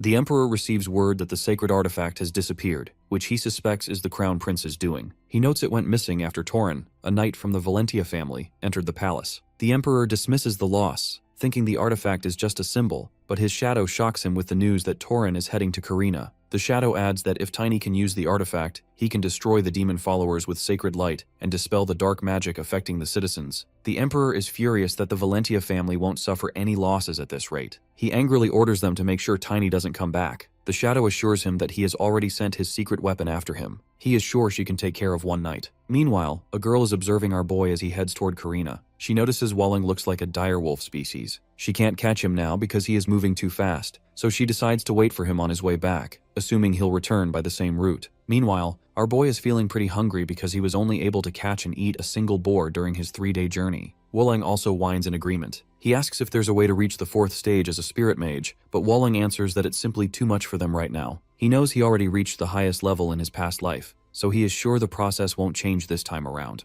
The only real difference is that now he can grow as a spirit mage as well. If his soul quality improves, it will help him enter the uncharted territory of an aura master. He is hyped thinking that he'll hit that 4th stage eventually, even if it takes a little longer. He hopes to get some help from Estina. Finally, he reaches his destination. The plan is to suppress the rebellion fast and get moving. Meanwhile, outside the inner castle of Karina, the rebellion leader claims he isn't doing anything wrong for his cause. He justifies himself, claiming his family was forced to submit to the Lord of Karina for generations. Back then, he was nothing but a mere toy, so he feels justified in killing the current lord. At that moment, a demon follower named Jeroni assures him he has done nothing wrong. Instead, as the new lord of the town, he needs to face the danger ahead. Jerome already knows Tiny is coming for them with the sacred artifact. He confirms that Tiny left 3 days ago and assumes it will take him a few more days to arrive. He tells the new lord to get ready. The lord is taken aback, realizing Jerome is leaving him to face this alone. Jerome answers that they have no way of helping him directly, since Tiny possesses the sacred artifact. The lord panics, unsure of what to do. The follower tells him to use that specific method.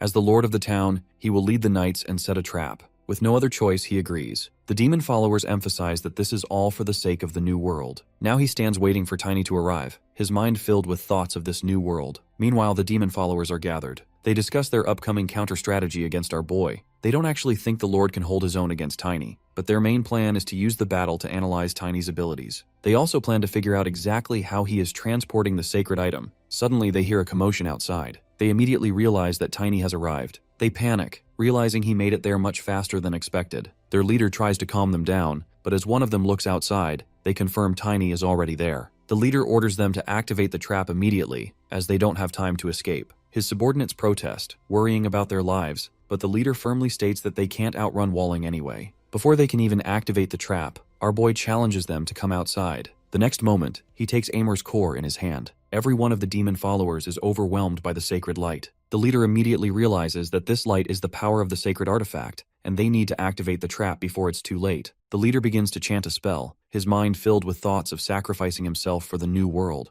However, his chant is cut short by our boy's intervention. Without wasting a second, Tiny throws his hammer toward him. The next moment, a massive explosion rocks the area. Tiny is taken aback. He knows his weapon didn't cause a blast that size. He realizes the leader must have triggered a final, desperate sacrifice, likely weakened by the artifact's holy light. Suddenly, Tiny freezes as he sees what's right in front of him, a massive cache of bombs. He remembers from his past life, his companion telling him that the explosives used by the demon followers are more powerful than any artifact, and they will explode the moment they are heated. His eyes widen as he sees the casings already starting to crack. Gritting his teeth in frustration, he knows he has to act immediately. He decides to use a new skill, one he hasn't properly tested since that one time in the Imperial capital. Gathering mana in his hands, he unleashes a wide-range attack using his destruction attribute. The resulting explosion is enormous. As he struggles to neutralize the force of the blast, both he and Wolling are thrown back by the shockwave. A while later, he finds himself standing amidst the crumbled ground. Thankfully, he managed to survive the center of the blast. Suddenly, he remembers that the Imperial Palace must be looking for the sacred artifact, so he needs to contact them immediately. He heads inside a building and demands a communication device from the new Lord.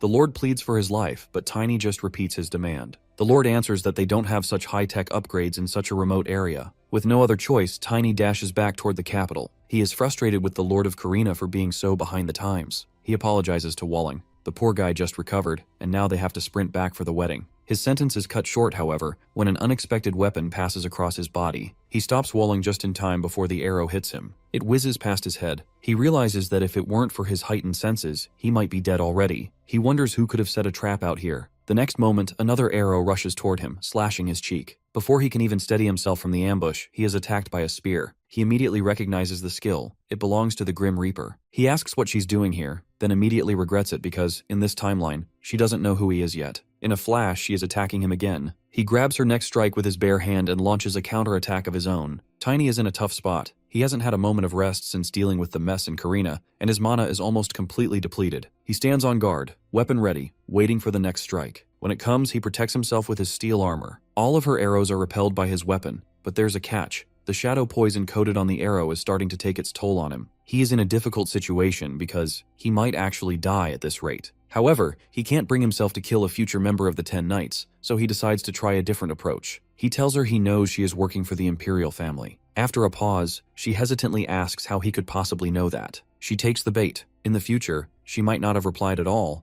but luckily for him, she is still inexperienced. He boastfully adds that he even knows her technique is called shadow art. Now she is truly curious, as that's a fact only she should know. Or so she thinks, since her future self was the one who told him. He continues, telling her he even knows how to use it himself. He knows he'll have to pour every last drop of his mana into this bluff. She doesn't believe him and sends another arrow his way, but he is already trying to copy her technique. She immediately recognizes that he is using Illusion Step. Tiny is glad she fell for the trap. He doesn't have enough energy to use it again. He baits her further by claiming they are from the same family. When she hesitantly asks if he is the Radiant Knight, Tiny Morse, he gets a reaction he didn't expect. She is skeptical that he is really a descendant of the Morse family like the rumors say. When Tiny answers affirmatively, she still doesn't buy it, because she is also a descendant of that same family and believed she was the only one left. This is news to our boy. Even her future self never told him she was part of the Morse family. Luna, on the other hand, claims she believed she was the sole survivor of the Morse bloodline. That's the whole reason she follows the Imperial family, so she can eventually claim her territory and revive her family. But now that she believes our boy is also a descendant,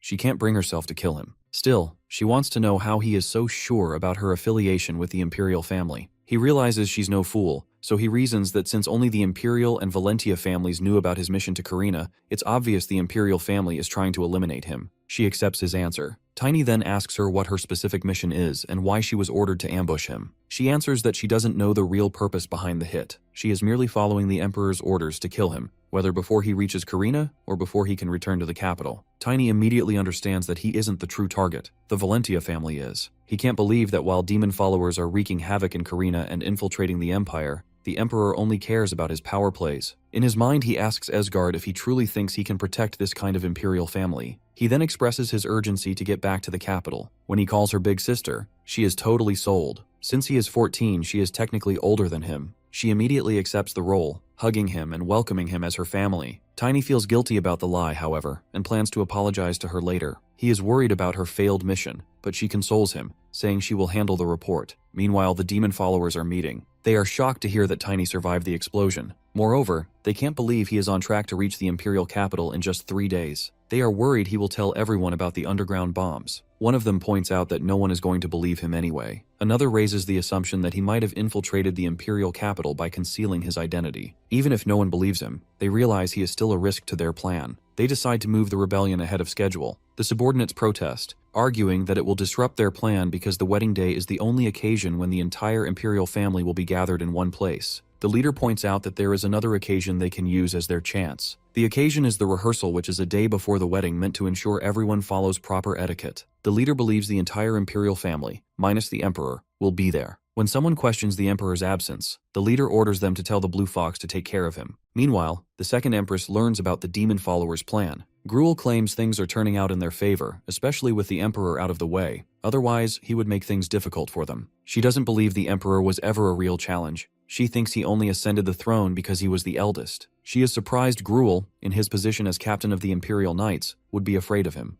Gruel knows the Emperor himself isn't the problem, but the Imperial mages, specifically the pure-blooded sorcerers under his command, will be a major issue. She warns him about the Imperial family's assassins. Gruel doesn't believe they exist beyond mere rumors, which makes her furious. She has seen them with her own eyes. They killed her family right in front of her. She reminds him that she knows this better than anyone, as she is going this far specifically for revenge. Gruel charms her, kneeling and ensuring her that their child will be emperor if things go their way. She reminds him that they are finished if they fail, a fact he already understands. At the same time, the emperor finds out about the change of plans. The shadow reminds him that the second empress altered the access date on the barrier stone. They guess the attack will happen on the rehearsal day. The emperor realizes everyone in the imperial family will be there except him. The shadow suspects they will try to assassinate the emperor while he is alone. The emperor doesn't see the demon followers as a real threat, and doubts they could ever handle Esgard. In fact, he wants him to deal with them for him. The shadow points out, however, that he won't be able to protect the Emperor if he's busy with Asgard. The Emperor consoles him, claiming he has other ways to protect himself. The shadow asks whether it is truly necessary to kill Asgard to have full power. Instead of answering directly, the Emperor issues an order to be updated with hourly reports. Once he is sure his life is out of danger, the shadow will eliminate Asgard. He then orders the shadow to take Ludwig with him, as Ludwig is destined to die. The shadow is hesitant, but the Emperor angrily dismisses him. Before leaving, the shadow hesitantly informs him that the rebellion in Karina has been quelled. The Emperor is not happy that Tiny survived. The shadow tries to explain that they took every precaution, but the Emperor is beyond furious and won't listen to excuses. He isn't worried that Tiny is alive. He is worried the Valentia family succeeded without taking any losses. In a rage, he orders the shadow to eliminate the Valentia family. The Crown Prince also finds out about the Second Empress's plan. His aide informs him that Gruel has assembled his squads and changed the strategy. He guesses they will target the rehearsal day. The Crown Prince raises the same question.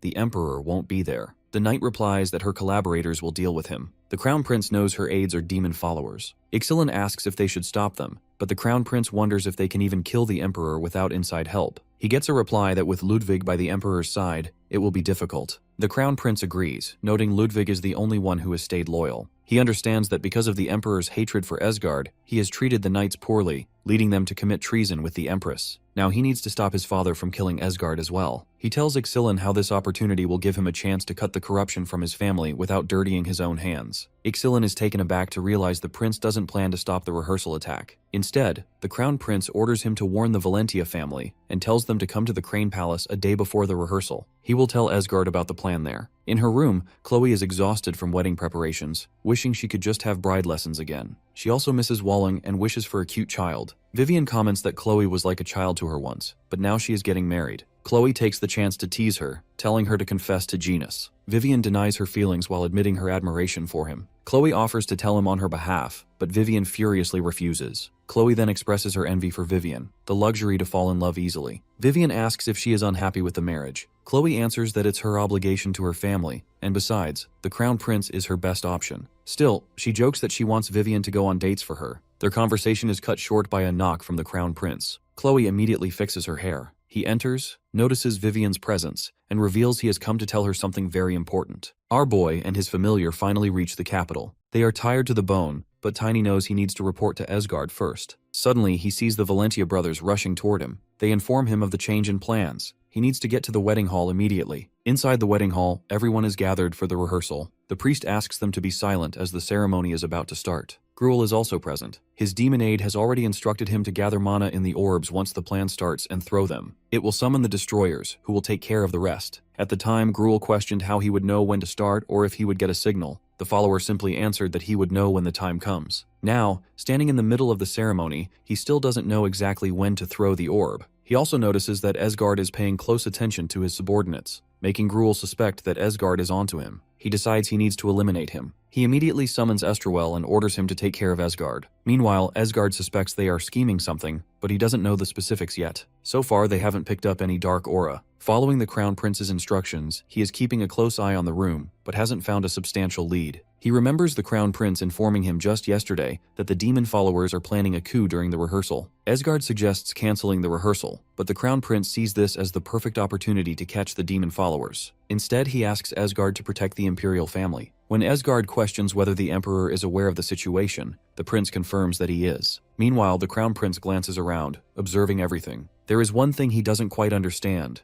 how Gruel plans to break the Imperial Palace barrier. Even with demon followers backing him up, that is something Gruel shouldn't be able to do alone. He consoles himself with the thought that Asgard will handle things if they go south. His hands are shaking as he tries to focus his mind on the plan. Suddenly, his younger brother Tanel grabs his hand, assuming the prince isn't happy about the marriage. The Crown Prince's expression softens. Tanel is the most innocent of all his siblings, and he knows the boy might hate him after today's events. He tries to reassure him by saying he is excited, but Tanel isn't convinced. The prince explains that there are simply many things on his mind that Tanel will only understand once he's an adult. Tanel congratulates his brother on the marriage in advance. The Crown Prince is distracted by Asgard's voice, which is currently scolding his sons for being there. Asgard stops mid-sentence when he sees a small version of Walling, which means Tiny is finally back. One of the brothers explains that since Tiny isn't allowed in the rehearsal, he is waiting outside with the rest of their knights. At that moment, Walling jumps into Asgard's hand. Through his familiar, Tiny relays a critical message. There are certain artifacts nearby that don't contain mana. He is trying to find them. He immediately realizes that these manaless items is the key to the enemy's original plan.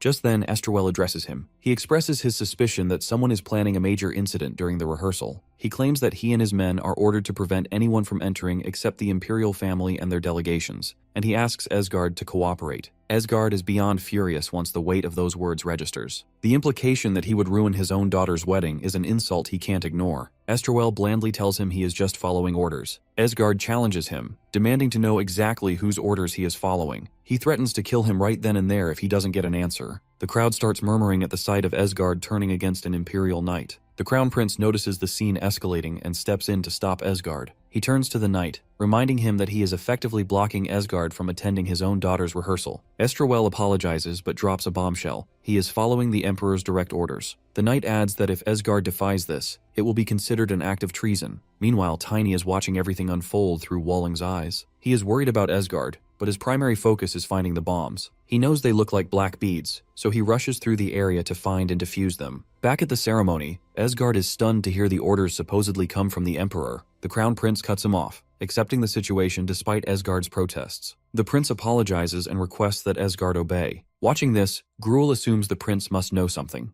Regardless, Gruel decides that if he can't use the orbs on Esgard, he will use them to wipe out the imperial family. Esgard continues to protest, arguing that the knight must be lying. The prince emphasizes that they lack the proof to challenge it now, and trying to confirm the order would take too long. Esgard warns him that he won't be able to protect the family this way, and mentions the manaless artifacts. However, the crown prince seems indifferent, hinting at a much bigger plan that might involve sacrificing a few good apples alongside the bad ones. He assigns Esgard another task entirely. As the rehearsal proceeds, the priest announces Chloe's arrival. The crowd murmurs in awe of her beauty, and the crown prince praises her as he reaches for her hand. Just as she takes it and they step forward to begin, a strange sound echoes behind them. The ceremony continues anyway, and someone lights the candles. Meanwhile, Tiny, still in his Walling form, is incredibly frustrated. He is trying to find the beads, but there are too many in different colors, and he isn't sure which ones are the explosives. He wonders if he should just destroy them all. Suddenly, a servant smells something strange, and guests comment that a scent is coming from the candles. Walling is instantly alerted. He recognizes the smell as the precursor to an explosion. Finally locating the bombs, he realizes it's too late to be subtle. To save everyone, Walling transforms into his full spirit beast form to intentionally scare the guests. His plan works. People scream and start running for their lives. In the middle of the chaos, Gruel wonders if this is finally the signal to throw his orbs.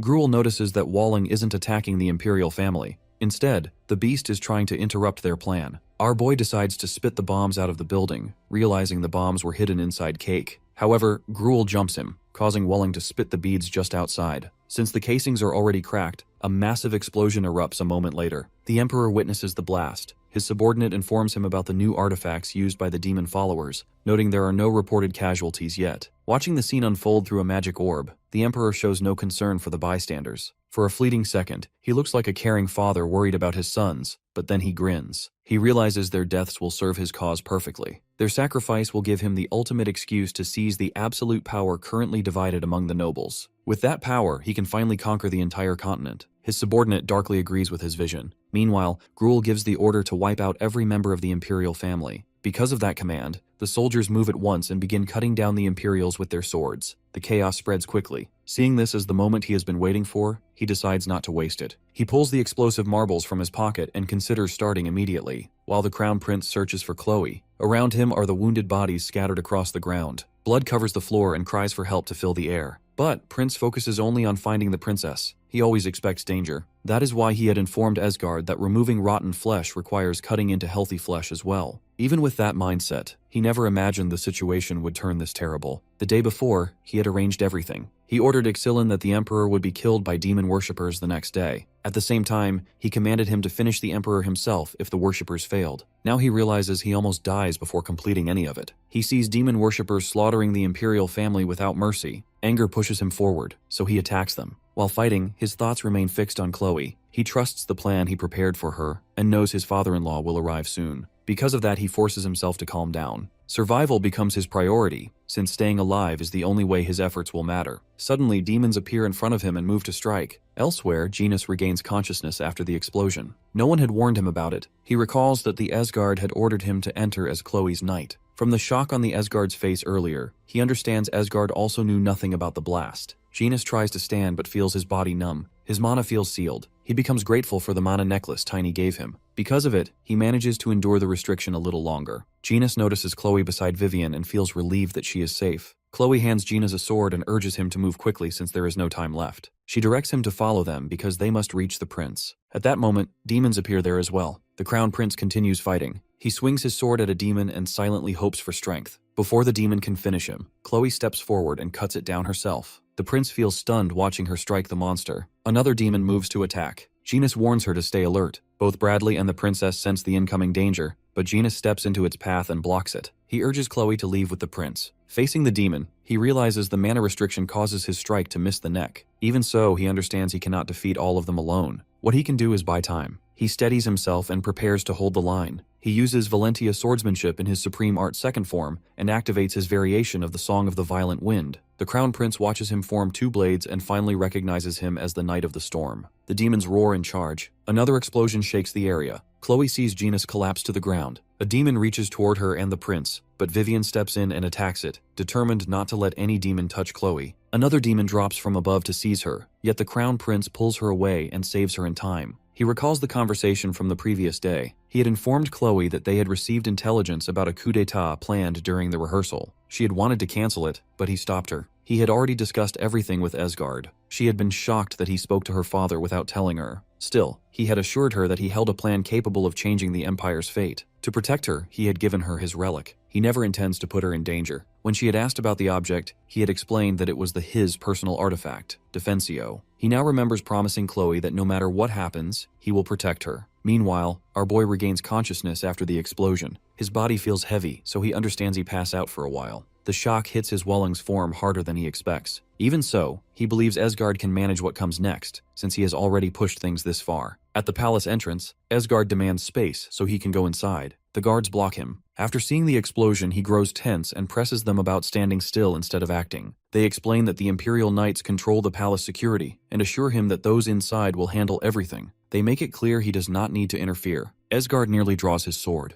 Then he restrains himself and turns away. From a distance, Tiny watches this and feels confused. The Esgard he remembers would never step back so easily. The hesitation feels unlike him. Tiny approaches him. Esgard checks if he is unharmed and explains they must wait. Tiny does not accept that. He walks toward the entrance. The guards recognize him as a knight from Valentia and block him again, declaring that the Imperial Knight will take control. Tiny ignores the warning and strikes them with his sword. Esgard reacts sharply and reminds him that attacking them counts as treason. Tiny makes it clear that the reason behind his actions no longer matters. What matters is what they can still achieve. Because of that defiance, the guards label him a traitor and move to kill him. Esgard admits that Tiny has forced his hand. Since he already owes him, he finally pulls out his sword. Once he unsheathes it, he cuts through the guards and advances toward the palace. He feels almost grateful because Tiny gives him the excuse to act. Together, they eliminate everyone blocking their way. Esgard then orders the Knights of Valentia to rescue the Crown Prince and Princess. The Valentia Knights move at once. Tiny urges Esgard not to waste another second. They need to break in. Next moment, a sudden storm sweeps through. Esgard recognizes it as Genis. He then questions Tiny about his next move. Tiny leaps toward the Imperial barrier and attempts to break it. Esgard notices and points out that Tiny is still not strong enough. Tiny decides to prove otherwise. He activates his gravity attribute X16. He understands that timing decides everything. With gravity reversal, he prepares carefully. At the right moment, he launches a gravity zig and follows with his battle technique form. His thunder strike crashes against the barrier. Inside, the Crown Prince and Princess hear the loud impact. Esgard comments on the strength of the wall, but before he finishes, Tiny steps off his head and pushes forward.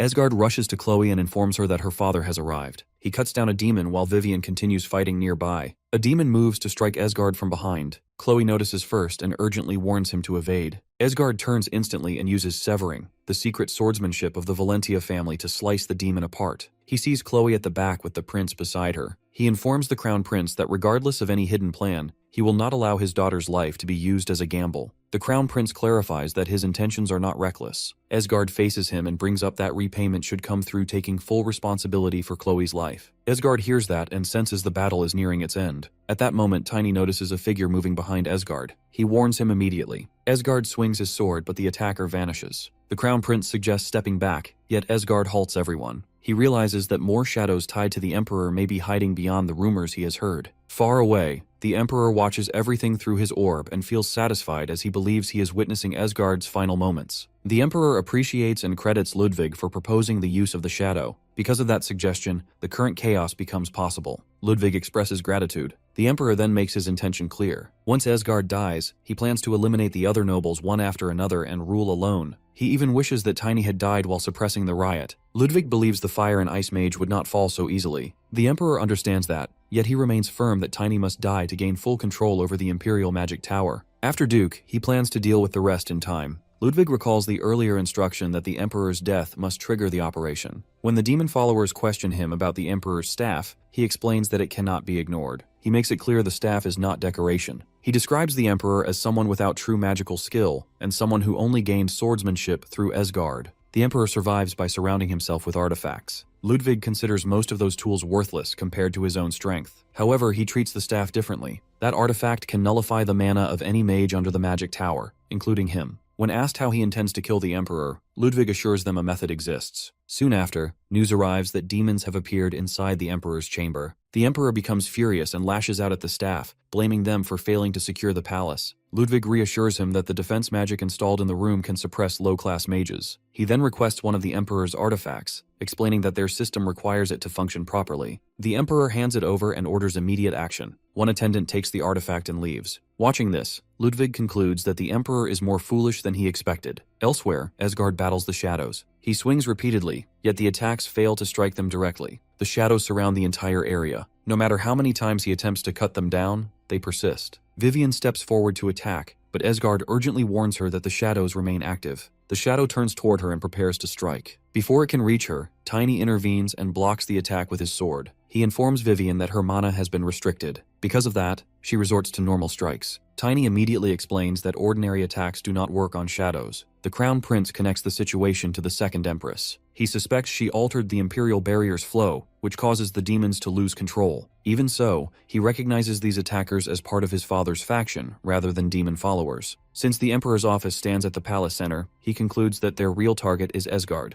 Esgard orders Tiny to protect the Emperor. Tiny feels surprised because he does not trust the Emperor. The Emperor loudly emphasizes that they only need a justification. Saving him will provide the reason to move against the Imperial Knights later. When Esgard prepares to leave, Tiny assures the older man that he will return soon and urges him to stay alive. The Crown Prince watches Tiny depart. He calculates that if Tiny moves now, Ixalan may arrive first, and that outcome still aligns with the plan. Ixalan observes smoke rising from the palace after the explosion. He considers the possibility that the demon worshippers also aim for the Emperor. He reminds his group not to forget the Crown Prince's mission. Moments later, someone calls out to him and claims to be lost. Ixalan recognizes the person and feels startled. Inside the chamber, Ludwig attacks the Emperor. He senses resistance blocking his power. From that reaction, he realizes the staff has not yet moved far enough away. He feels irritation and thinks impatience may be affecting him. He blames the Queen for exhausting too much mana while altering the barrier flow. Even so, he remains confident because the man who took the staff works under him. Using his strength, he restrains the Emperor. The Emperor questions whether Ludwig belongs to the demon followers. Ludwig rejects that comparison and expresses contempt. He declares himself the true heir of the Asran family and claims the throne as his rightful place. He views the Emperor as unworthy and seated only because of birth. In his mind, the Emperor should have died long ago for the Empire's peace. Since the Emperor relies on artifacts, Ludwig intends for him to perish painfully. He believes that once the Emperor dies during the demon worshippers' attack, order will return, and he will ascend as the next ruler. At that moment, Tiny bursts into the chamber and confronts Ludwig, demanding to know if he is responsible for the disaster in the Imperial Palace. Ludwig demands to know his identity as he has never seen our boy before. Tiny treats it as irrelevant. Ludwig immediately casts a spell across the room. Tiny only reacts with quiet confidence and moves forward. Ludwig grows irritated and insults him. He makes it clear that Tiny does not match the threat he expected.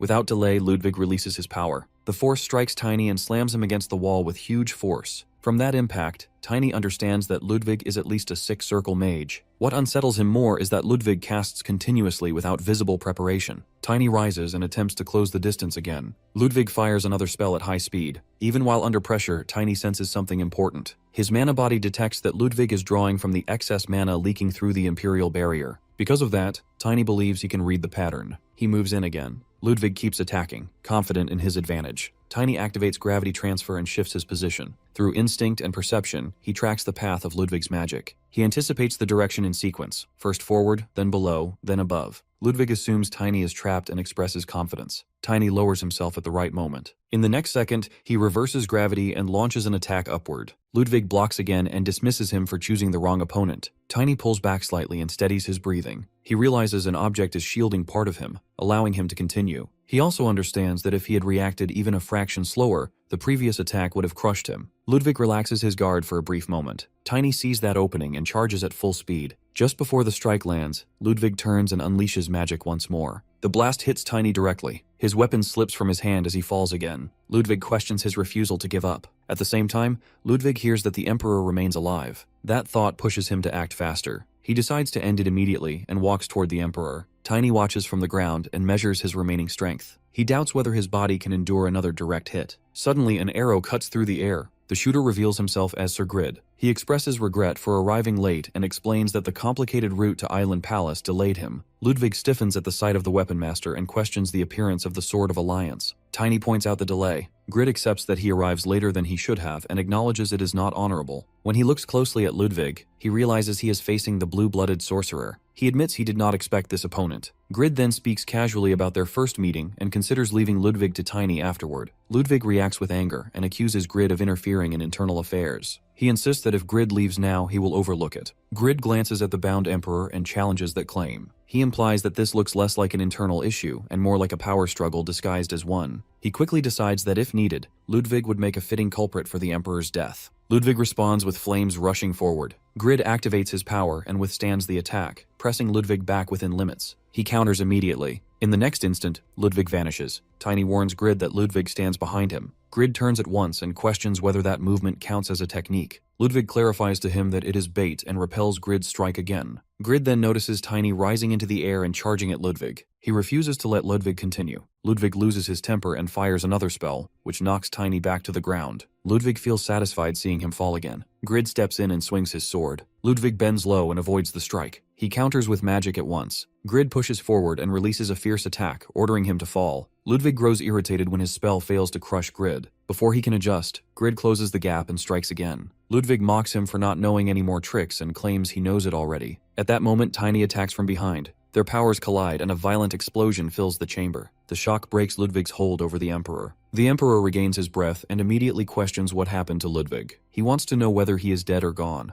Grid states that Ludwig has fallen and advises the Emperor to focus on surviving on his own from now on. Shaking, the Emperor rises and walks toward Ludwig's body. He stares at him and struggles to accept the betrayal. He mutters in disbelief at the idea that someone like Ludwig dares to aim for the throne, which makes his blood boil. He rants at the lifeless body, demanding to know who gave him authority and reminding him that he alone raised him to power. To him, Ludwig's betrayal justifies this end. Tiny and Grid remain silent, watching the Emperor's outburst. After calming himself, the Emperor returns to his throne. He acknowledges that both of them fought well and promises generous rewards. Grid refuses. He clarifies that he only came because of his friend, Duke Esgard. The mention of Esgard triggers the Emperor again. He trembles with rage and questions why his name keeps surfacing. He declares himself the true ruler and the peak of authority. In his mind, destiny belongs to him alone. Old resentment surfaces as he thinks about how long Duke Valentia has stood in his way. Grid and Tiny exchange confused looks as the Emperor suddenly accuses them of siding with the Duke. He convinces himself that Valentia works with demon followers to stage a false rescue and claim glory. He insists he cannot be deceived.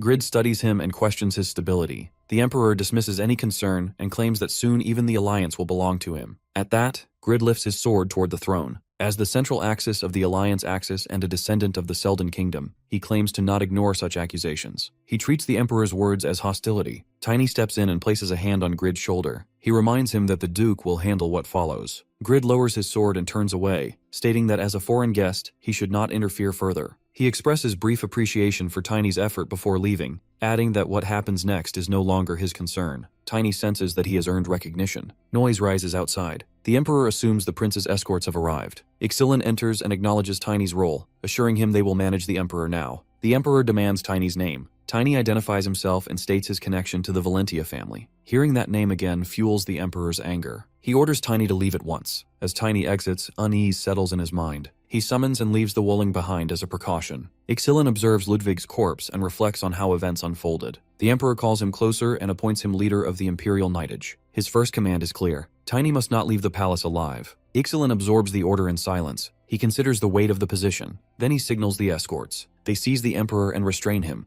The Emperor shouts in disbelief and accuses Ixilin of betrayal. Ixilin informs him that he has been dethroned and declares himself Emperor Vincent Vanislon. He explains that the former ruler endangered the nation through personal delusion and reckless plotting. The Emperor continues to scream and calls them traitors. Ixilin draws his blade and prepares to carry out judgment. He announces that under the name Bradley Vanisron, he will execute Vincent Van Azren for his crimes. The Emperor begs and threatens to appeal to the Crown Prince. The Wolling watches silently. Ixilin ends it by cutting the Emperor's throat. After everything settles, Ixilin goes to the Crown Prince. Bradley has already stepped into the role of Emperor. He wants confirmation about the former ruler. Ixilin reports that the matter has been handled and the previous Emperor is no longer alive. Bradley reflects on that decision and seeks reassurance. Ixilin stands firm and explains that removing him is necessary because the former ruler is preparing for a reckless war that would destroy the Empire. That reasoning convinces Bradley to steady himself. As he prepares to carry the weight of the throne, Bradley recalls the chaos of that night. He remembers how Genus and Duke Valentia fought to protect Chloe. He also remembers that Grid arrived late but still helped erase the threat. Because of their efforts, Chloe escaped safely. Bradley then focuses on the Shadow Troops. Ixilin explains that most of them are eliminated during the clash with the Knights of Valentia and Grid. However, the second-in-command leaves earlier for another mission, which means the unit is not completely destroyed. The Shadow Troops follow one strict rule. They obey only the official Emperor. For that reason, they decide to appear again after Bradley's coronation. Bradley moves to the next issue and asks about Cartia and Gruel. He is informed that Cartia and Gruel are already arrested once the riot ends. Ixilin also reports that Prince Tanel, who went missing, is found. Gruel had hidden him after the riot. The truth behind it unsettles Bradley. Ixilin informs him that Tanel is believed to be the child of Gruel and Queen Cartia. The attempted coup aims to place Tanel on the throne. Bradley presses his hand against his head. He already deals with betrayal and now faces a planned coup. Even so, he understands that as Emperor, he cannot avoid responsibility. He decides that Cartia and Gruel must be executed to remove the threat. Ixilin warns him that the second prince, Royd, may oppose the execution of his birth mother, Cartia. Bradley concludes that no seed of conflict can remain. Royd will have to understand the necessity. When it comes to Tanel, Bradley chooses differently. Even if the boy is born from an affair, he is still his brother. Bradley decides that Tanel will live within the royal family. With political matters settled for now, Bradley orders Ixilin to gather everyone. He wants to reward the one who changes the course of the crisis in a way that stands apart from an ordinary reward. Soon after, Tiny stands before the new Emperor. Bradley offers him a transcendent weapon as a reward. Tiny already understands what such weapons are from his past life as Nocturne. He knows they carry rare and strange properties, and that finding the perfect one is difficult. He believes the Nocturne he will obtain later may already be enough. Even so, he kneels and explains that he has a request instead. Bradley listens as Tiny requests freedom for the descendants of the Morse family, who remain bound under the Imperial family. Ixilin reminds Bradley that Tiny is also the next leader of the Shadow Troops. Bradley responds carefully. He cannot grant full freedom at once. However, he promises that within half a year, the Morse descendants will be released. Tiny expresses gratitude. Bradley adds that granting only that request may harm the dignity of the throne. Therefore, he still allows Tiny to select one transcendent weapon from the Imperial Palace. It will be assigned to him, though it does not immediately become his personal property. Tiny accepts the condition. He understands Bradley's position and appreciates the gesture. At that moment, the Icefire Mage approaches. He greets Tiny warmly and observes that he is more polite than expected. He identifies himself as a pillar of the Magic Tower and informs Tiny that he will guide him to the storage under Imperial orders. They move through heavily guarded halls. The mage explains that this place is far beyond a noble's treasure room. It represents the long history of the Empire, and security here is unmatched. Tiny looks around with quiet excitement. He has never seen this place in either life. He notices immense wealth stored behind reinforced doors, memories from his past life surface. When the demon army invades, the Empire spends everything on war. Much of humanity's war effort and even the allied races rely on imperial resources. Seeing the treasury now makes him realize how vast that power truly is. The mage reminds him not to be overwhelmed. Tiny clarifies that his focus is not on gold. He senses something deeper, possibly the soul resonance that he needs to reach the level of Aura Master. Refusing this opportunity would haunt him. The mage presents several transcendent items suitable for someone below superhuman level. Tiny expects one or two options, but finds many more. There are boots, wristbands, armor, and other pieces. He studies them carefully, searching for the one connected to soul resonance. The mage encourages him to touch them freely. They will not vanish. When Tiny reaches toward the boots, the mage explains the conditions that only those who achieve Blader class before a certain age can use them. The boots constantly apply 3-circle wind magic and allow the use of 7th circle magic once a week. They greatly enhance speed and are known as the ruler of wind. For someone who fights with a hammer, that speed could create powerful ambushes and final strikes. After explaining at length, the mage returns the boots to their place. Tiny feels surprised after hearing such a long explanation. He clarifies that he is only 14 years old. The mage reacts with shock. Even so, Tiny decides to examine other options. His attention shifts to a wristband. The mage explains that only a minor capable of more than 3rd circle magic can use it. The wristband strengthens the wearer and allows defensive magic of the 6th circle daily, 7th circle weekly, and 8th circle monthly. The item is originally crafted by an ancient transcendent to protect his daughter. The gender restriction remains unclear, but its power is undeniable. Tiny understands that 8th circle magic can even block Gluttony's attack. Still, he feels it is not what he seeks. Finally, the mage presents the last item. Its condition resembles a puzzle. It requires someone who can control soul resonance and who has formed a partnership with a soul. The moment Tiny hears that, excitement fills him. He reaches for it without hesitation. As soon as he touches it, his armor begins to change. The mage quickly warns him to understand its effects. Tiny observes the transformation calmly. He recognizes what it means. This power aligns with his path. It is the key he needs to step toward becoming an aura master. The Ice Flame Mage notices the change in Tiny's armor the moment it reshapes around his body. Because the armor reacts on its own, he understands that Tiny has met its condition. Tiny focuses on what the armor can actually do. The mage explains that the armor grows stronger as its owner improves in spirit techniques. As skill rises, it strengthens the spirit body and deepens soul resonance. That explanation makes everything clear to Tiny. In his past life, he never grasps the key to mastering aura. Now he realizes that the answer stands right in front of him. He learns that the armor is called Divine Armor Animus. The name alone confirms its value. Soon after, the Duke arrives to escort him. He checks whether Tiny has already met the Crown Prince. As they move out, the Duke notices the new armor and learns that it is a transcendent weapon. Because it matches Tiny so well, he considers it rare luck. Inside the carriage, Asgard brings up what he hears from Grid. He connects the disaster to the pure-blooded sorcerer. Tiny confirms it. That confirmation makes the Duke feel relieved that Grid gets involved early. Without him, Tiny might have died. Asgard sees that as a narrow escape. Tiny senses that the Duke still holds back something. Since he already knows how events unfold, he brings up the former emperor. Asgard stops him from speaking further and makes it clear that as a vassal, he should not dig too deep. The less he knows, the safer he remains, especially when it concerns someone above his rank. Tiny sees the difference because this man does not match the swordmaster he remembers. That's why he reveals that the assassins using shadow skills serve the dead emperor. Asgard already knows this from the Crown Prince. Tiny then points out the benefit of the emperor's death. The one who hunts him is gone, and the new emperor now carries weaknesses. The Duke rejects that line of thinking. A vassal should not exploit such matters. Tiny pushes further. If the emperor orders something wrong, blind loyalty cannot be the answer. He reminds Asgard that Grid reports the emperor's plan to start a war. The Duke feels shaken by this. Tiny brings up something deeper. When his daughter faces danger, the Duke cannot even draw his sword. The man from Tiny's past life would never hesitate. That man once accepted sacrifice for a greater goal. Asgard grows angry at that comparison. Tiny remains calm and explains that those words come from the Duke himself in the past. During the battle against the monster king Gluttony, 3 of the 10 greatest knights are used as bait. That decision allows them to reach Gluttony. At that time, everyone trusts Isfardi because he always measures what matters most. When the Duke questions whether he sacrifices the innocent, Tiny recalls that the Duke once claimed he would seek forgiveness with his own death after achieving the goal. Hearing this shakes Asgard. He believes he prepares himself well, yet now he sees that his heart is not ready. He accepts that he must change. That is all he can promise for now. Tiny considers that enough. They arrive home. As Tiny steps out, he feels that it has been a long time since he last sees Chloe. He calls her his older sister in his heart. The moment she notices him, she reacts strongly. At the ceremony, she barely looks at him, but now she stares properly. The small and cute child she remembers is gone. Vivian runs after Chloe, confused by her reaction. Both of them stare at Tiny in shock. His body has changed completely. Chloe even questions if the moonwolf beside him is truly Tiny. She picks up Wollang while still struggling to accept his transformation. Tiny smiles and acknowledges that he has changed a lot. Chloe keeps finding it hard to connect the boy she knows with the young man in front of her. Vivian advises her to calm down.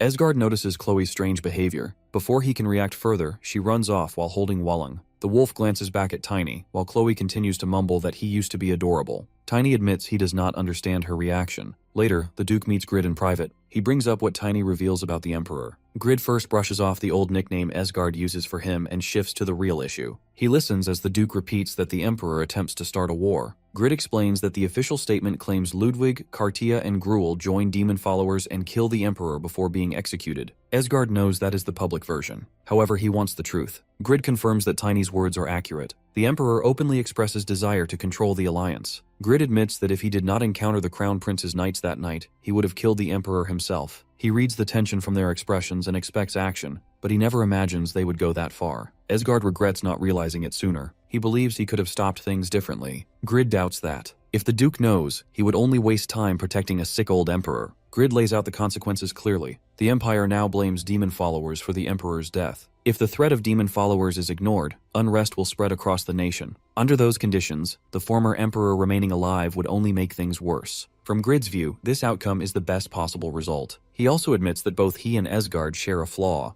Emotion clouds judgment. He forces the Duke to imagine what would happen if he never confronts him. Chloe and the Crown Prince might have died. Grid urges him to wake up and stop clinging to personal standards of right and wrong. When confusion rises, he should listen to others instead of deciding alone. At that, Asgard recalls Tiny's words as well. What matters is not excuses, but action. He realizes Grid stands on the right path. He understands that he must overcome his own narrow thinking. As clarity settles in, he agrees that it is time to move forward with the next step of their plan. Later, the three of them wear black gowns to hide who they are. Asgard prepares to check the public mood after the Emperor's death, so he brings Garen along because he trusts his judgment. Garen has experience observing lands, but this time he does it in disguise. The Duke wants honest reactions, so he expects Garen not only to watch, but also to speak with people directly. While preparing, Garen notices another boy nearby. Tiny removes his cap and reveals himself. Because only a few months have passed, Garen feels shocked at how much Tiny has grown. Tiny explains that he forces his body to train using mana techniques, so the sudden change has a reason. Garen already knows Tiny is not ordinary since the fight with Drexler, and now even his face carries a mature look. Tiny responds with quiet confidence. Asgard cuts their reunion short because the task comes first. Once they enter the town, they hear constant talk about the Emperor's death. Rumors spread that he sides with demon followers. Fear grows because if the strongest city cannot protect its ruler, then nowhere feels safe. People worry about what will happen to the Empire and the world. Garen understands that the public only knows the official story. Because the new Emperor announces the demon followers' involvement, panic spreads faster. Asgard tells that Azran becomes the center of attention regarding demon threats. Soon, other powers connected to the Empire will hear the same news as the new Emperor is soon disclosing about underground bombs. Tiny remembers that in the past, most disasters began from civil wars. If hidden identities come out, chaos will grow even faster. Asgard adds that exposing everything would make action harder. Since the Empire remains strong, it still has the ability to calm the other four forces. He admits that what they accomplished this time is crucial. He looks at Tiny with clear appreciation. Tiny grows shy at the praise.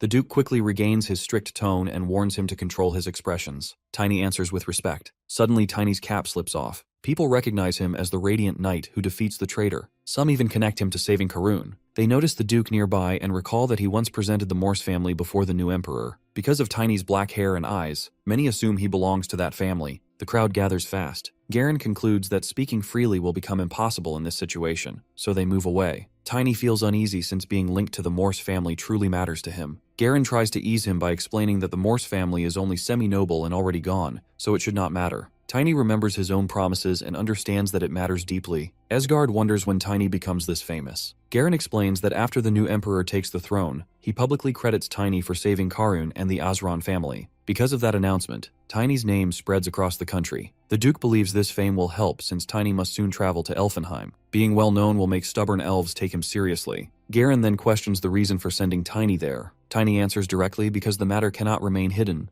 Demon followers seek a holy object, so someone must protect it and persuade the believers there. Garen suddenly mentions having a friend in Elfenheim, which surprises both Tiny and the Duke. He explains that during a mission in Rodman's land, he meets an elf heading to Elfenheim. Through honest conversation, they form a bond. Tiny finds the explanation simple, but Garen insists that sincere words create fast friendships. To prove it, he takes out a token given by that elf. The symbol looks genuine, which convinces them. Because of this, Asgard orders Garen to accompany Tiny. Soon Garen mounts his horse while Tiny sits on his famler. Before they leave, the Duke informs them that he sends Jay ahead as preparation. Tiny agrees to look for Jay upon arrival. They promise to return with results. As Tiny rides off, he casually calls the Duke an old man. The Duke pretends anger but silently hopes for success. At the same time, demon followers receive news that Tiny interferes again. They also learn that Ludwig dies and the Crown Prince now holds the throne. Anger rises among them because Ludwig boasts about handling the matter but fails. They suspect someone uncovered their plans. One suggests a spy within their ranks. Another rejects that idea since the Emperor's death would not happen if that were true.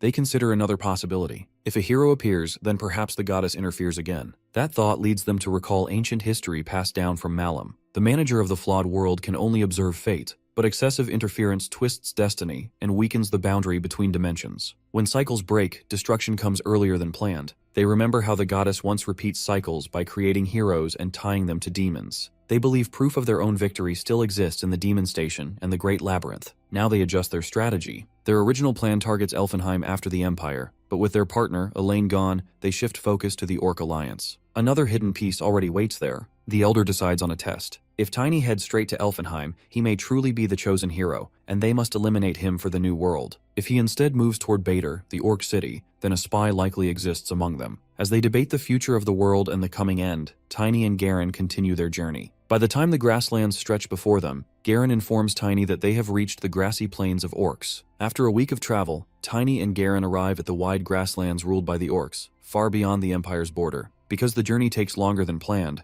Garen feels apologetic and explains that he could have reached the place within a single day if he had traveled alone. Tiny reassures him that the delay does not matter since he needs Garen's help to enter Elfenheim anyway. Garen then brings up the main danger of this land. The greatest thing to be careful about here is the orcs. In human territory, money could solve problems, but the orcs do not allow the weak to cross their grasslands. Only those who accept and win their warrior challenges can pass. Tiny already knows this. If they move straight toward Elfenheim, they will meet 3 tribes. The fastest way is to defeat all 3 in battle, so he decides they should hurry. Garen recalls Duke's earlier instruction not to question how Tiny knows such details, and to support him without doubt. Remembering that promise, Garen keeps his curiosity to himself and rides alongside Tiny. Soon Tiny clashes with an orc warrior while mounted on his moonwolf. The orc, riding a red boar, attacks fiercely and urges him to strike again. Their beasts glare at each other as steel collides. Tiny suggests she swing her sword with more force and counters her attacks. While exchanging blows, he wonders whether her large sword carried such lightness in his previous life as well, because he feels no weight from it now.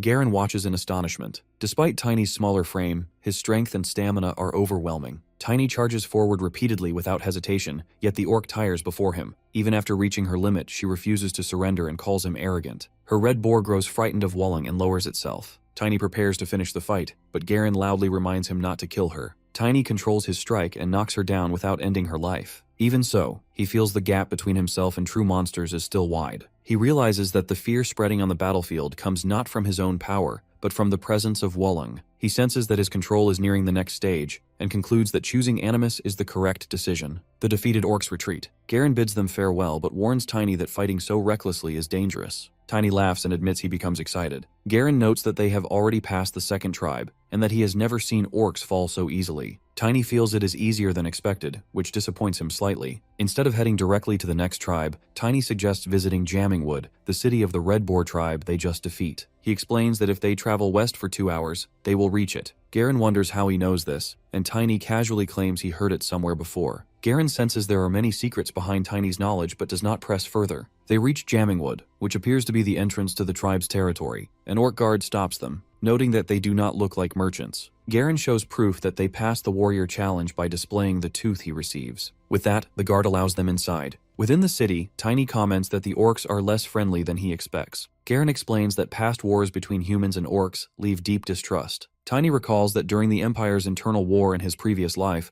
large groups of orcs invade to plunder. He also remembers that internal conflict within the orc tribes leads them towards self-destruction at that time. That thought troubles him. Orcs are used to battle, but internal war is different. No species willingly destroys itself without reason. Because he senses there may be signs of unrest, he decides to stay in Jammingwood for 1 day to observe. Garen agrees without hesitation and explains that Tiny never acts without purpose, so he does not need an explanation. Tiny thanks him for the trust. As they explore, Tiny finds the city far larger than expected. Until now, he only heard about it from a friend. If Jammingwood is this impressive, then Bader, the capital city, must be far greater. He assumes Jarek is likely in Bader. Their thoughts are interrupted when a massive orc in full armor approaches. The orc questions their purpose in Jammingwood. Tiny considers whether he is the chief and notices that he speaks the common language well. Garen explains that they passed the warrior challenge and are merely stopping by, so there is no need for concern. The orc inspects Tiny's small physique and doubts his strength. Garen defends him, explaining that although Tiny is smaller than most orcs, he is among the finest minds in the Empire, and his battle against their warriors brings no shame. The armored orc, Chief Bader, becomes curious and requests to see Tiny's fighting ability himself. Another orc reminds him that it is not the right time for sparring, but the chief insists. Tiny accepts the offer and explains that they have a schedule, so they cannot spend too much time. Garen feels surprised that Tiny agrees so quickly. Chief Bader speaks briefly to the other orcs in their language and personally leads Tiny to the arena. Many orcs gather and whisper about him. The chief warns that the crowd may create pressure. Tiny replies that it does not matter to him,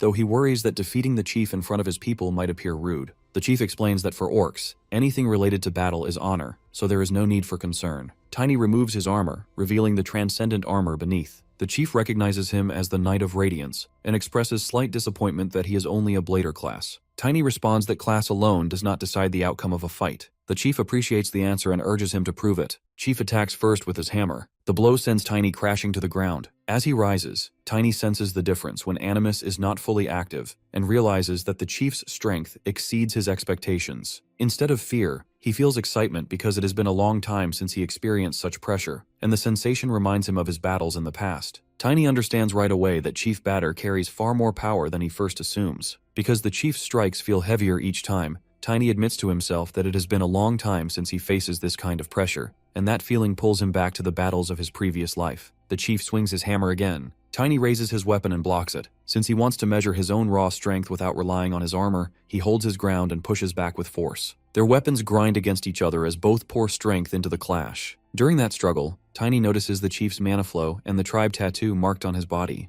The chief points out that Tiny is not activating the transcendent armor. Tiny explains that his weapon alone is enough. Because of that answer, the chief urges him not to disappoint. Tiny moves first this time and makes it clear through his actions that the chief can expect more. They exchange heavy blows without holding back. Garen, watching from the side, realizes that the fight has gone far beyond a simple test. The chief grows more aggressive and attacks again with anger behind his swing. Tiny blocks once more, and instead of feeling pressured, he finds it thrilling. That intensity reminds him of Jarek, who once taught him to fight until either he breaks or his enemy does. Because of that memory, Tiny wonders if this is the true warrior's path where greater strength is born from harsher force. The chief continues to drive his power forward. Tiny matches it with everything he has. As both sides refuse to yield, the strain becomes too much and one of the weapons shatters. The watching orcs fall silent in shock. Chief smirks, convinced that Tiny fights with true confidence. Tiny acknowledges that the same can be said about the chief. Satisfied, the chief grabs Tiny's arm and confirms that the rumors about him are real. Since the test is enough, he decides it is time to speak honestly and leads Tiny away from the arena. Tiny does not fully grasp what he means but follows anyway. From behind, Garen calls out, reminding them he is still there, and joins them. Inside, Chief brings them to a table and orders food to be served. Because they fight hard, he believes they should now eat well. Garen accepts the meal with gratitude. Tiny eats without hesitation and praises the taste. The chief notices how well Tiny eats, and Garen quietly wonders whether Tiny is truly human or closer to an orc in spirit. While they continue eating, the chief reveals the real reason for bringing them there. He asks about Tiny's relationship with the new emperor. Tiny explains that he cannot publicly claim closeness, yet there was a time he even struck the crown prince. Hearing that, the chief laughs and concludes that such an act is only possible if the relationship is indeed close. However, the chief grows serious, and, addressing him as the Knight of Radiance, presses for an honest answer about whether the Empire prepares for war. Garen is startled by the sudden shift. Tiny remains calm and asks what leads to that suspicion. Chief explains that unrest spreads across the orc lands. Chief Nergu of the Black Rhino tribe pushes for unity through war, and a human stands beside him encouraging conflict. Because of that, the chief suspects possible involvement from the Empire. Tiny recalls a past statement about claiming the audience after some time and begins to suspect the former emperor's influence. He places his honor on the line and firmly states that the Empire would never support such manipulation. Garen reacts with surprise, thinking such certainty is dangerous when facts remain unclear. Yet Chief trusts him. He believes that words can deceive, but fists reveal truth. Since their duel is genuine, he refuses to doubt Tiny's honor. Tiny expresses gratitude and bumps fists with him in the orc way, speaking briefly in their language. The chief notices and asks how he knows it. Tiny explains that he has a close orc friend and learns much through that bond. Through this exchange, trust deepens. Tiny believes that true friendship can cross race and borders. After a day passes, news spreads that Tiny prepares to leave for Elfenheim. The female orc he defeats earlier approaches and announces that she will guide him to the edge of the great forest. Garen recognizes her as the same warrior from before. Tiny quietly remarks that she is still unsettled from their fight, which makes her cut him off and insist he does not need to emphasize it. She introduces herself as Narun, patrol leader of the Red Boar tribe, and declares that she will accompany them into the Green Forest. Garen reminds her that 2 warrior challenges still remain. She explains that it no longer matters because their tribe maintains close ties with the orcs near the forest. That surprises Garen, since such closeness between tribes is rare. She clarifies that the chief values strength and leadership, but avoids needless killing. Because of his guidance, she learns the common language, and under his rule, their tribe prospers. Garen concludes that Chief is truly a remarkable leader. Tiny, however, feels uneasy. In his previous life, he sees refugees from Jammingwood, yet he never hears the name of Chief Bader. Because of that gap, he begins to wonder whether the chief dies before the disaster. On the way, our boy thinks about the unrest among the orc tribes, so he looks for a way to send word back to the Empire. Because the situation feels urgent, he asks Narun if there is any method to pass a message from the city. Garen grows curious about the sudden concern. Tiny explains that Valentia must learn about the changes among the orcs, since the matter could grow into something serious. Garen relaxes and admits he expects a different reason. Since he already thinks ahead, he reveals that he arranges for news to be delivered. He has a new acquaintance in Jammingwood who will travel to Valentia and report everything about the talk with Chief Bader. Tiny feels surprised, because he does not notice this arrangement. Garen assumes Tiny speaks boldly earlier out of confidence, yet in truth Garen simply acts on instinct. He also explains that orcs cannot use ancient magic to send messages, so physical delivery is the only choice. Because of that, he believes there is no need to worry. Tiny wonders when Garen even makes such a friend. He casually explains that the friendship begins at the arena the day before. For him, the length of time does not define trust. He believes his judgment is enough. Tiny remains doubtful in silence, since trust does not come easily to him. Even so, they continue forward, and Garen stays certain that Tiny will eventually understand. As they ride deeper into the grassland, Narun stops to speak with another orc in her own language. Tiny and Garen wait without understanding a word. After finishing, Narun explains that she informs the nearby tribe that the 2 knights are guests of the Red Wild Boar tribe and are heading toward the Great Forest. Because of her standing, the tribe allows them to pass. Garen appreciates her help. Before they leave, another orc approaches. He has heard about a knight riding a wolf spirit who once prevented a disaster and believes that person is crossing the plains. He looks at Tiny and refers to him as a small human. Tiny feels irritated at the repeated remark but ignores it. Narun reminds the orc that they travel under her tribe's protection. The orc clarifies that he does not intend to block them. His older brother has lived long enough to become a spirit, and he seeks guidance. When Tiny confirms that he speaks about the dire wolf, the orc nods. Tiny studies creature and considers its lean form. He suspects age weakens it. At that moment, his own wolf runs toward a patch of grass and draws his attention. Tiny gathers the grass and hands it over. The orc recognizes it as Karan grass but believes it is only a bitter herb.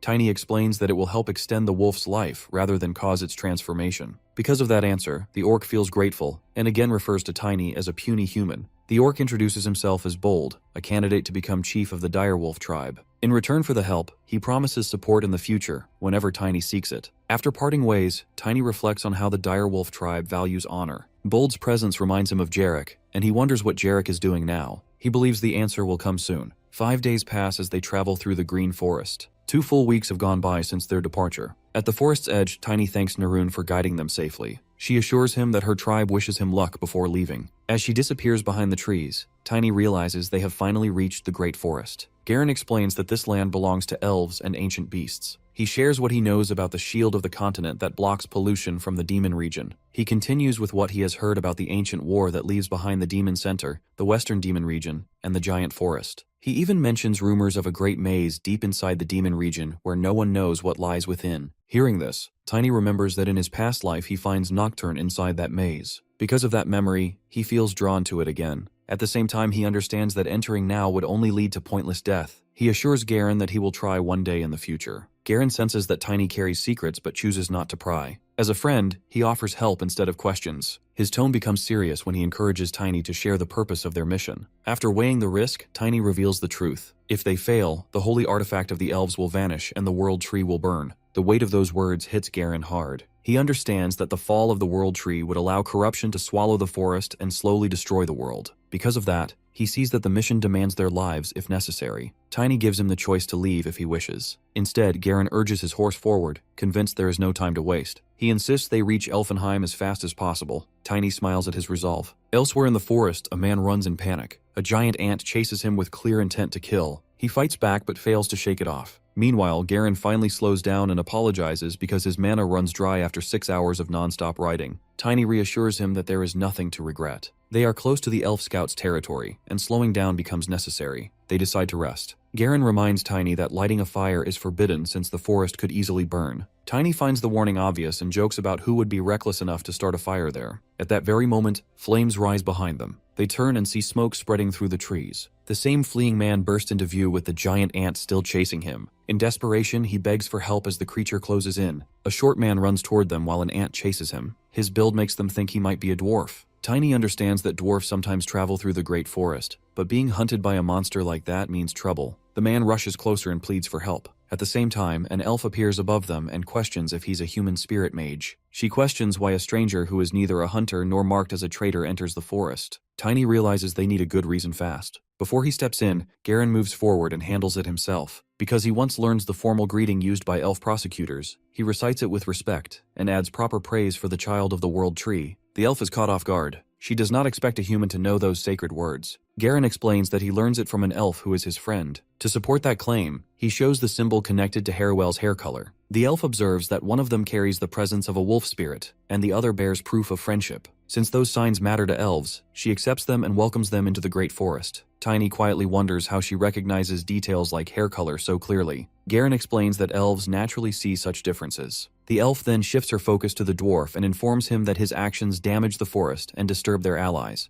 The dwarf tries to defend himself by explaining that monsters often appear, and that he acts out of confusion while standing guard. Garen points out that creating explosions inside the forest is unacceptable. The dwarf grows upset and explains that the explosive artifact is the only tool he has to protect himself, and he builds it on his own. Tiny studies the dwarf and grows suspicious. A young dwarf carrying such a weapon inside the great forest raises doubts. When Tiny notices a stamp on the weapon, the dwarf immediately recognizes it and mentions Randall's store. That detail shocks Tiny. He presses further and learns that the dwarf is Randall's son, named Grandal. He proudly claims that he forges the hammer himself and asks for help. Since they actually know Randall, Garen steps in and informs the elf that Grandal is not a stranger to them. Because of the symbol of friendship, the elf decides to forgive him once. She allows him to stay under one condition, that he must not use explosive weapons until he leaves the forest. Grandal agrees and explains that he only seeks something from Elfenheim. The elf accepts that for now. Soon after, another man rushes in, searching for Grandal. He checks on him and explains that the explosion alarms them. He feels relieved that everything settles and mentions that Grandal meets travelers who use a weapon he forges. When he looks closely at Tiny and Garen, he recognizes them. They struggle to remember him until he shows a badge which makes them realize that he is Jay. Later, they sit together near a small controlled fire. Tiny reflects on what happens after Karun and wonders if Jay builds an industry soon after. Jay confirms that he does, and even sends people ahead to prepare connections. Because his business deals with trade, he manages to enter areas near Elfenheim by selling common goods that elves also use. Tiny grows cautious and considers whether Jay gathers information as well. Jay explains that trade naturally brings knowledge, and that observing society is part of survival. He denies any connection between Grandal and the Black Wing, and clarifies that he meets the dwarf just before entering the forest. He follows Grandal because he hears that the dwarf collects materials for an ultimate weapon, and he cannot ignore that for Rendal's sake. Grandal then stands and reveals his true goal. He wants to craft a weapon better than the transcendent weapon made by their king. To achieve that, he needs a piece of the world tree from Elfenheim which shocks everyone. Taking a branch from the elves, whose life revolves around protecting that tree, sounds impossible. Grandal understands how absurd it appears, yet he refuses to abandon his dream. For him, giving up means losing everything. He insists that chasing a dream matters more than public opinion. Tiny respects that mindset.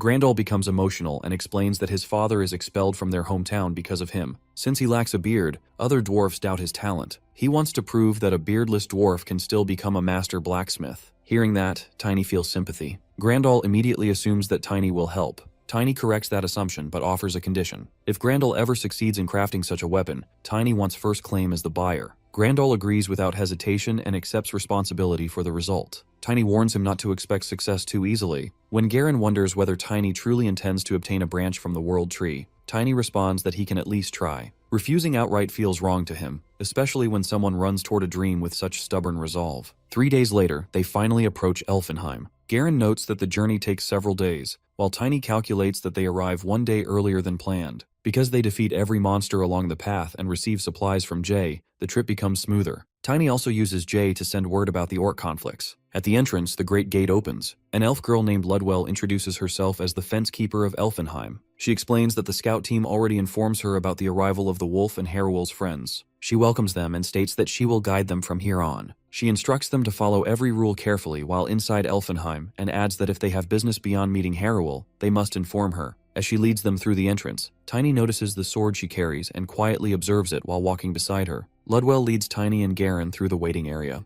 As they walk, both men take in Elfenheim. The building stands beautifully and unique from that of humans. Because of that sight, both cannot hide their amazement. Garen wonders if Tiny also has an elf friend here. Tiny answers that he believes he does, though his tone carries distance. Garen notices the past meaning behind it but lets it pass. Ludwell keeps moving and guides them to the waiting room without delay. Inside, an attendant serves them elven tea, a drink known outside the forest by that name. Ludwell explains that she cannot be sure if humans will enjoy it. Garen appreciates the gesture and drinks calmly. Tiny remains quiet, lost in thought. Ludwell notices his silence and presses him for the reason. Tiny reveals what he has observed since entering the gate. Ludwell touches her sword each time she looks at him, and that tension has not left her hand once. Because of that, he concludes she already holds judgment in her heart. The moment he speaks plainly, Ludwell draws her blade and presses it against his throat. She accuses him of being the Knight of Radiance who killed Elaine, and admits she waits for the chance to take his head ever since learning of his arrival. Tiny does not react with panic. Garen steps forward and blocks Ludwell before things escalate further. He reminds her that elves become especially harsh when they believe their anger is justified. He also recalls that elves pride themselves on logic and that every action in Elfenheim must have a reason. Because of that, he implies that she would not escort them inside if she truly planned to execute him without hearing anything. Tiny adds that if she truly wished to kill him, she would have done so outside the gates. Her hesitation proves that she is not fully convinced.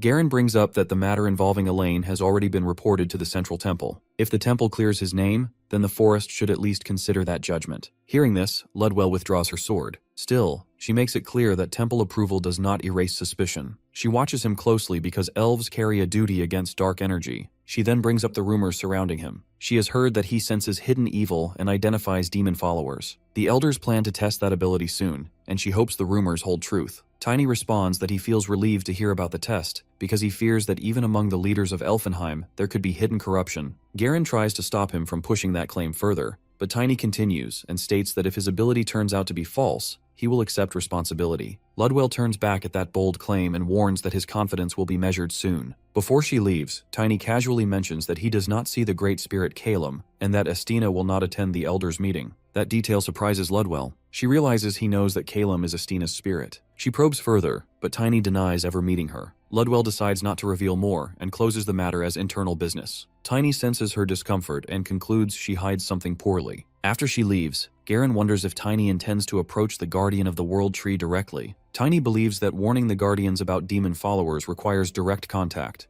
Garen suggests that his acquaintance Harrowell might help. If Harrowell had returned to Elfenheim, he would join the knights who defend against monsters from the demon region. Those knights operate under orders from the Guardians, so they might know the Guardian's location. Garen promises to search for him. Tiny accepts the offer with gratitude. Elsewhere, the elder demon follower learns that Tiny has entered Elfenheim. Osvera confirms that Tiny heads into the forest exactly as predicted. The elder laughs and hands over an artifact capable of erasing traces of dark energy while unleashing destructive force. He orders numbers 6 and 7 to accompany the bearer and eliminate Tiny. Back in Elfenheim, Garen searches for Harrowell but finds nothing. All the knights have left. When he reports this, Tiny understands the implication. A large monster wave must have erupted from the demon region, forcing every knight and scout to mobilize. Such waves sometimes last up to a month. Because of that, waiting might become necessary. Garen wonders whether they truly intend to remain that long. Before any decision is made, Ludwell returns and escorts Tiny to the Elders' Hall for the test. Inside, the Elder Elves gather in full assembly. One elder presents Tiny to the council. He lists his reputation as the man who prevents disasters and hunts dark energy. He also reminds everyone that this same human killed Elaine. The test will determine the truth. Tiny responds calmly. He has heard that elves move slowly in decisions, yet the full council gathers quickly today. That tells him they expect him. Yurin Nim reacts sharply and labels him arrogant. She believes there is no conspiracy and insists that Elaine could never be a black mage. Another elder, Darren, urges restraint and reminds her that the council seeks reason, not emotion. Urina challenges him for speaking out of turn, since he has only recently become an elder. The elder interrupts both and clarifies that disagreement exists even among them. That is precisely why the test must proceed. Tiny observes that they argue in the common language rather than Elven. He senses that they want him to witness their division. The Great Elder confirms that Tiny accepts the challenge. Tiny agrees without hesitation. At the Elder's order, several wolves are brought into the hall. Tiny recognizes from their appearance that they belong to the scout team. He suspects they have been restrained for this purpose. The Great Elder explains the situation. One wolf becomes polluted by dark energy and kills several patrol wolves along with a young elf. The council now wants Tiny to identify which wolf carries the evil energy. As soon as the Great Elder finishes explaining the situation, Tiny steps forward and points at one wolf without hesitation. He informs him that the chosen one carries evil energy. The elders demand a reason for such certainty. Tiny explains that the spirit bound to him allows him to sense corruption instantly. Because of that ability, the presence of evil stands out clearly to him. He also adds that the wolf reacts violently because it smells the blood of its own kind on another wolf. Urena stiffens at his claim and prepares to lash out, but the Great Elder speaks first. He admits that the result exceeds expectations. While the council spends days investigating, Tiny identifies the corruption at a glance. Before they move on, Tiny raises another concern. The dark energy inside the sacred wolf feels controlled, almost trained to stay hidden. That detail reminds him of the elf Elaine. Urena flares up at the mention of her name and treats it as an insult. Darren intervenes and urges her to restrain herself. The Great Elder shifts the focus back to the facts. These wolves belong to the Ranger Scouts. If Tiny's suspicion holds, then Elaine indeed connects to black magic. Urena rejects that idea completely and insists that such manipulation belongs to humans, not elves.